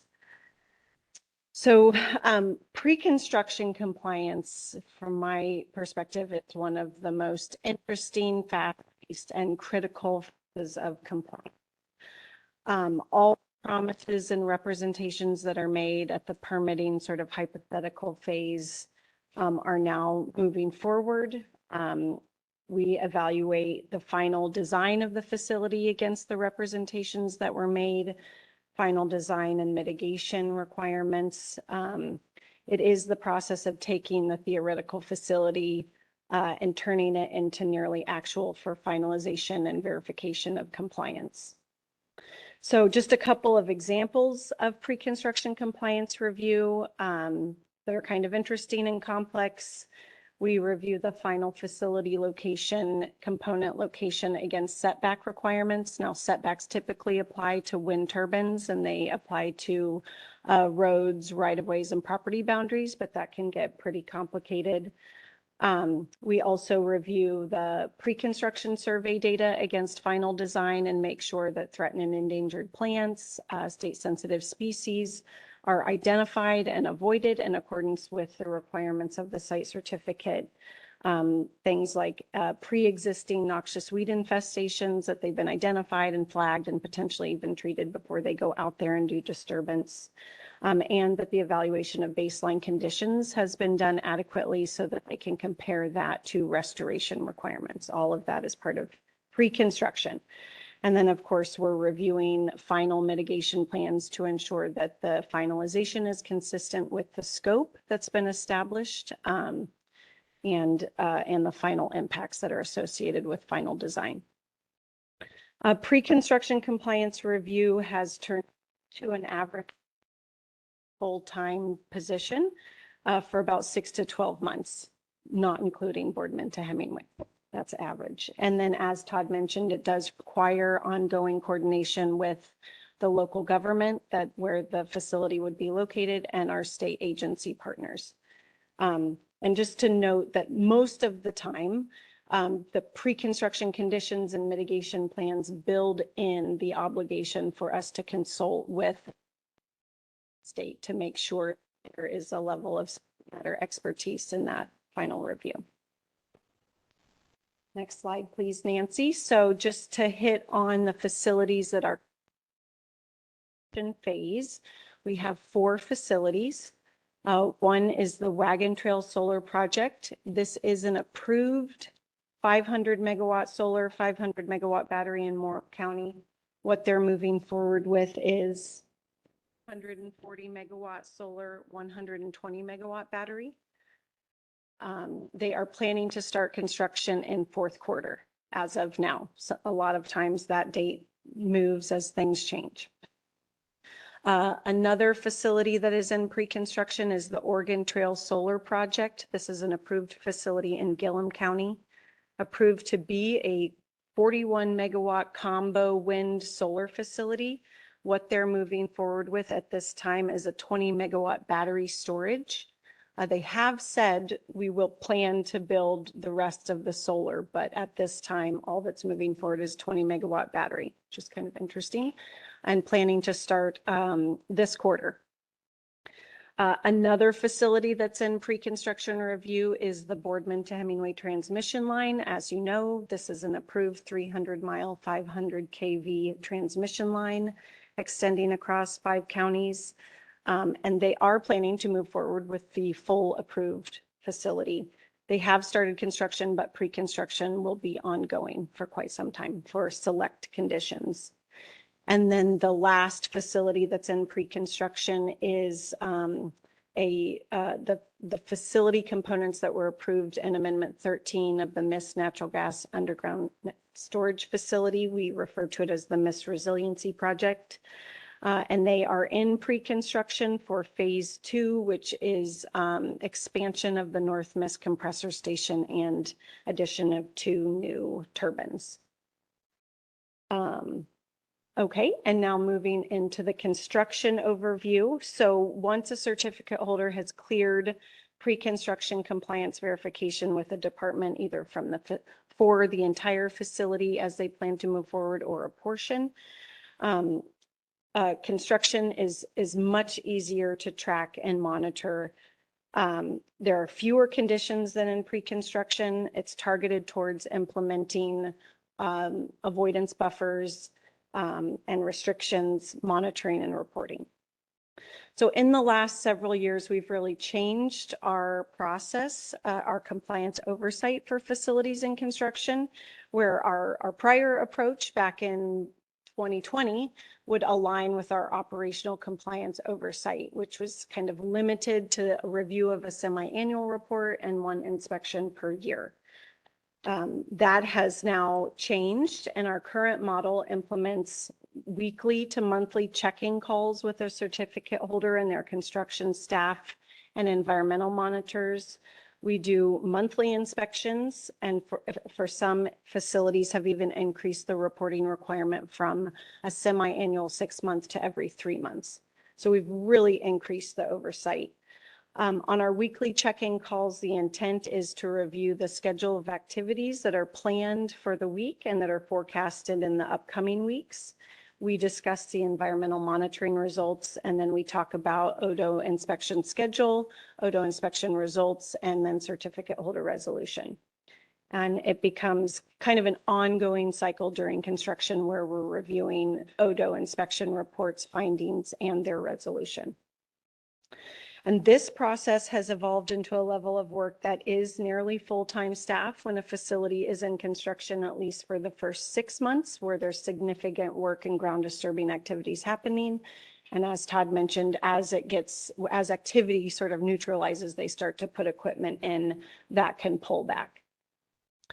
So then your summary of facilities that are in construction right now. Next slide, please, Nancy. We have 5 facilities that are in construction. 2 solar facilities in Wasco County, 1 wind facility in Morrow County, 1 transmission line, that is the Boardman to Hemingway transmission line, and then 1 surface facility to an underground natural gas storage facility is in construction. The 2 solar and wind are effectively constructed. They are just not fully generating all power and sending to the grid. And then the transmission line, Boardman to Hemingway, will continue construction through 2027, as far as we know today. And then the MIST underground natural gas storage facility, Amendment 13 components will continue through 2030. So our construction plate at this time will be quite full for the next 5 years, our current forecasts. And then I will hand it over to Bibi.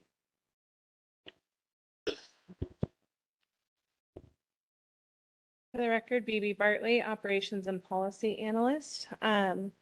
This past year, I've spent a significant amount of time focused on the compliance processes, particularly around operational facilities and their annual reporting processes.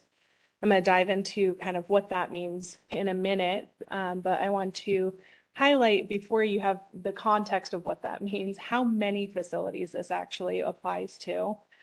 Currently, the compliance team is responsible for 30 facilities that are in operation, which Sarah mentioned. There's 2 more expected to come fully online later this year. We've previously shown maps of facility locations. In this update, we're focusing really more on the compliance processes and the larger overview. But I do really want to highlight that these facilities are dispersed throughout the state. A large portion are really located in Eastern Oregon. But realistically, we're kind of going all over the state in order to inspect these facilities. And next slide, please. This diagram is demonstrating the activities that take place throughout the year for each of those 30, almost 32 facilities.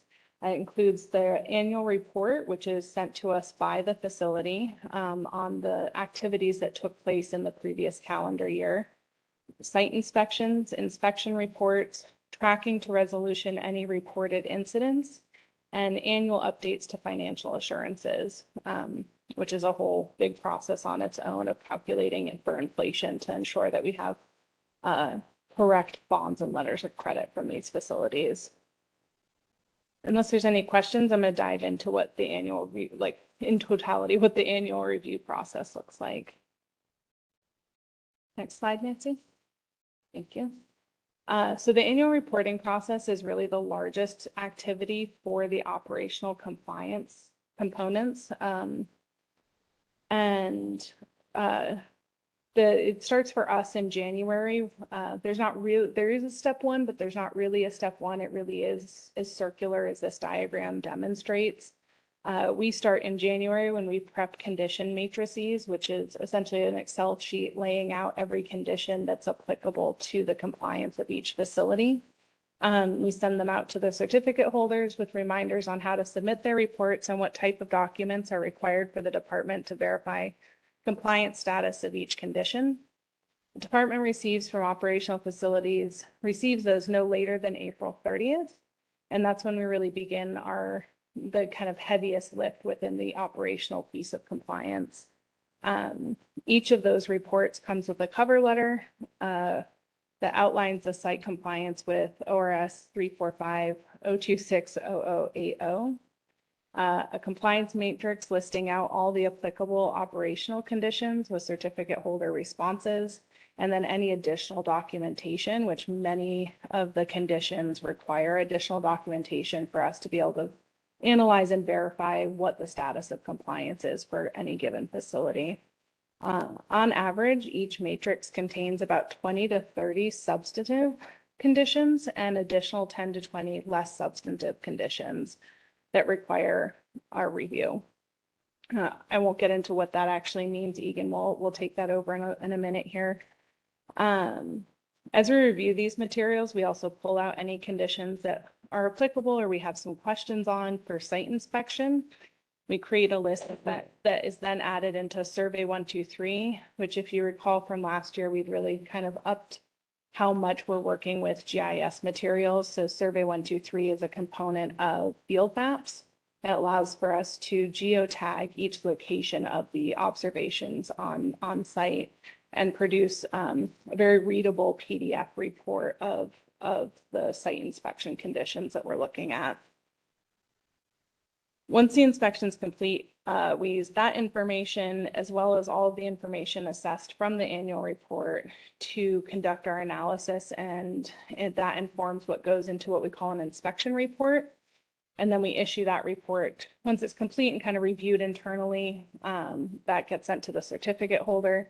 If there's any ongoing issues identified, then we work pretty closely with the certificate holder to help find a resolution to those issues. Some of them might be just that we need more data. Some of them might be that we saw a serious problem on site and now we need to work with you for over a period of time to rectify that serious issue.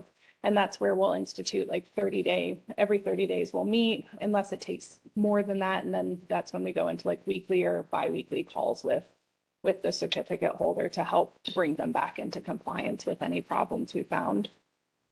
So that whole process that I just laid out, that applies to every operational facility. So every time one comes online, that's another annual report and another site that we're then inspecting and going through this whole process with.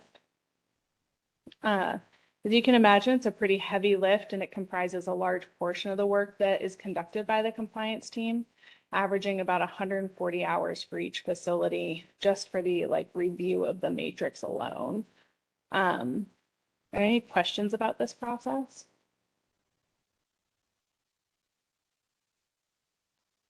Vice Chair Condon. So what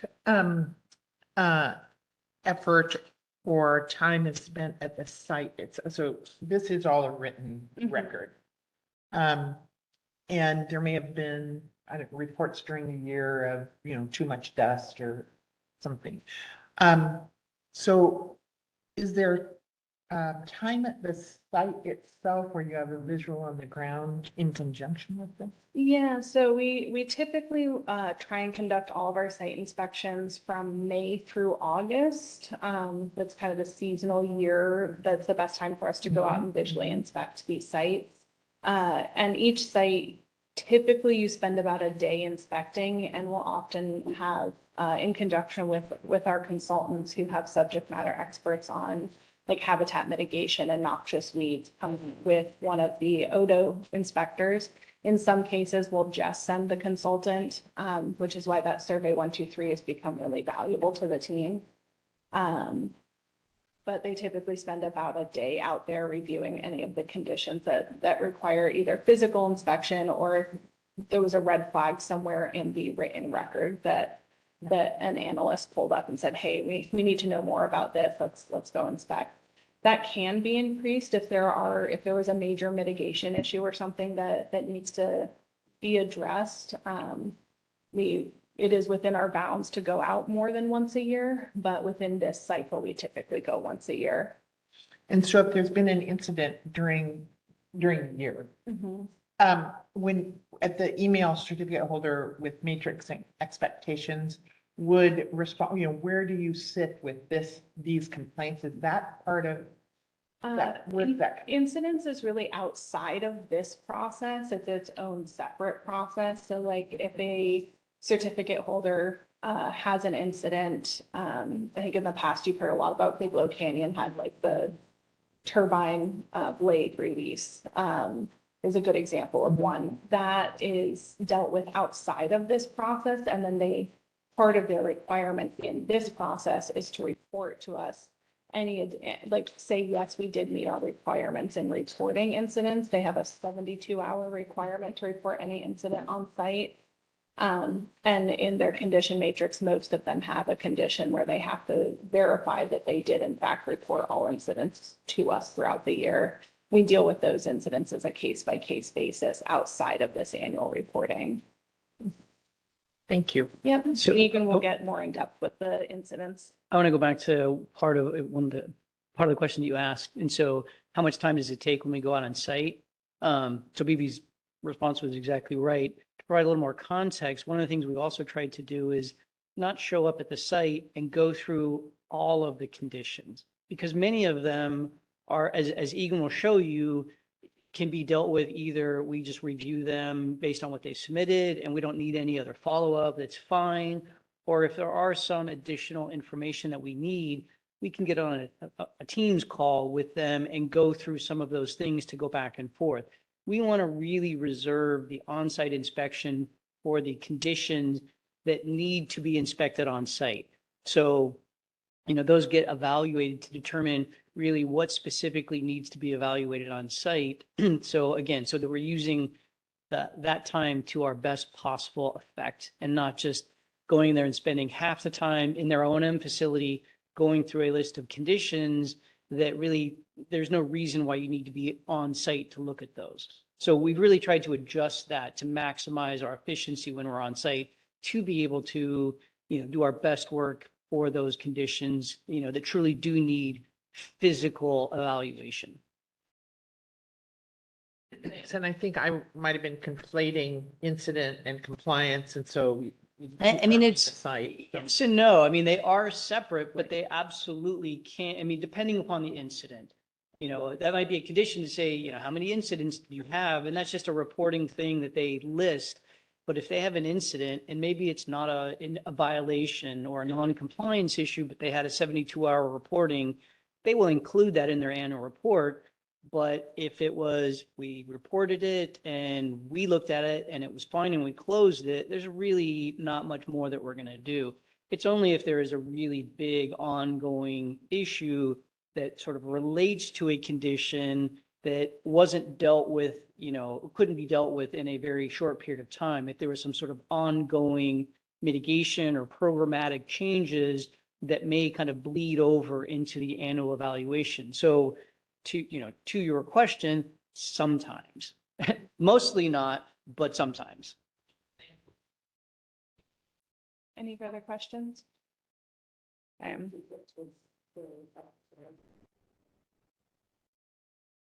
I'll hand it over to Egan to discuss condition review.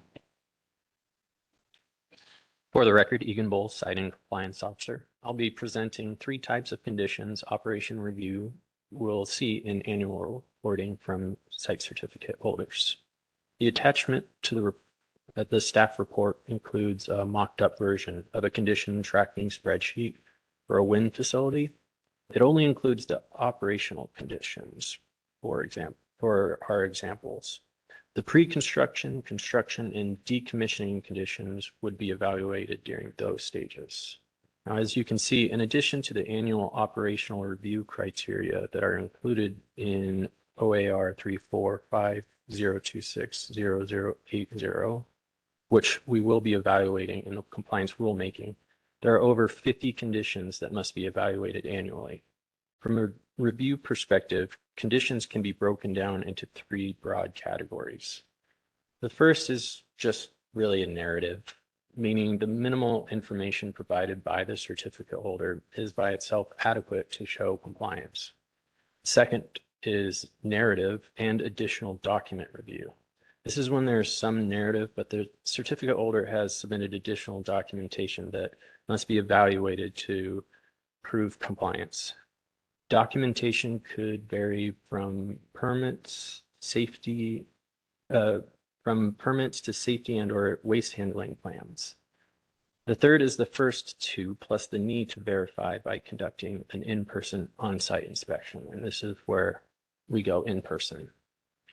So the following slides will show specific examples of the 3 condition subtypes, and then I'll follow up with a report on our incidents. Next slide. Our first is the narrative condition provided by the certificate holder to meet the parameters. We can usually review condition verbiage to ensure that the certificate and holder is in compliance. In this particular example, remote access to the facility is in question. Turbine safety monitoring. Each turbine must have self-monitoring devices linked to a fault panel or SCADA system at the O&M facility. Now, these systems alert operators to dangerous conditions, which seem pretty important to address immediately. So we'll take a look at the condition statement provided by the certificate holder.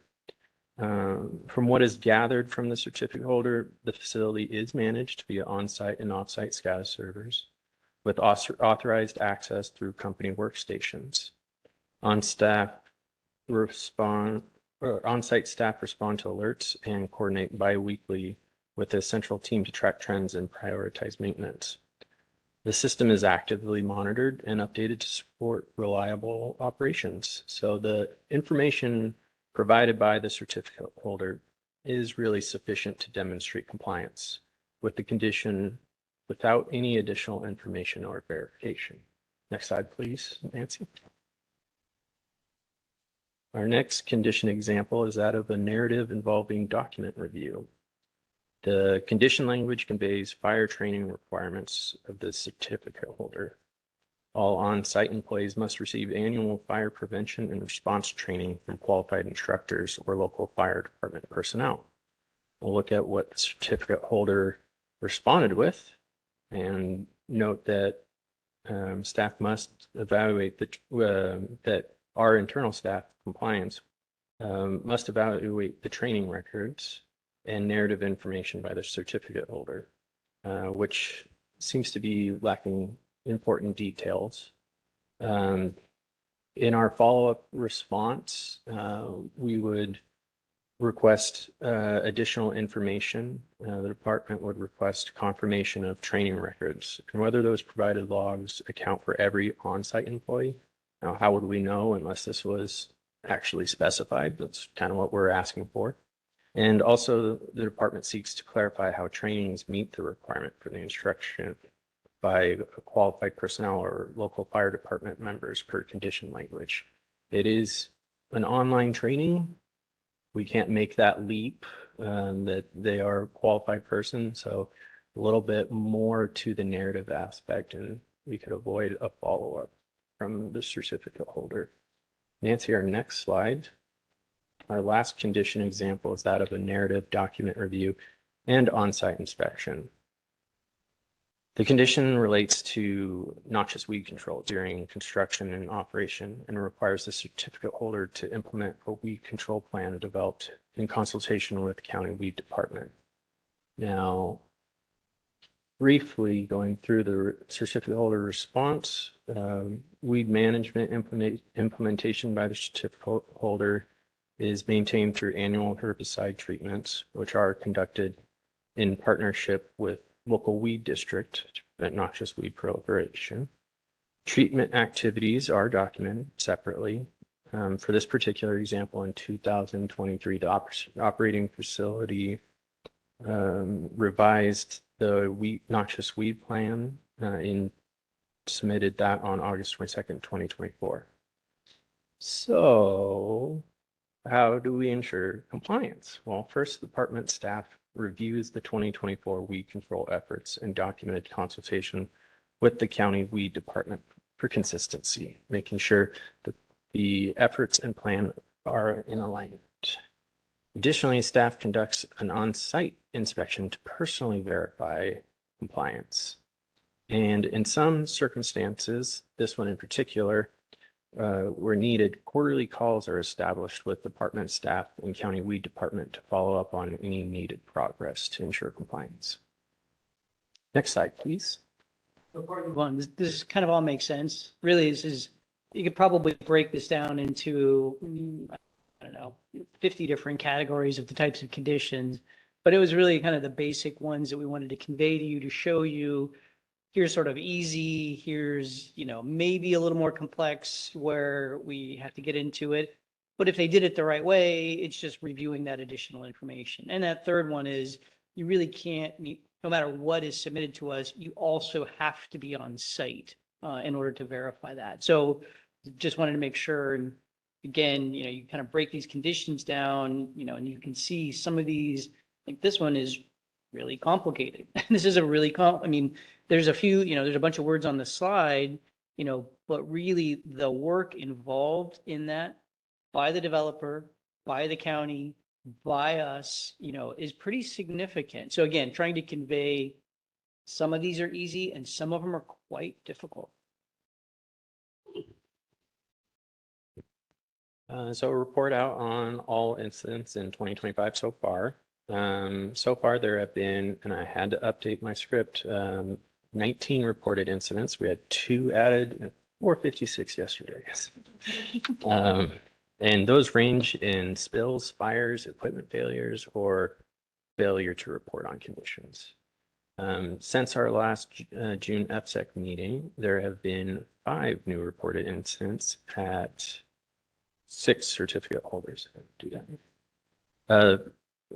The most outstanding at Bigelow Canyon, turbine number 9 had an open door and was reported at 10:30 on June the 17th.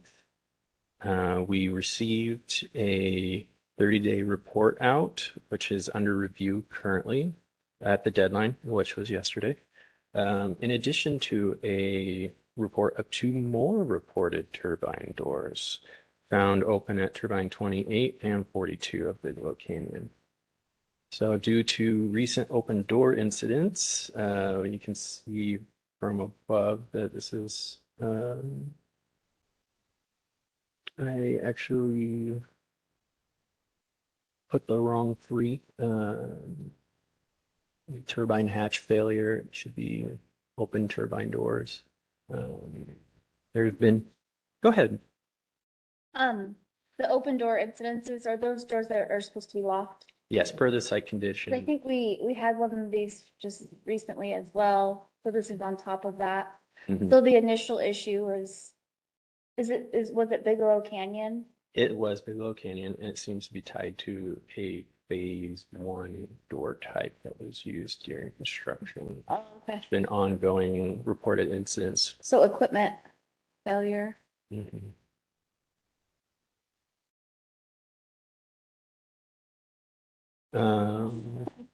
I am just surprised at that. I mean, the same things keep happening over and over. And at what point do we, as a council or staff, say, okay, there's a very evident issue here with equipment. And they want to do these other things, but they're not addressing a major issue on their site. And I'm not sure if this is the appropriate time to discuss that. I would think it would be. Secretary Cornett. I'm gonna, as frustrating as this may be, I'm gonna do what I usually do, which is say, we have a rulemaking coming up. And there are times where we can actually deal with things, as they come up, in the context of whether it's an application amendment or even just a sort of an incident tracking. I think the difficulty of sort of this one is, I don't think our rules are good enough to deal with the circumstances. Each individual incident is reportable, but is not sort of a violation or non-compliance. We look at every individual incident, compare it to the condition, and this is where people can be frustrated, where it feels like, hey, this should be a violation, or the sort of cumulative or pattern should be a violation. And, where we have to look at that is, what do our rules say about that? And mostly, on these individual incidents, they report them, and that's really it. But the statute said in the very beginning that we act upon there is a protocol, there should be a protocol for violations. Yes, And how, I guess maybe in our rules, it's not too specific, correct. but we statutorily have that authority. Yes, exactly. So, And I think that's where I think this will be helpful to be thinking about these types of things as we get into the compliance rulemaking is, individual instances versus patterns, and what does that mean? yeah. So I think we need better rules to, should the council want to go in that direction, you are correct. I think we believe that there is the statutory authority, or at a minimum, we will make sure that whatever changes we are proposing is consistent with that statutory authority. But again, our rules right now weren't kind of designed for this type of circumstances. So it is a good opportunity for us to look at this, in the near future. We need some rules for incident patterns. Well, they are on an action plan though, correct? And they've been on an action plan probably for a long time, I'm assuming, like without as many incidences as there are. Correct. Yeah, they have some WMP, CAP, CEP that's been changed over time. But yes, so particularly with that phase of those wind turbines for Bigelow Canyon, there has just been a pattern of transformer failures, hatches, all kinds of things, and they are actively working on it. Phoebe and I, we're just on a monthly call with PGE, and they gave us a pretty good long update as to all the things that they are doing associated with these elements associated with that phase, kind of that phase of the facility and those turbines. So they are actively working on it. They're not, it's not just neglecting it. They are actively working on it. However, we do keep seeing these things occurring. And then, with this kind of a example, are you guys on the site more physically when there's this level of incidences? Phoebe Bartley for the record. For Bigelow Canyon, we actually just completed their first site inspection of this cycle on Tuesday, I believe it was this week. And so we're going to look at the results of that inspection to determine whether it feels necessary to do a second inspection this year or not, based on what we're seeing on the ground in person right now. So we just got the results of that, and Todd is actually the lead on analyzing Bigelow Canyon's annual report. So he'll be probably diving into that next week to get a better sense of frequency of inspections needed. We do have a monthly call set up with PGE that has been rotating a little who's attending, but moving forward, it will be probably Todd and myself. And we put together a pretty thorough agenda that does cover any incidents that happen from month to month to review those with them and review their action plan for rectifying any issues. So that you are not on the site more necessarily, it sounds like, with a higher level of incidences. Not as of yet. And again, we look at, so they have a requirement to report it. We look at each individual incident. And if it's determined that that's a violation, then that would trigger an additional more review. The majority of incidents that are, reported by PGE on this project in and of themselves are not individually violations. They're not violations of conditions of approval. They may be alarming, but they don't relate to a specific condition.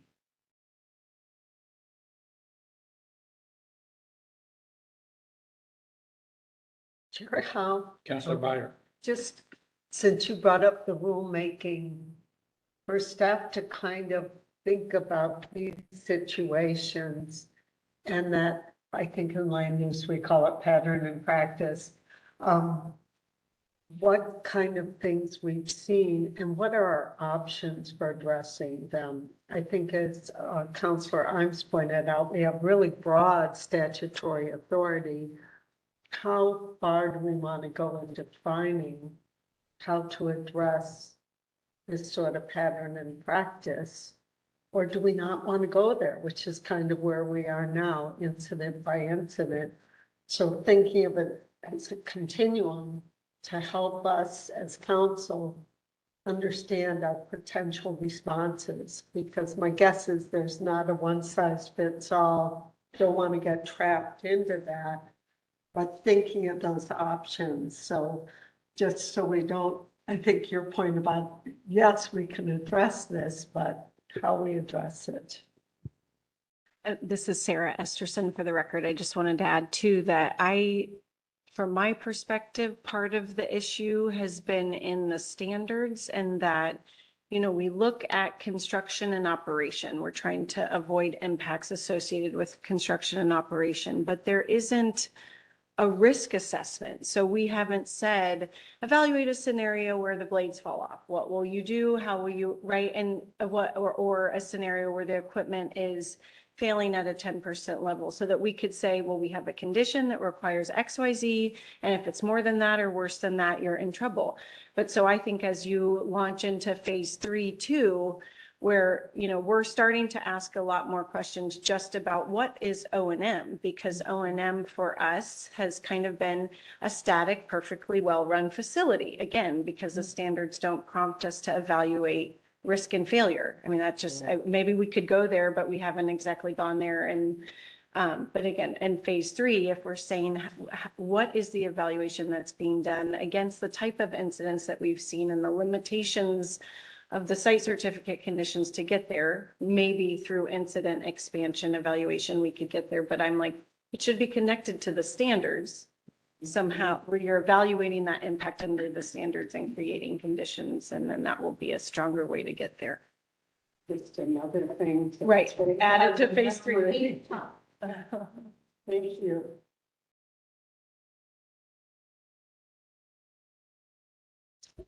To conclude the incident report, there were 2 reported fires. First at Wheat Ridge Energy Facility at 5:30 p.m. on July the 2nd.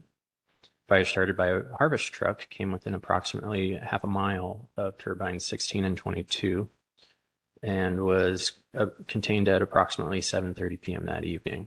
There are no injuries to Wheat Ridge staff and any reported damage to facilities.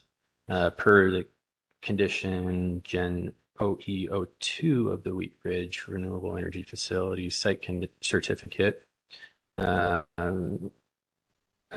Wheat Ridge facilities 2 and 3 also had a report of fire incident, which is reflected in the tally. The department has requested to provide sufficient detail to assess compliance with emergency response and protocols, and also has requested evaluation of environmental or cultural resource impacts within the burned area.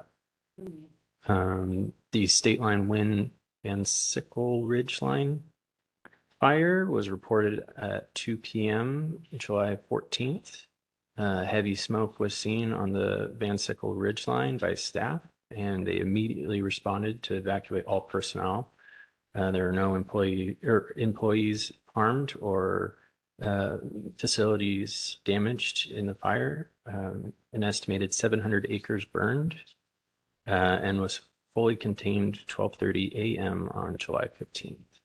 Department has requested assessment of damage to the area and actions needed to restore habitat quality in the damaged area by August 15th, 2025, the 30-day reporting deadline. And that concludes all of the incidents for 2025. You can see more wildfires, more fires out Fire there. season's So just really- starting. We are starting to then really, evaluate what the fire mitigation plans do and say and how they're implemented. One quick question on that State Line fire. Did you say how that was started? It was still being determined what the cause was. Okay. Yeah, and that one, no facility components, but the habitat mitigation area, I don't know if it burned up entirely, but portions of it are burned, and that's really what has to be assessed. Councilor Meyer. As we're seeing more fire incidents, is there a feedback loop with the emergency managers, the county people, or whoever's on site locally to sort of do an after incident report out to see how things worked? We got our wildfire mitigation plans now, but some of these facilities may not have had to update or include them. And to just see lessons learned, what the on-the-ground experience was to help inform future mitigation plans for wildfire.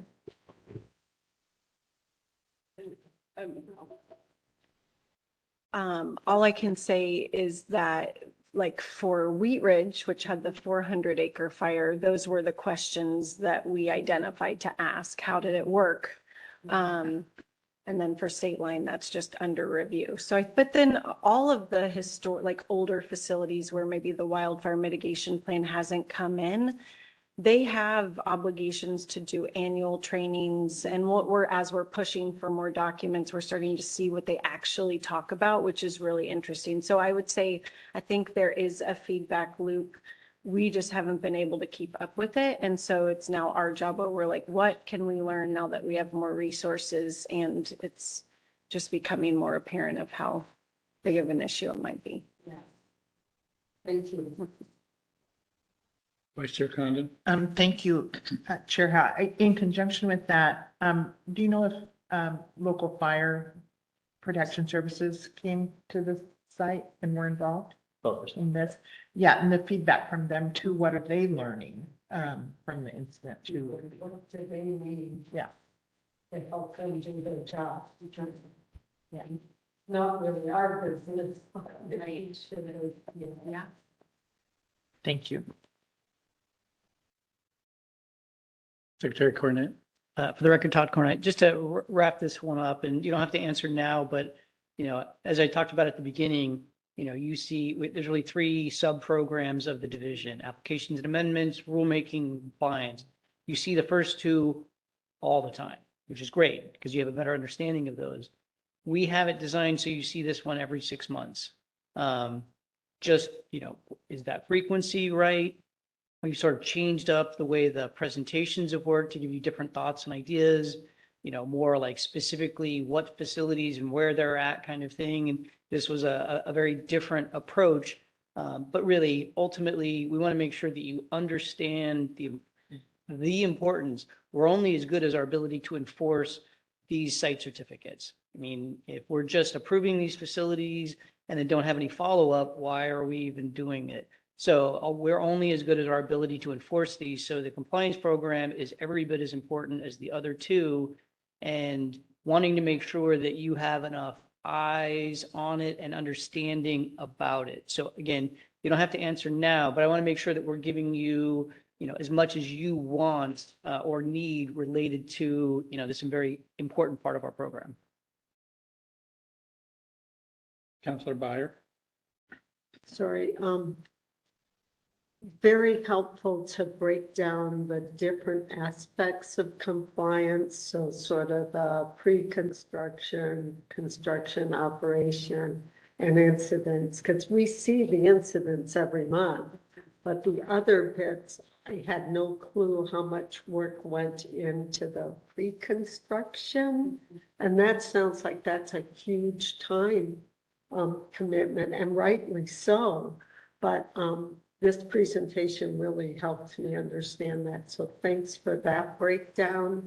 And I like your idea on that, but thank you. Vice Chair Condon. Yeah, thank you. And Secretary Cornett, just in response to your question, I guess for me, it's kind of like bat fatalities. When they rise to a level, non-compliance rises to a level, maybe every 6 months is not enough, but I guess that's, every 6 months has been fine up till now, but. And I think just inherently with the rulemaking coming up, you'll all gain a much better understanding, you know, and kind of dig into the compliance program. And we want you to fully kind of evaluate what we're doing, how we're doing it, when we're doing it, and then decide what changes, you know, if any, need to be made. And I think just through that, you'll gain a much better understanding about it. Thank you. Counselor Devlin. This is, thank you, Mr. Chairman. This is a follow-up to Councilor Condon. My assumption is, and I don't know if we've ever had any record in failures of any facility that were repeated in a short period of time. But if we did have like blades falling, that's one facility, and I'm assuming we would probably be informed almost immediately as they would be covered in as concerned as we are about the quality of construction they have all the equipment. Yeah, I think we've been pretty good in the last few years about every month, if there's an incident, it's reported to you. So you have been, for the past several years, been hearing about all of the incidents. Again, that's a component, you know, an important component of the program, not everything, but yes. So everything that's occurred in the last several years, you've heard about it at the very least by the next council meeting. This has been a good presentation. Thank you, guys. I kind of went into solution mode in my mind, but that's not what today's about. So I won't do that. Yeah.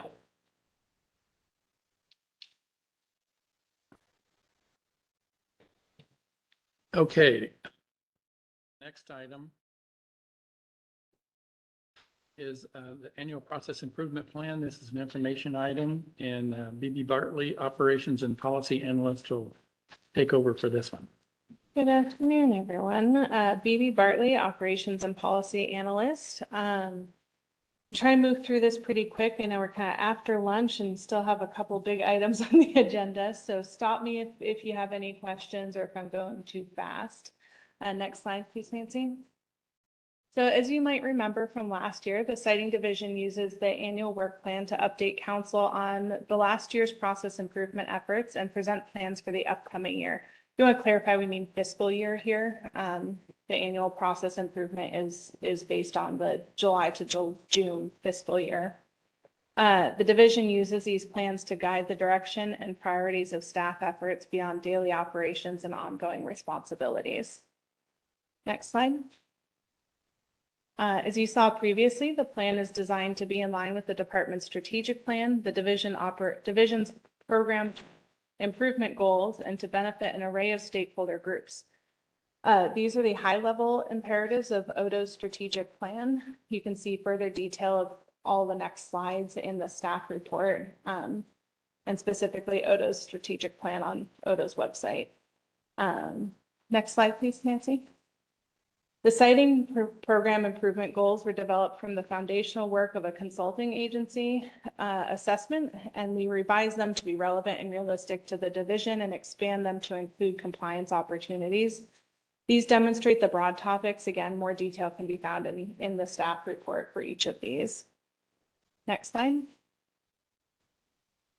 In addition to those two goal sets that you just saw, the work plan is also designed in consideration of the siting division's various stakeholder groups. I think most of these are pretty self-explanatory as far as groups go. I just want to touch on reviewing agencies for those that are less familiar. Reviewing agencies are agencies we work with to help us review applications and amendments, or that we coordinate with to ensure site compliance with specific conditions, such as noxious weed treatments and wildlife habitat mitigation efforts.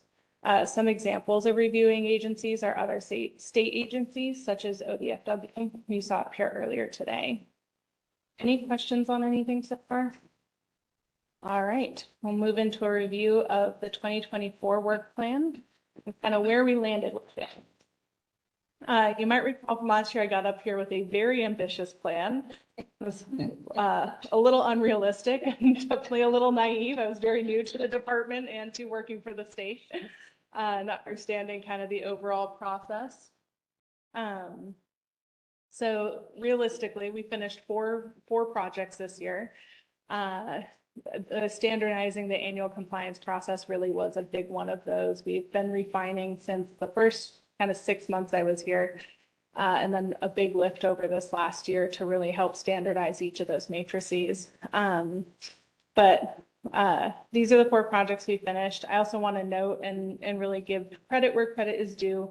The last one, the public notice and order templates, was really completed because of a big lift from the siting analyst team directly working on those. Next slide. This is the project these are the projects on the original 2024-2025 list that were not started. Several of them will continue on to this plan. There are a few that were kind of put to the side due to competing priorities and added to a list for reevaluation for potential projects in the future. Next slide. We have a much larger list of in progress. We have this slide and one other slide that is kind of going into review of projects that were started this year and ran into various roadblocks or took longer than initially identified. And so those will be continued on into the 2025-2026 annual work plan, but were not completed prior to this presentation pretty much. Next slide, Nancy. So this is our last slide of projects that were started but not completed last year. In addition to this, I'd also like to note, mostly in relevance to an earlier public comment, that I've been working closely with Bailey Harris, ODO's GIS expert, on the upcoming contract with OSU. And one of the things we are doing is adding in some additional layers to Oregon Trail. There's also a revised version that's a little bit more user-friendly of the ORESA tool. And so that also took a fair amount of time between that and the Survey 123 to kind of coordinate with Bailey.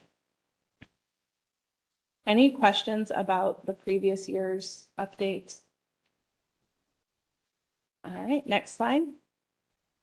This can be a little bit of a repeat of what we just looked at, because these are all the projects that are kind of considered ongoing that were started in the previous year and carrying forward into this year.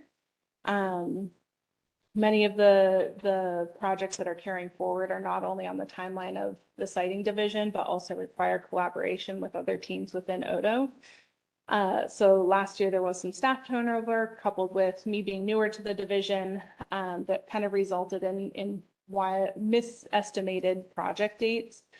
This year I tried to work closely with the various teams to get a clearer update and a clearer understanding of what their capacity was so that we could collaborate more successfully and finish out these projects this year. Next slide, Nancy. This is the last little bit of our ongoing projects. In addition to these, we have continuous improvement efforts on projects that were previously completed, such as the compliance annual reporting. I'll take a look kind of at the end of the reporting cycle and see what worked, what didn't work, and continue to iterate updates to that.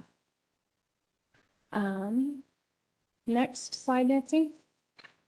And these are the last projects that will be in the work plan for this year. These ones are kind of being considered new. 2 of those items might look familiar. They were on the plan from the previous year, but hadn't been started. So for the purpose of kind of making our list, they were considered new projects for this year. The other 2 items on the list have been identified as needed in the previous year. I do want to note that although these projects are for the 2025-2026 work plan in project mapping, I've already identified several of them that will run into the next year as well. So you'll be seeing some updates of these projects being complete, and some of them are intentionally planned through, especially for follow-up throughout moving into the next annual work plan as well. Any questions about the annual work plan or projects? Counselor, aye. So you said you had compiled all this with a consultant? Correct? Not this specifically. Some of the original project overarching, we're calling them the siting program improvement goals. Those were, okay. Some of those were originally identified what those broader goals were. It was in conjunction with a consulting agency. And so the work plan, is there an owner of the work plan? You're the owner. And then do you guys, do you like go over this every week or every month, or how does that work plan implemented? So I meet weekly with Todd. We have our kind of one-on-one meetings to go over, review where we're at with it. I do have a larger kind of mapped out on Excel, basically mapped out project plan for all of these and try my best to meet those goals. And then inform Todd whenever I hit a roadblock or that project and it's going to get extended out for some reason. Okay. Yeah, so for the record, Cornett. Yes. Sorry, Chair Howe. Yeah, and so within the state of Oregon, the government of Oregon, we all have quarterly performance evaluations that must be conducted. So for BBs, they're largely what's on her plate in terms of these projects. So for that quarter, what is she anticipated to work on? And then as we go through on a weekly basis, what are you doing? How's it going? How can I help you? And then kind of that quarterly performance evaluation is also based on what were the expectations for that quarter of those projects that you identified. So, yes to your answer, or to answer your question. Yeah, I think kind of like also you would like this takes the whole team. Yeah. Yeah, so that was kind of one of the things I wanted to call out, or to call out at the beginning, was that it's not just me working on all of these. I'm the lead on most of these projects, but these are the projects that the siting division as a whole will be working on throughout the year with primarily my effort kind of leading that and driving that. But it really does take everybody, including other teams within Odo as well. So these projects are not just trying to, be pushed forward just by me. Counselor Byer. Just a quick observation. I haven't been on the council that long, but the process improvements that have been made by the department in support of siting activities in the last couple of years are pretty impressive. It really shows the attention that these kind of things are getting, and they're so critical to efficient operations, to streamlining the process. I mean, it's, if you look 2 years ago to where the department is now, the changes are impressive. I don't know if anybody else has noticed that, but, Yeah. but just congratulations and keep it up. This department's really good at constant improvement. Secretary Cornett. Thank you, Mr. Chair, and thanks for that note, Councilmember Byer. I think, one, we want you to know what we're doing, and I think it's important because there's maybe things that you're also thinking of that we didn't, and we want to know, if we're missing something. But you can see that the design of this is to try to meet a whole bunch of goals, sort of our internal improvement goals for the division, the agencies, overall strategic imperatives. But then you see the list of all of our stakeholders, including you, council, including us, the staff, but obviously the public, the actual applicants and certificate holders and reviewing agencies. We want to make this process increasingly better for everybody. And the majority of BB's position is oriented to that. So we are committed to process improvement. We're not going to all of a sudden cut the process in half. That's just not, it's not realistic. I think people want that. I think people expect that. Based on the way our system is designed, that's not a reality, but we can make consistent and incremental improvements through our aggressive rulemaking, where we have a lot of rulemaking projects, and through all of these process improvement projects that BB is working on. I don't think you'd stated this, but she talked about some of the things that she wasn't able to get to, but where she really focused a lot of time is on compliance in this last year. So the tools, the project management tools that we have on compliance are largely from the work that BB's done in order for us to better forecast and track how we do that. And then as we're starting dividing up this workload across more people, it's important that we have more consistency. One person doing it is easy because one person does things their way. If we have 5 people doing it now, we need better consistency. And she has been working on all those tools to make it a better program. So I don't think that really got highlighted very much in this presentation, but a huge amount of effort on her part to make that compliance program way better than it was even a year ago. Vice Chair Condon. Chair Howe, thanks, and huge lift. This is really great to see it in this forum. Just a quick question about the ERESA tool, because we heard it from a commenter today about the use of it, and certainly Kellen mentioned it in her presentation. And is the ERESA tool just an ongoing effort of someone in the siting division or the department to make it more useful as time goes on? Because it seems like more people are using it once they find that it's approachable and has a lot of information. So BB Bartley for the record. The ERESA tool is primarily kind of managed in-house on our side by Bailey Harris, who is Odo's kind of GIS expert. The people who are at like the back end of it, the data management and the actual like programming of the tool is by OSU. And they kind of, just to give some background on it, I know there's been some questions previously that came up around, how often is that data updated and that sort of thing. And there are processes within the contract that means they're going through and updating that data on a regular basis. And different people are doing different parts of that based on kind of the overall contract. But that was baked into the original project, was that there would be iterative updates to that. Most recently, they just kind of moved it to a slightly new platform. So the look has changed a little bit. The user friendliness of it has increased significantly. And one of the things that we did do, unfortunately, right before that, not understanding quite how much that was going to change, was make an ARESA tutorial video to make it a little bit more user friendly.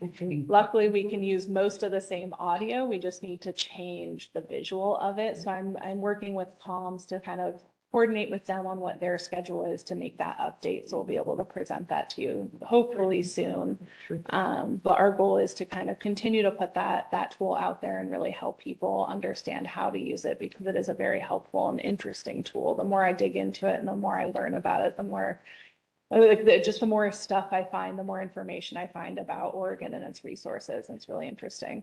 Yeah. And just I'm assuming, I know I should never assume, that you're hearing from people who call the division to say, hey, it'd be nice if you get that information long before we do. But just hearing it today on both sides is like, hey, this tool is really being used. Where does it sit in this world? Yeah. Like, for example, Okta had, like you were saying, had contacted us almost a year ago, and originally I was very new and I was like, I don't know what the process of this is. I'm not sure. So part of it was a learning piece of component on mine. And then it ended up being good timing because we went into a contract kind of revision with OSU. So we were able to add in the additional Oregon Trail layers to this new revised version. Great, thank you. And that was Cindy Condon for the record, sorry. What did I say? No, No, I think I entered it. No, I did say it. I didn't say it. Okay. Any further questions before we wrap up the process improvement annual work plan? All right, last slide, Nancy. Just to kind of give an overview of future work plan processes. In case anyone is kind of curious about what that looks like, the future work plans are connected. Continue to consider the diverse set of stakeholder groups and be grounded in long-term process improvement goals in conjunction with the division's strategic goals or strategic plan. So we'll kind of round that out.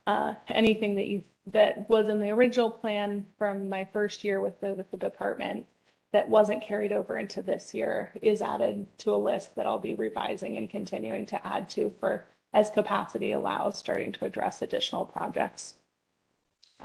Any further questions? All right, well, thank you everyone for your time. I look forward to seeing you next year with more status updates. Thank you, nice job. Yeah.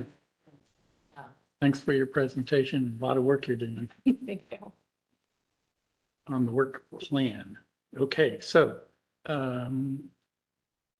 the next item is organizational expertise retirement and financial assurance phase 3 rulemaking initiation. It's an action item, and we have Tom Jackman, the rules coordinator, to take the lead on this.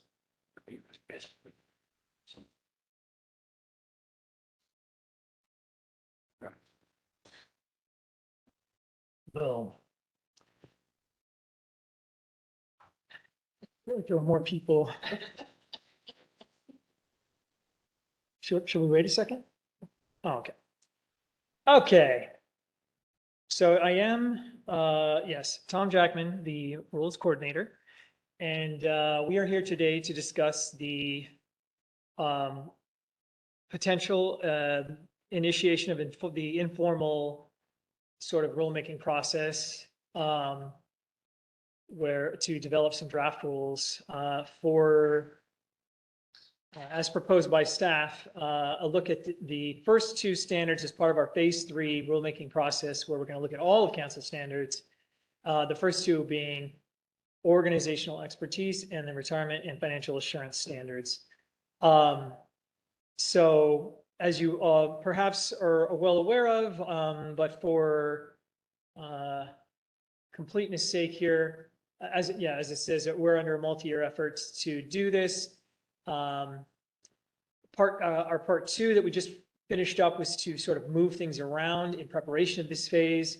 We moved all the information requirements from one division to sit right next to this council standard. So now when you're reading the standards, it will describe the standard and then immediately say, here's what you need to submit to meet that. So now we're in a good position to say, okay, are we comfortable with these standards? They haven't really been altered substantively in some time. So, yeah, here's just a sort of a list of all the council standards. And as you can see, the task to review all of these standards is going to be a substantial one, because these are not, just move some words around. Does this, is this slightly more clear than it used to be? We intend for these to be comprehensive in nature.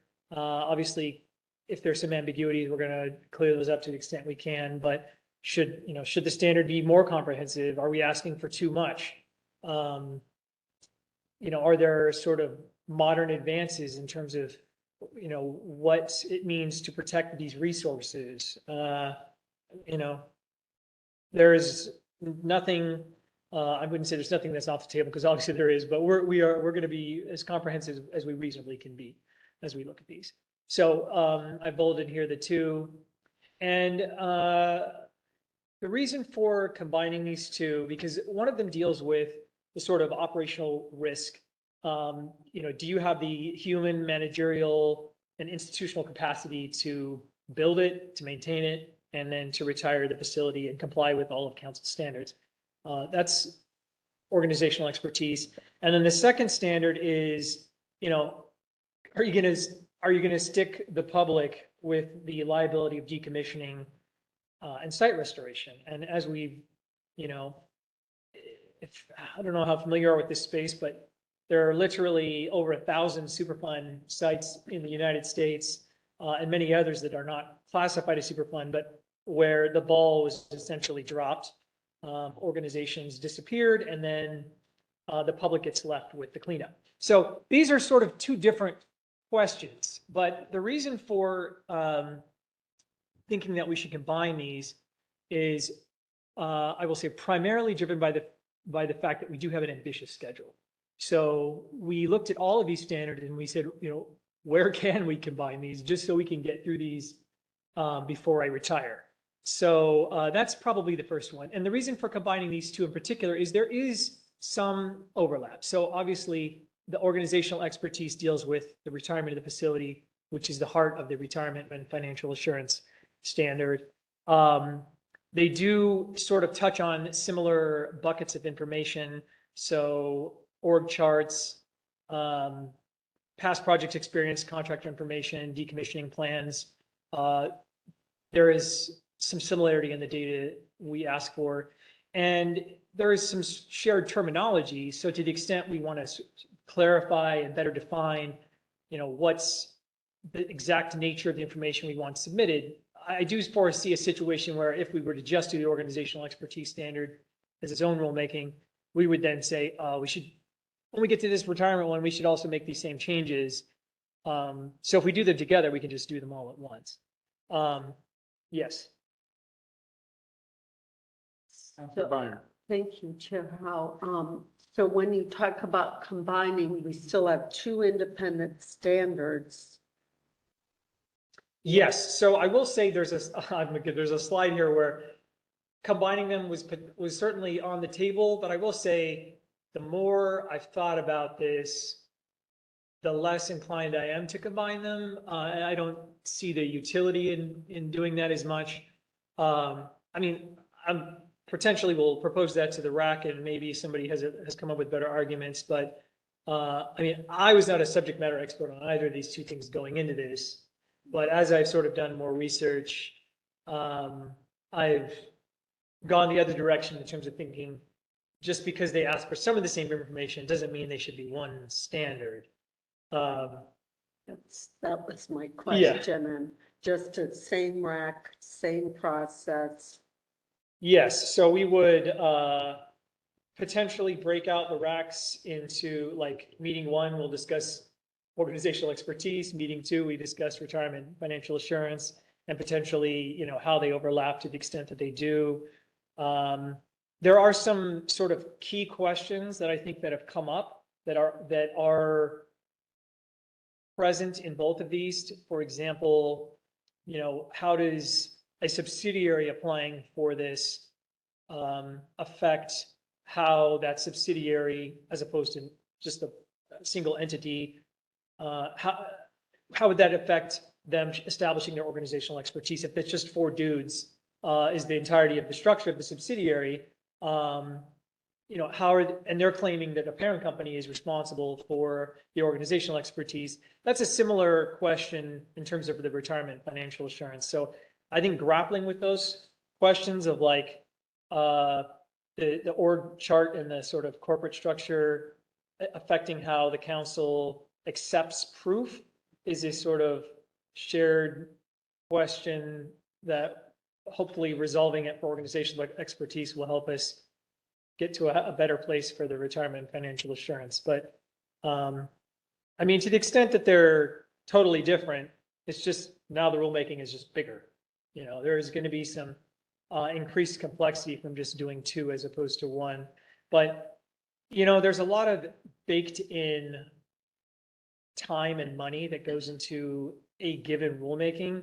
So by combining 2, you could potentially make things sort of unwieldy. I was recently part of a rulemaking by another agency where they unfortunately by statute or, legislation was passed that said, you have to do this super complicated rulemaking. They had no choice. I feel pretty confident that the people involved would have broken that up if they had any sort of capability to do so. But it was there were 15 RAC meetings that were 8 hours apiece. So, I looked at what it would look like if we combine these 2, and in terms of like agenda, and I think it's pretty manageable. I'm not as concerned about that. But by combining 2, and just as a preview, we're going to be proposing that we combine others. For example, soil protection and structural, I think is potentially on the schedule. And you only have to do 1 notice, you have to do 1 public comment period, 1 hearing. So yeah, and unfortunately, if we had a gazillion potential RAC members, and I could say, all right, well, these folks can be on this RAC and these folks can be on that RAC, I would be less inclined to combine it. But we have a very small pool of potential RAC members. So to the extent I can minimize the burden on them to sort of be a part of, twice as many, or maybe not twice as many, but let's say by combining them, we shave off a third of the RAC meetings. So it's not half, but then that's that much less burden on the small pool of RAC people. And I'm going to keep coming back to them because we have a very ambitious schedule. So there is definitely a lot to consider. And if the council feels like you disagree and it's too much and you'd rather us do 2, then we'll do what the council recommends. But I'm now just not remembering. Oh yeah, here's the scope. So ultimately, and this is going to be true for a lot of these, we're going to be asking 3 questions. Should we require additional evidence? Should we, because the existing requirements aren't getting us to where we want to be, and we find that we have to constantly do REIs, request for additional information, to help applicants establish that they've met a council standard. If that's the case, maybe we should just bake that into the rules so they know up front this is what we need. And that could just be sort of clarification. If the data requirements are sort of vague and we're constantly having to clarify it, maybe it's just a clarification. The second question is, are we asking for stuff we rarely use? If so, maybe we should get rid of that information requirement. I think everyone can agree that sort of makes sense. And then, as I said, I put this up here, because when I was first doing this, I thought, well, there is some overlap. Maybe we just have 1 standard, but I'm now leaning the other way on that one. So, and then of course, improving the overall clarity of the rules where possible. So before I move on to the RAC, I would put it to the council, because I know there was some thoughts from some council members about how we structure this, given what I've just sort of laid out for you. Do you have any strong feelings or tips or concerns or questions about how we're going to approach this that would make you feel more comfortable? Secretary Cornett. I think we're going to have the same conversation on every rulemaking again, is there a value of economies of scale? And so we have fewer RAC meetings, fewer rulemakings, Or does it make it too big, too complex, and is adding too many different things together and they should be split out? There's no right answer. So whether we have more or fewer rulemakings, it's entirely the council's choice. But those are really kind of the questions you need to grapple with, is kind of efficiency, economies of scale versus just putting too many things together and making it unnecessarily complex. And again, it's really just your call to make. Vice Chair Condon. Thank you. And thank you, Mr. Jackman, for your presentation. I do have very strong feelings that these not be combined. However, we pretty recently had rulemaking on 3 different standards with one rack. And I don't have any problems seeing that one rack could accommodate both of these as separate standards. Because I agree with you, you're right that much of the information advises for organizational expertise, advises financial security. But one of the reasons why I feel so strongly about it is that. Sorry, didn't mean to interrupt. Strongly about having 2 standards or 2 rulemakings? 2 separate standards. Okay. Just not combining. Yeah. The one rulemaking rack is fine with me in the rulemaking. Oh, I'm sorry, I just want to be clear. Yeah, no, and for me, the organizational expertise is a much broader, is this applicant, does it have the wherewithal to do what they're telling us they're going to do, which includes providing the financial assurance and retirement and ability to retire the facility. And so they're very different in my eyes. And the organizational expertise, once we kind of grapple with, I think it's broader than we've done before, that it should be broader than we've done before. And I appreciate what's in staff report, allowing us the flexibility to look at more. But again, the financial assurance is that you shall have this financial assurance established in this amount before you start construction. And the other reason is that when we make the initial evaluation in the organizational expertise, they don't need the financial assurance really document a bond or security instrument until possibly 6 years later. That's a long time. And so those are the reasons I just strongly would say they should be separate standards. If we keep financial assurance a standard as opposed to a condition. And so. Yes, I will say we did think at one point about having one of these standards be not a standard, but a set of conditions. As you said, there are definitely 2 different things. Another way to think about it, as I've thought about it more myself, is that in order to prove organizational expertise, you ask a lot of qualitative questions. Do you have the sufficient expertise to do what it is you're saying that you're doing? Are you biting off more than you could chew? And establishing that is it's trickier to establish. There's less black and white versus we estimate it will cost this much. Can you put up the X dollars? That's a quantitative analysis, which is a completely different sort of approach. So I do think logically it makes sense to sort of separate those 2 concepts. But establishing one, there is some overlap to the extent that your organizational expertise is greater. I do think that there is some case to be made that it reduces the financial risk. If you can establish, you're very good at decommissioning, then you can potentially do it for cheaper. Or I mean, there is some overlap.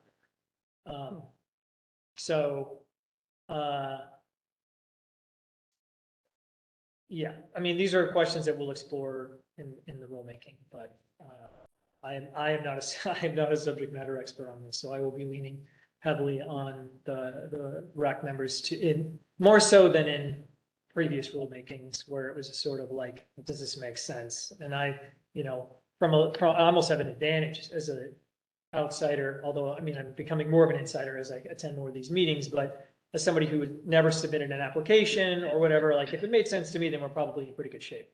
But in terms of like, well, how do you establish organizational expertise? I'm definitely going to be relying a lot more on the RAC members to sort of help establish that what we propose to council when we get to the formal phase is good, you know. Counselor Devlin.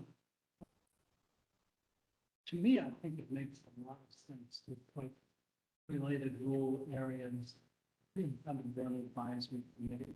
Maybe you don't have a separate rule or combined rule on these two aspects, but to have people on the committee that understand both sides of it.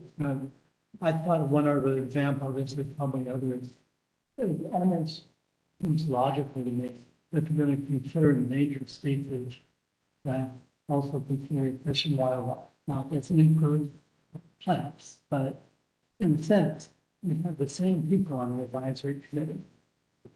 And it'd be hard to consider one of the other aspect of it.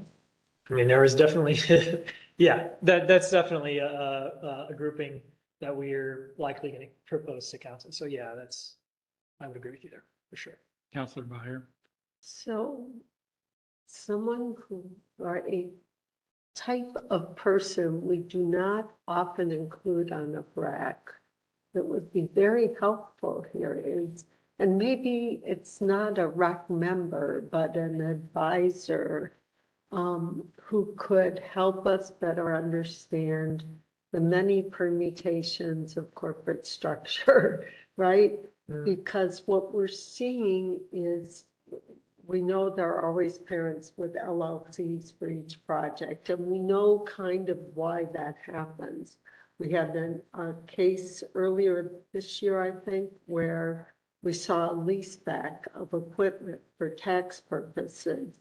Understanding those corporate relationships and how they inform organizational expertise, and then linking it to the financial risk of the bond and financial assurance would be really helpful.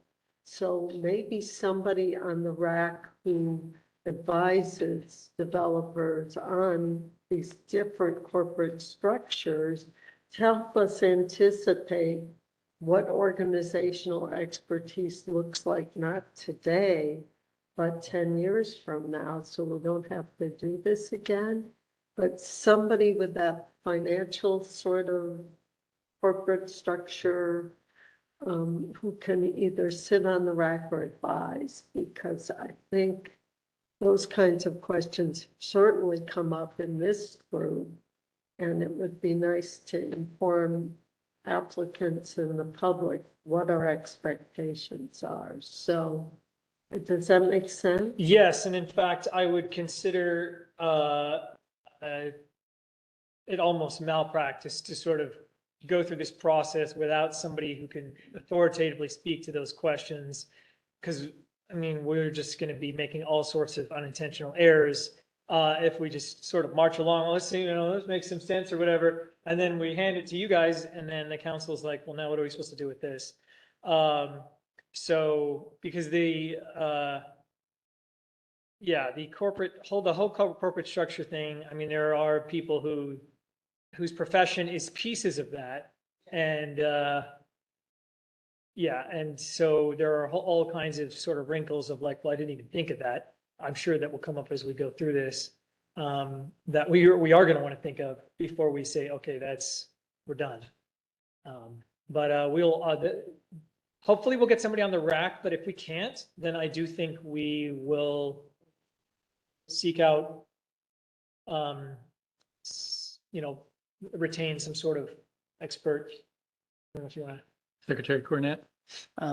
Yes, thanks. Chair Howe, for the record, Todd Cornett. So yes to all the things. Yes to all the things, meaning we want to have the expertise that we need, whether that is internally staff has that expertise or knows that, or we can find somebody, member of the public on the developer side or a consultant. We also have the ability to seek outside input. We have resources where we could hire somebody to bring them on, not necessarily to be on the rack, but to provide some kind of, outside expertise, in those specific areas, not just specific to this rulemaking, but, but yes to this rulemaking. So all of those things are on the table.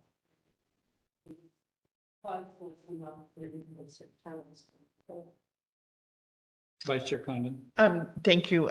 Just to follow up to what Councilmember Byer said, I would, I guess, advise if we had somebody on the rack, an attorney or expert, who has not advised developers before, but understands corporate structure, corporate law, risk. I think that would fit better, certainly with me. I can't speak for anybody else, but just somebody who's not been associated, but certainly with an understanding of corporate risk and structure. I'm just making a note. Thanks. Uh, And secondly, and I don't know if this would be a factor, especially with, in conjunction with the financial assurance and retirement, is that somebody that has expertise with the state or in the state government that looks at it from the state's perspective of risk, should the financial assurance not be adequate or not be exercisable in some way. okay. Thank you. Yes, it sounds good. Yeah, we're gonna be, like, this will be a new experience for me.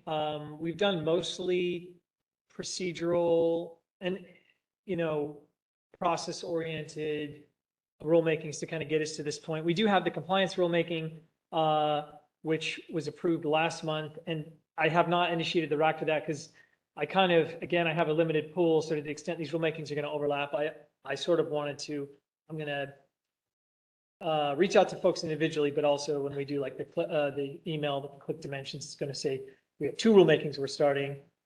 Did you want to be on one or the other or both in term, so people, I didn't want people to sign up for the compliance one and be like, oh, I wish I didn't know this one was coming and I would have done this one instead. Yes, these are the fun things you get to think of when you get a lot on the pipeline.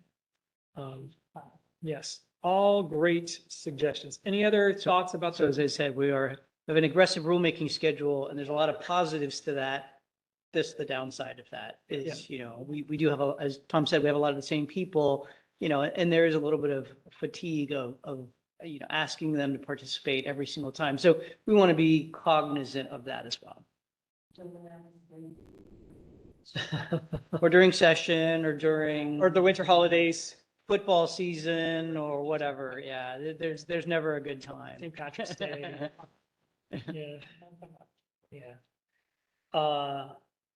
Yeah, no, it's going to be interesting. And I'm sort of curious. When I first reached out to people a year or 2 ago to sort of forecast, like when I was asking for people when we did phase 1, and I said, well, we're calling it phase 1 because here's phase 2 and phase 3. I had quite a few folks in the, especially in the resource side, like friends of, the Gorge, who said, we're not so concerned about how clear the rules are. Or, I mean, they didn't say that in so many words, but they basically said, call us when you get to phase 3. So I am anticipating more interest, which will hopefully mean I have a bigger pool of people to draw from, which will mean that we can have maybe more diverse racks. We'll see. But yes, I am anticipating, based on what I've heard previously, an easier time forming this rack perhaps than some of the previous ones. Any other questions or thoughts? All right. Okay, this is an action item. Do we have, any discussion? More discussion. Okay. No, but Vice Chair. I'm ready to make a motion. Oh, okay. Mr. Chair, I move that the council initiate the organizational expertise, retirement, and financial assurance Phase 3 rulemaking as two separate rulemakings. Sorry. One rulemaking, but two standards. Yes, sorry, Okay. one rulemaking. Two standards with the scope and objectives recommended by staff and amended by. Do I need to amend? No, okay. As recommended by staff and approve the creation of the rulemaking advisory committee as presented in the staff report. I further move that the council delegate the authority to appoint specific members to the rulemaking advisory committee to the department. Okay, we have a motion. Do we have a second? Okay, Councilor Devlin seconded. So Secretary Cornett, could you please call the roll? Richard Devlin. Kent Howe. Yes. Ann Byer. Yeah.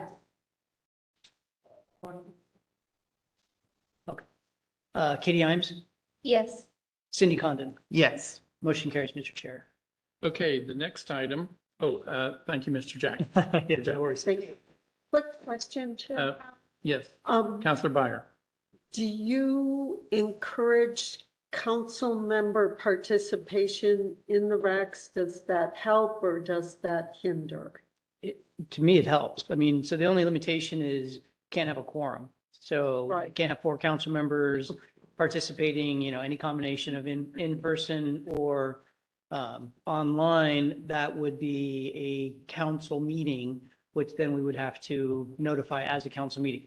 Outside of that, I absolutely would encourage any participation that you're interested in.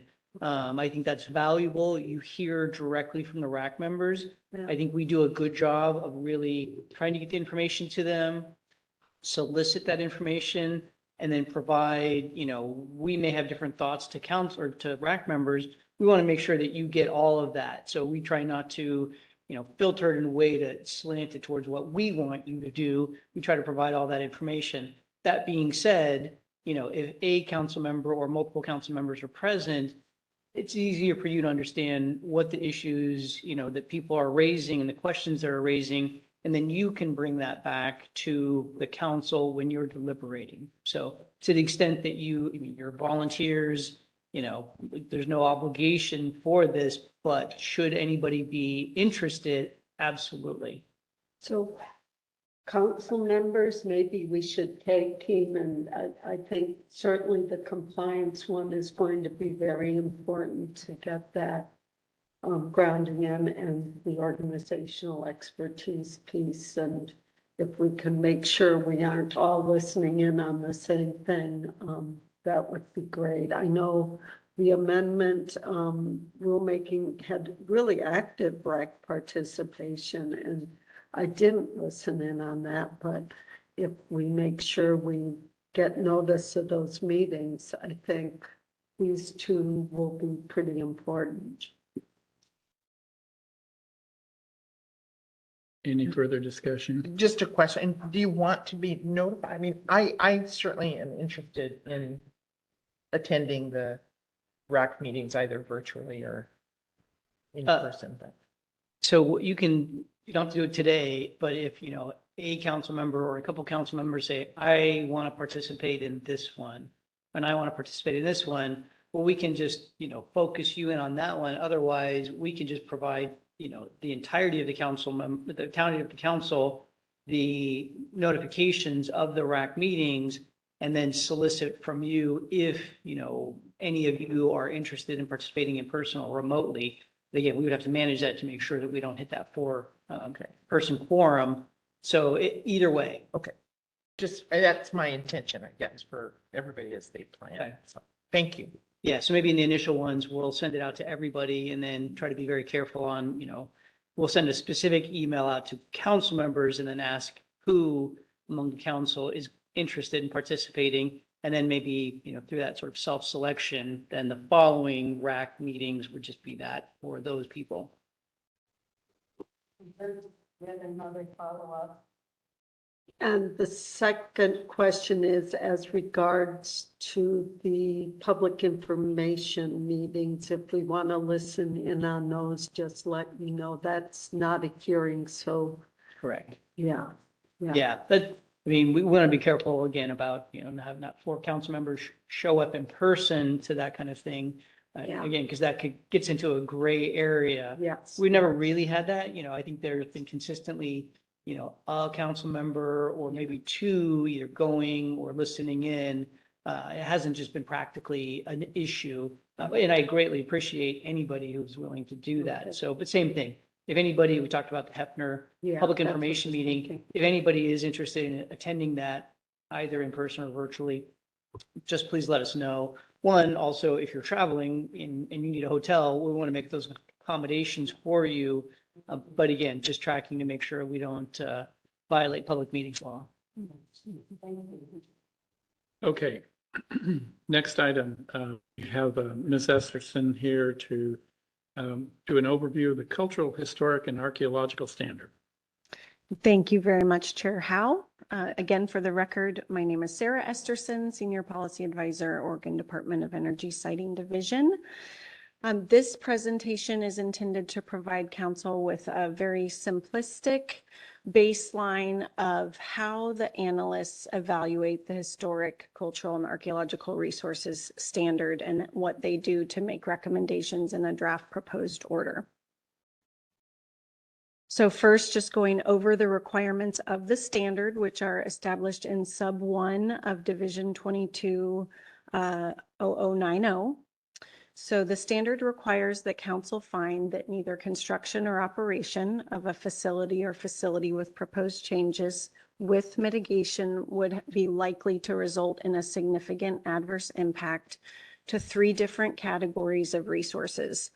Those categories are resources that are either listed or that are determined likely eligible for listing on the National Register of Historic Places, or the NRHP. Then there are archaeological objects where there's more than 2 isolates of cultural significance. And then there's archaeological sites. And just for example, this could be above ground historic resources like a barn or a homestead. So those are the 3 general categories of resources that are evaluated under the standard. So the information requirements, as you know from phase 2, now have been moved over into the standard itself. Sorry, okay. Right, okay. And so the exhibit requirements are specific to those 3 resource categories. And they require that resources have been evaluated based on the use of either state or federal survey protocols for both literature and field survey portions to identify and get this resource inventory. And then based on the information requirements for the exhibit, an applicant or certificate holder has to propose avoidance, mitigation, and monitoring for those resources. So I really think of this standard as requiring an inventory and then avoidance and mitigation, which is a little different from some of our other standards. So we went over council standards at the last meeting. The evaluation staff do kind of starts the same every time. So staff would generally start with looking at the information requirements and the exhibit against what has been provided. Simply, is it provided? Is anything missing? Has the baseline information been submitted? Have the technical reports been submitted? Technical reports are often confidential, and it's interesting. Sometimes those get lost in the shuffle of submittal by an applicant. So quick check, do we have what they say that they've submitted? Do we have what is required by the standard itself in terms of information requirements? Then we're going to do a really quick check to evaluate pedestrian survey coverage, because to do an inventory adequately after you do a literature review, you do a pedestrian survey, it needs to cover all areas where they want the flexibility to have ground disturbance or site facility components.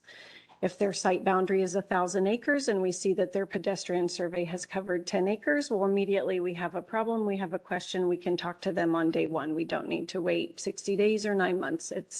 We have an immediate question. We want to identify lack of survey coverage early because it's an expensive finding where if they have to go back out and do more or do it differently, they need to know upfront and it's not a surprise. Sarah, can you just give them an example of what pedestrian survey could entail? I mean, some transects, subsurface probes, like Yeah. maybe a high level to a detailed level.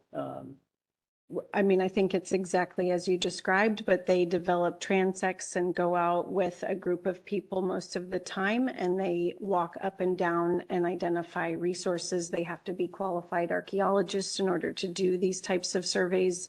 We're seeing a lot of developers bring tribal monitors as well so that they can be assured they're identifying resources and that inventory is going to be complete. Sometimes they're doing surface testing where they're probing to see how many more isolates or resources might be associated with an individual find. That's about as far as I can. These things are helpful to understand. It's not just, hey, we did a literature survey and this stuff's out there. If they want to build, and this is going into exactly what Kellen was talking about, site boundary is one thing, micrositing corridor is a very different thing. You can do a literature survey for the site boundary, that's all you need to do. But if you want the authorization to build anywhere within a micrositing corridor, and there are potential for, subsurface cultural resources, that could be a pretty significant effort to go and establish those transects, do those subsurface probes, have the volume of people who are then qualified to get out there and do that. So again, I think just helpful to understand sort of these things scale up and down based on a lot of different variables. And survey coverage applies to indirect impacts as well as predominantly wind facilities have a visual impact to above ground historic resources. So we would see surveys that kind of go outside of the site boundary as well. So we're looking for all those details as our first quick check. And then we have a somewhat complicated process where we're trying to work with applicants or certificate holders and the submittal of their confidential materials to the State Historic Preservation Office and to the tribes that have been identified with a potential interest in the project. We, as department staff, don't transmit confidential materials electronically based on our policy. So we work with the applicant certificate holders. Because of the time lag and of the interest in tribes and SHPO and early engagement and review, reports are often submitted to these entities before they've started the process with us, which is great. Sometimes it leads to confusion as we're obligated to consult and coordinate with them as well, but they've received the report 3 to 6 months prior. And maybe even it's not the full report, they continue doing survey. And so it gets messy. So we come in and we try to figure all this out and make sure that the agencies, SHPO and the tribes that we're going to work with understand what they have, understand what they don't have, that we work to get that resolved, and then that they understand that we're going to work with them on review, even if they've already been working with the applicant. And then we're ready to start the substantive review. Everybody has what they need. We have what we need. And so typically, we're going to check on the survey methods. We believe we have the qualifications to say what survey methods have they cited. And are they consistent with current SHPO or BLM guidance? If they don't even cite them, red flag. If they cite them but then describe a deviation, red flag. We need to figure out why, and does anyone else, SHPO or tribes, agree that that deviation was appropriate? Then if the methods were sound and based on guidance, then we would fully rely on SHPO, tribal governments, or our consultant. We, through our master services contract agreement, do have a work order contract with Historic Research Associates to help kind of supplement SHPO's review in the event that they are limited on staff resources. And they would be evaluating recommendations for resources on their NRHP eligibility, and then they would be evaluating whether the mitigation and avoidance are adequate. And so that's the type of comments we hope to receive from them. We would also, as staff, evaluate, because we're actually getting SHPO comments, and they are helping because they have had more resources in the last year than they have prior. I don't know if that's going to continue. But so we share, the analyst team shares what we're seeing from SHPO and tribes, and then we say, is this a deviation or do we agree and can we apply it to the next project to kind of try to get in front? This is what they're going to be looking for. So this is all the work we're just trying to filter down to say, how can we understand, you know, how to help applicants get through the process and help SHPO understand what is not included based on prior comments on other projects. And then, you know, an interesting thing that we see that is also part of what the analysts have to do is we would get proposals that would say, we have important resources protected by the standard. There's going to be an adverse impact and it needs to be mitigated. And they leave it at that. So if they haven't even proposed a mitigation option, then we know there's a lot of work that needs to be done.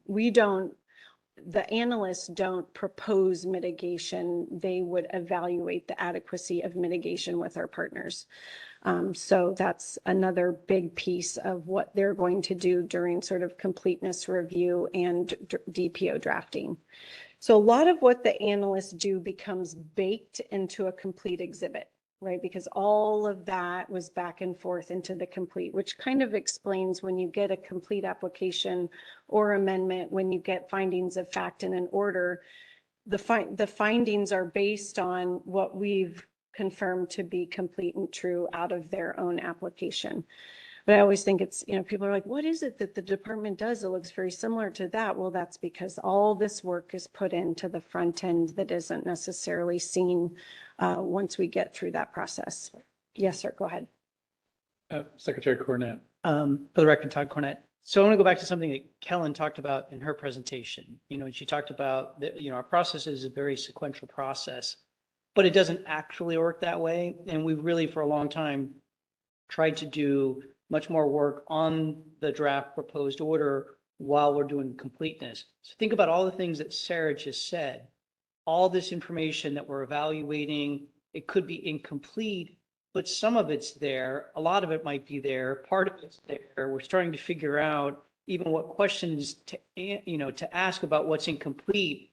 Only when you're actually writing the findings do you actually figure some of those elements out. So again, tying that back, again, things have to be lined out in a sequential way, and that makes sense. But in reality, it makes more sense for us to be, you know, meaningfully working on the findings of fact, the conclusions of law, the conditions of approval while we're reviewing it for completeness. Because if we figure everything out, all right, okay, we're complete, there may be a whole host of questions that we still have to ask, you know, that we didn't think about because we weren't doing the findings.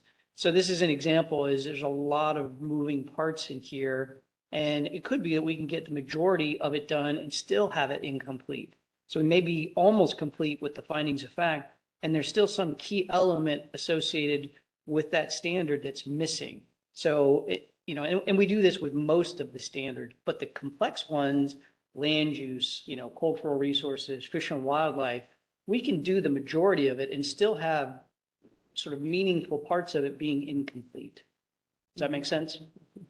Again, I just thought that kind of tied in well with, you know, that point that Kellen was making.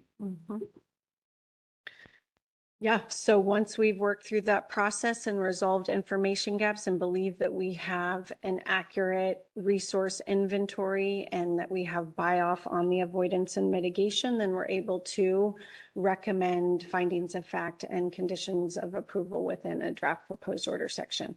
And that essentially is the process. And it's, you know, quite challenging when you have access limitations or 300 miles.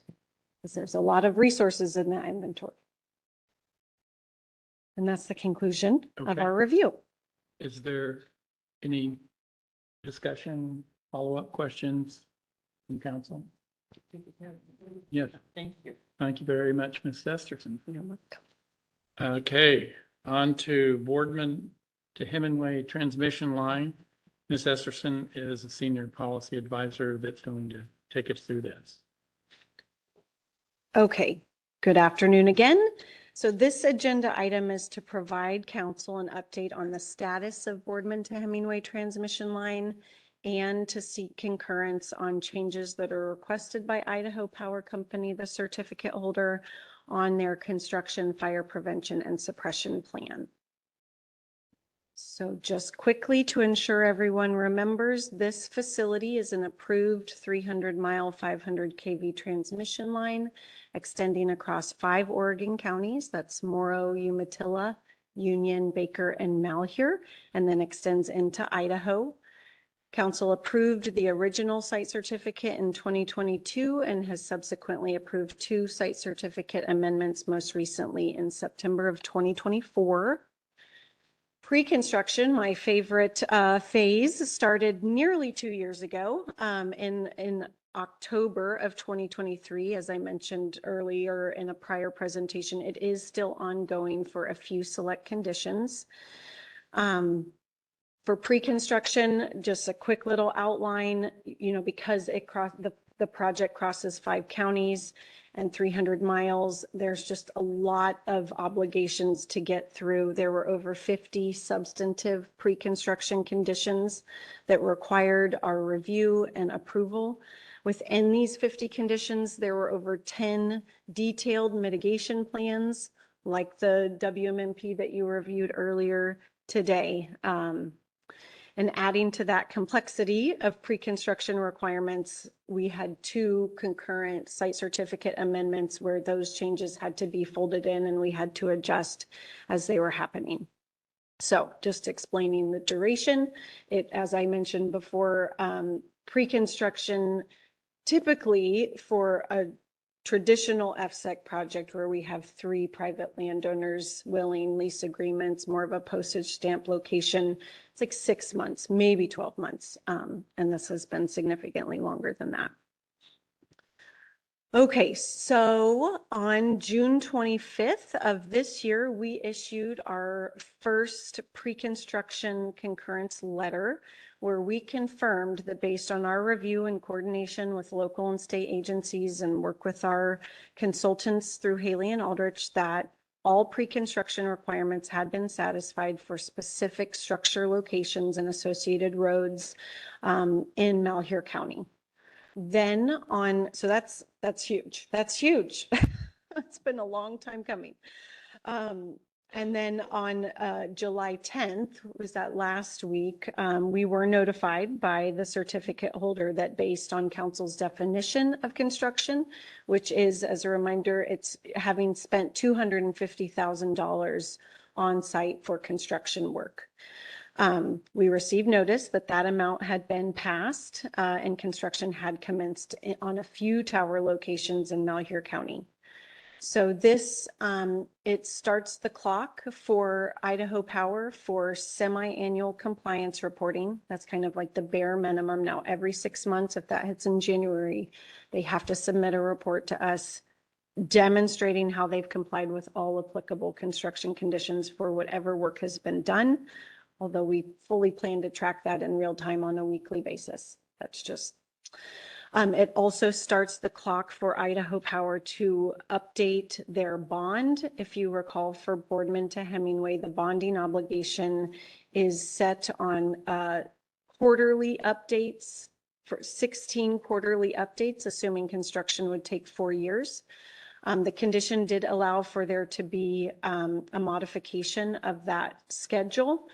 Idaho Power has said that construction will take 2.5 years so that they would be done in 2027, and so requested to increase not 16ths, but on a 10th schedule. So they'll do it 10 times across 2.5 years to get to the full bond amount over time.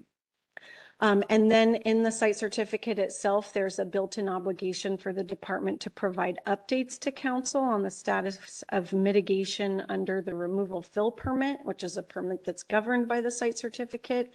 So we will likely just create a 6-month update to FSEC on things that are going on. But just to let you know, we have to come to you one way or the other, and we'll try to make sure those updates are complete and not too overwhelming. And then I guess I just wanted to highlight what our plan is for construction compliance oversight. We are working with Haley and Aldrich to have basically a full-time project manager who will attend the weekly meetings.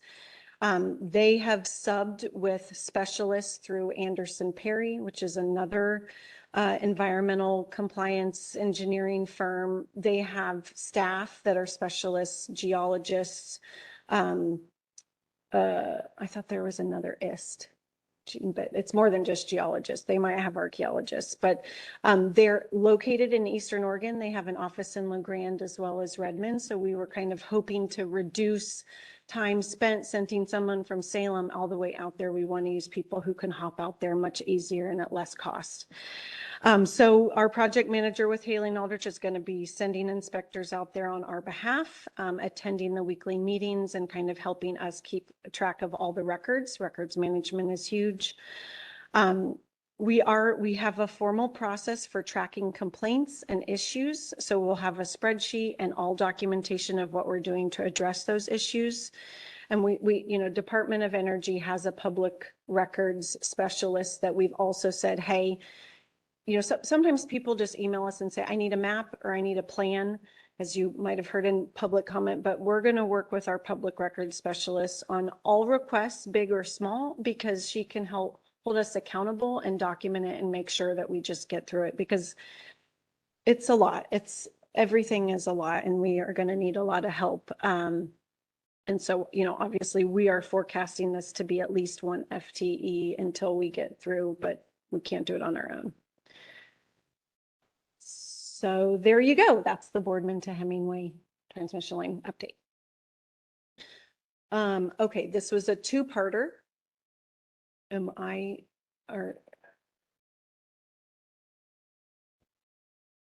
Oh, okay, sure.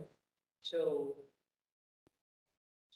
I wanted to pull up the fire plan, the fire prevention and suppression plan, and specifically section 4.0 to describe how plan updates are made within the plan. So I think that's a good starting point. Perfect. So I think Nancy's going to cue that up and we can just kind of read through, it's a very short paragraph. We can kind of read through that, which then describes, how the plan does get updated. Okay. And this part is an action item. Yes. Okay, so let me introduce this portion and then we'll talk about section 4. So now we're going to move into a mitigation plan revision request. For your background, the council imposed a condition in this site certificate that required finalization and then implementation during construction of the fire prevention and suppression plan. Looks like we have it being shown on the screen. At a high level, this plan establishes requirements for equipment, activity restrictions during fire season, and then it has communication emergency response protocols.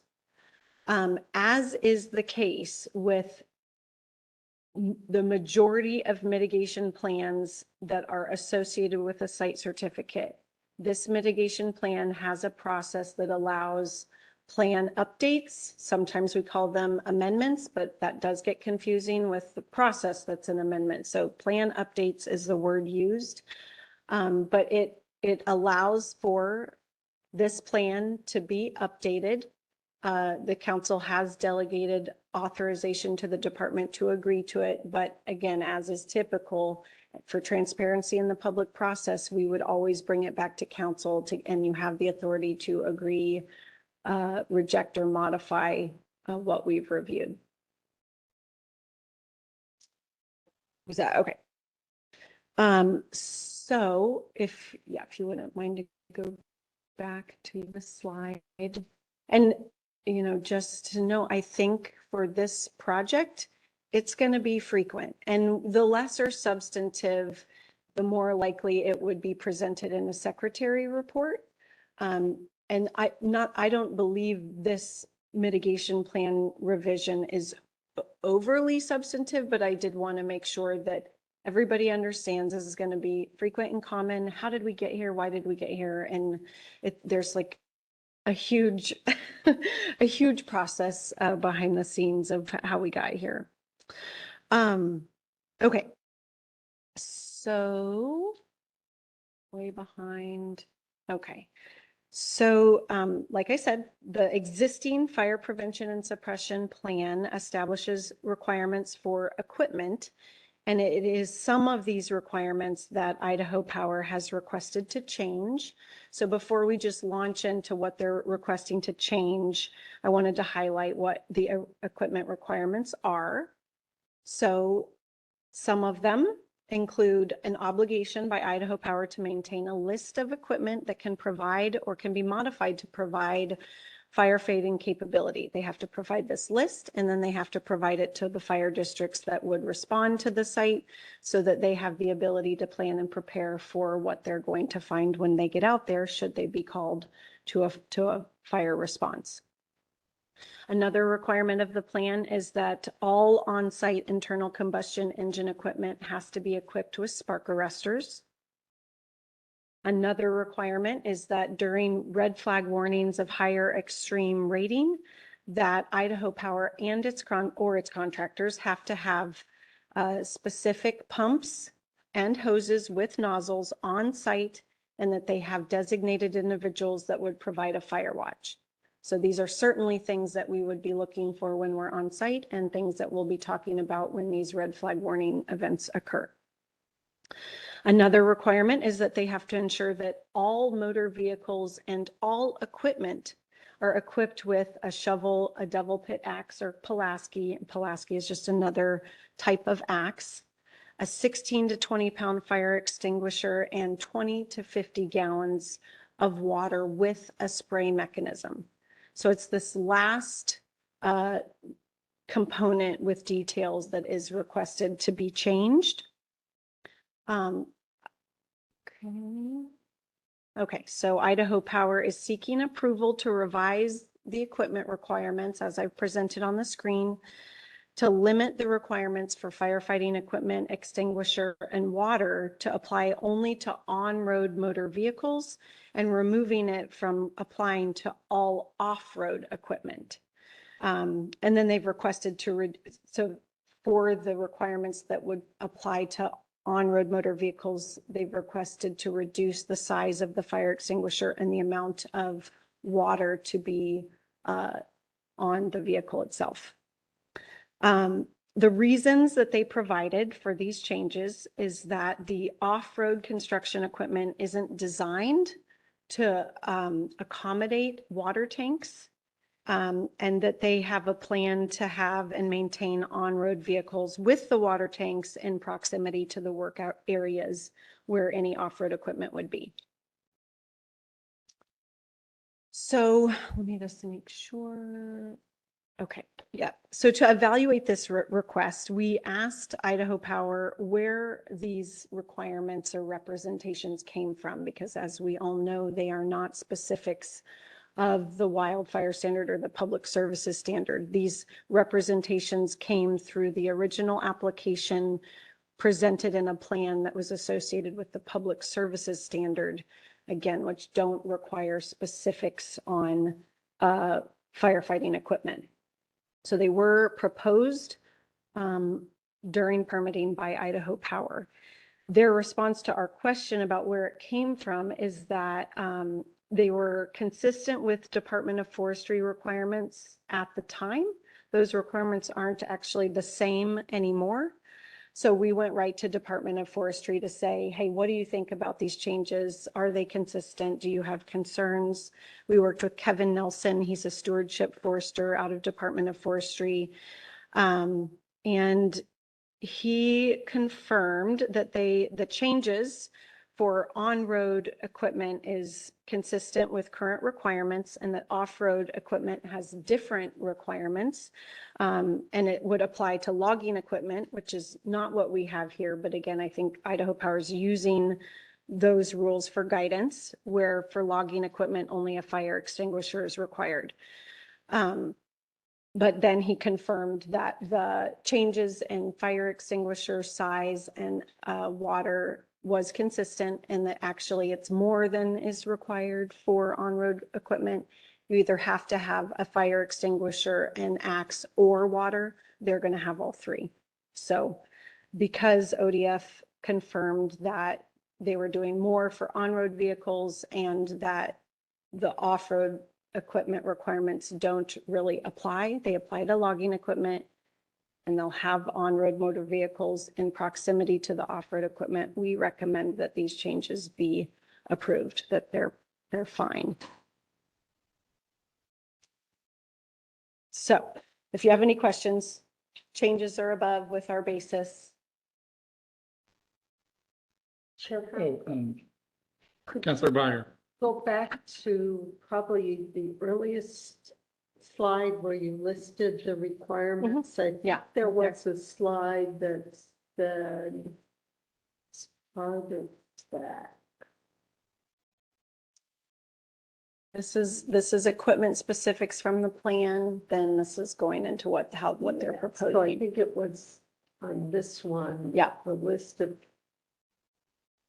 Thought there was something that said that in their active working spots, they had to have fire equipment, firefighting equipment. I verbally said that, that Okay. is in their plan as well. Okay, Yeah. okay, so even if they're working and they're cutting brush or clearing, they would have to have some kind of firefighting equipment. Right. In that active work area. And we So actually, even if their equipment doesn't have, these tanks and fire extinguishers, there's something at that active site. Mr. Chair. And just a reminder, Idaho Power is in the audience. If you have any specific questions that, Sarah can defer to them, or you can ask them directly and they can come up and answer them. So I just want to make sure you're I tracking. forgot that we had someone here, but I'm just trying to make sure we don't have firefighting equipment on this equipment. There's something nearby because everything's right. I mean, the plan requires that, it says the contractor and IPC shall provide firefighting equipment on site during construction, including fire extinguishers, shovels, axes, Pulaskis, et cetera. And that each employee on site, that they have to provide that in sufficient numbers so that each employee on site can assist in the event of a fire event. Okay, so that addresses my issue with the equipment not being, having stuff on it. Thank you. Vice Chair Condon. Thank you, Chair Howe and Ms. Esterson. This is kind of showing my ignorance about how the work is all done, and I appreciate that there is a plan that states that there will be vehicles with certainly firefighting equipment there, but is there within so many feet, is there a welder?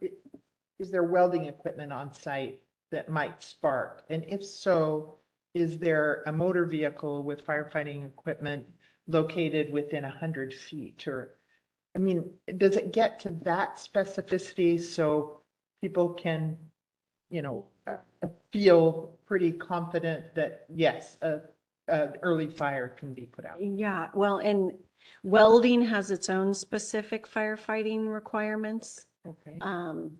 So they have to have a 5-gallon backup pump with any welding unit, in addition to the standard equipment required for all vehicles. I don't know if there's, right. I don't think that there's a distance that's specified, that if off-road vehicles don't have the equipment, how close will? Is that a standard? Is it a standard protocol for in work areas for motor vehicles to be located Does that question make sense? I'll ask you again when you come up here.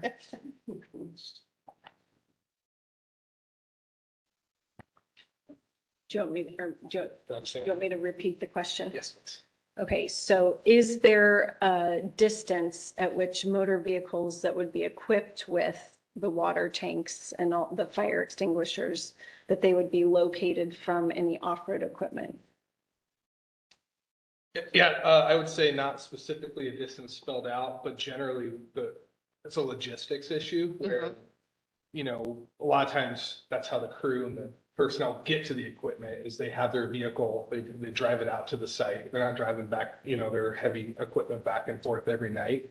And so there is going to be always a vehicle there plus other people watching, inspectors with additional firefighting equipment available. So there is going to be a lot of activity around every single piece of equipment specifically. And we are trying to figure out how to put this equipment on an excavator, on a bulldozer, and it just was impossible, so.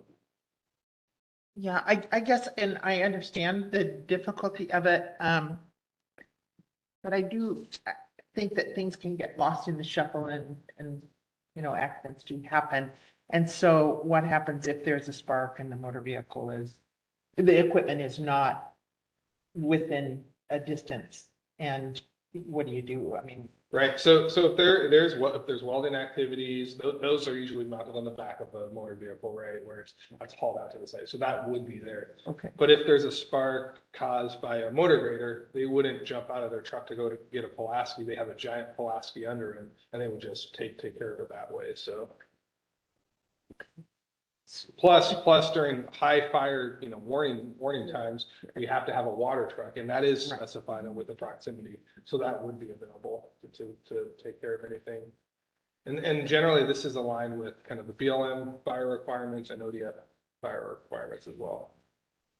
This is Kent, and I have, you know, if we're removing the non-road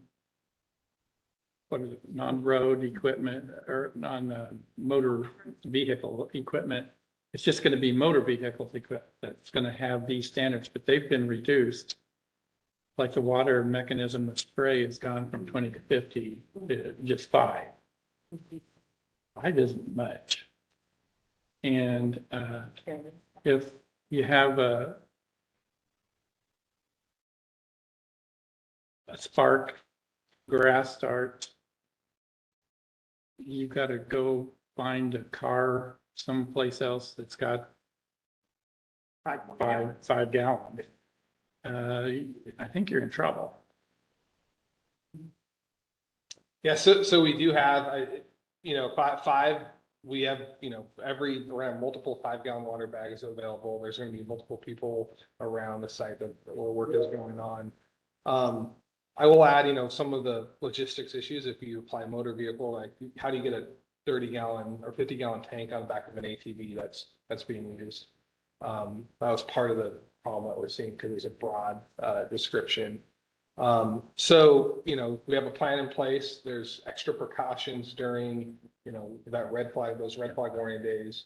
And especially if there's high risk activities like welding going on, we have special fire watch and, you know, that water tank in proximity that's specified be close. So Is the fire inspector, I think that's a term you used, or fire watch person, are they going to be associated? Will there be one associated with each thing that's going on, or just one out on the whole site and there's 15 things going on? no, there'll be a designated person per activity on fire watch, and they have to stay for a period of time. I have to look it up in the plan after activities stop to make sure nothing was ignited or, you know, smoldering or something like that. Yeah. And just to add, I think Joe already said it, but the plan requires for a 500-gallon water truck to be within 500 feet of any activity during red flag warnings. So there was the distance component. I don't think it applies outside of red flag warnings, but.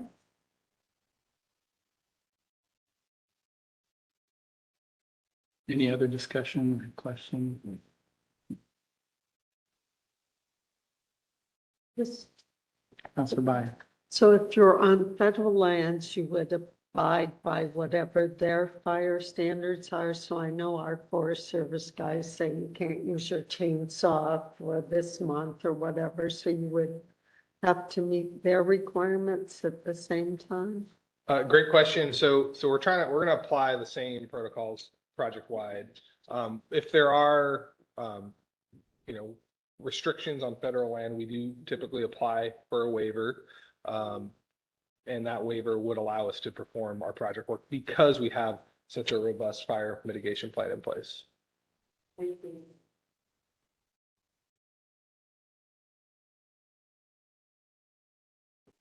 Any other questions or discussion?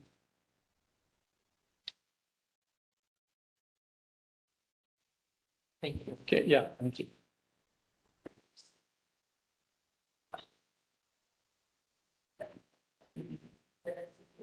Sarah, I thought that's where we were. So, this is an action item. Any further discussion or someone ready to make a motion? Counselor Devlin. Mr. Chairman, I move that the council approve the updates to the Boardman Hemingway Transmission Line Fire Prevention and Suppression Plan as presented and recommended by staff. Okay, we have a motion. Do we have a second? Vice Chair Connie. I'll second that motion with confidence that the fire mitigation plan has everything we've talked about. Thank you. Okay, we have a motion and a second. Secretary Cornett, could you please call the roll? Cindy Condon, Yes. Kent Howe, Yes.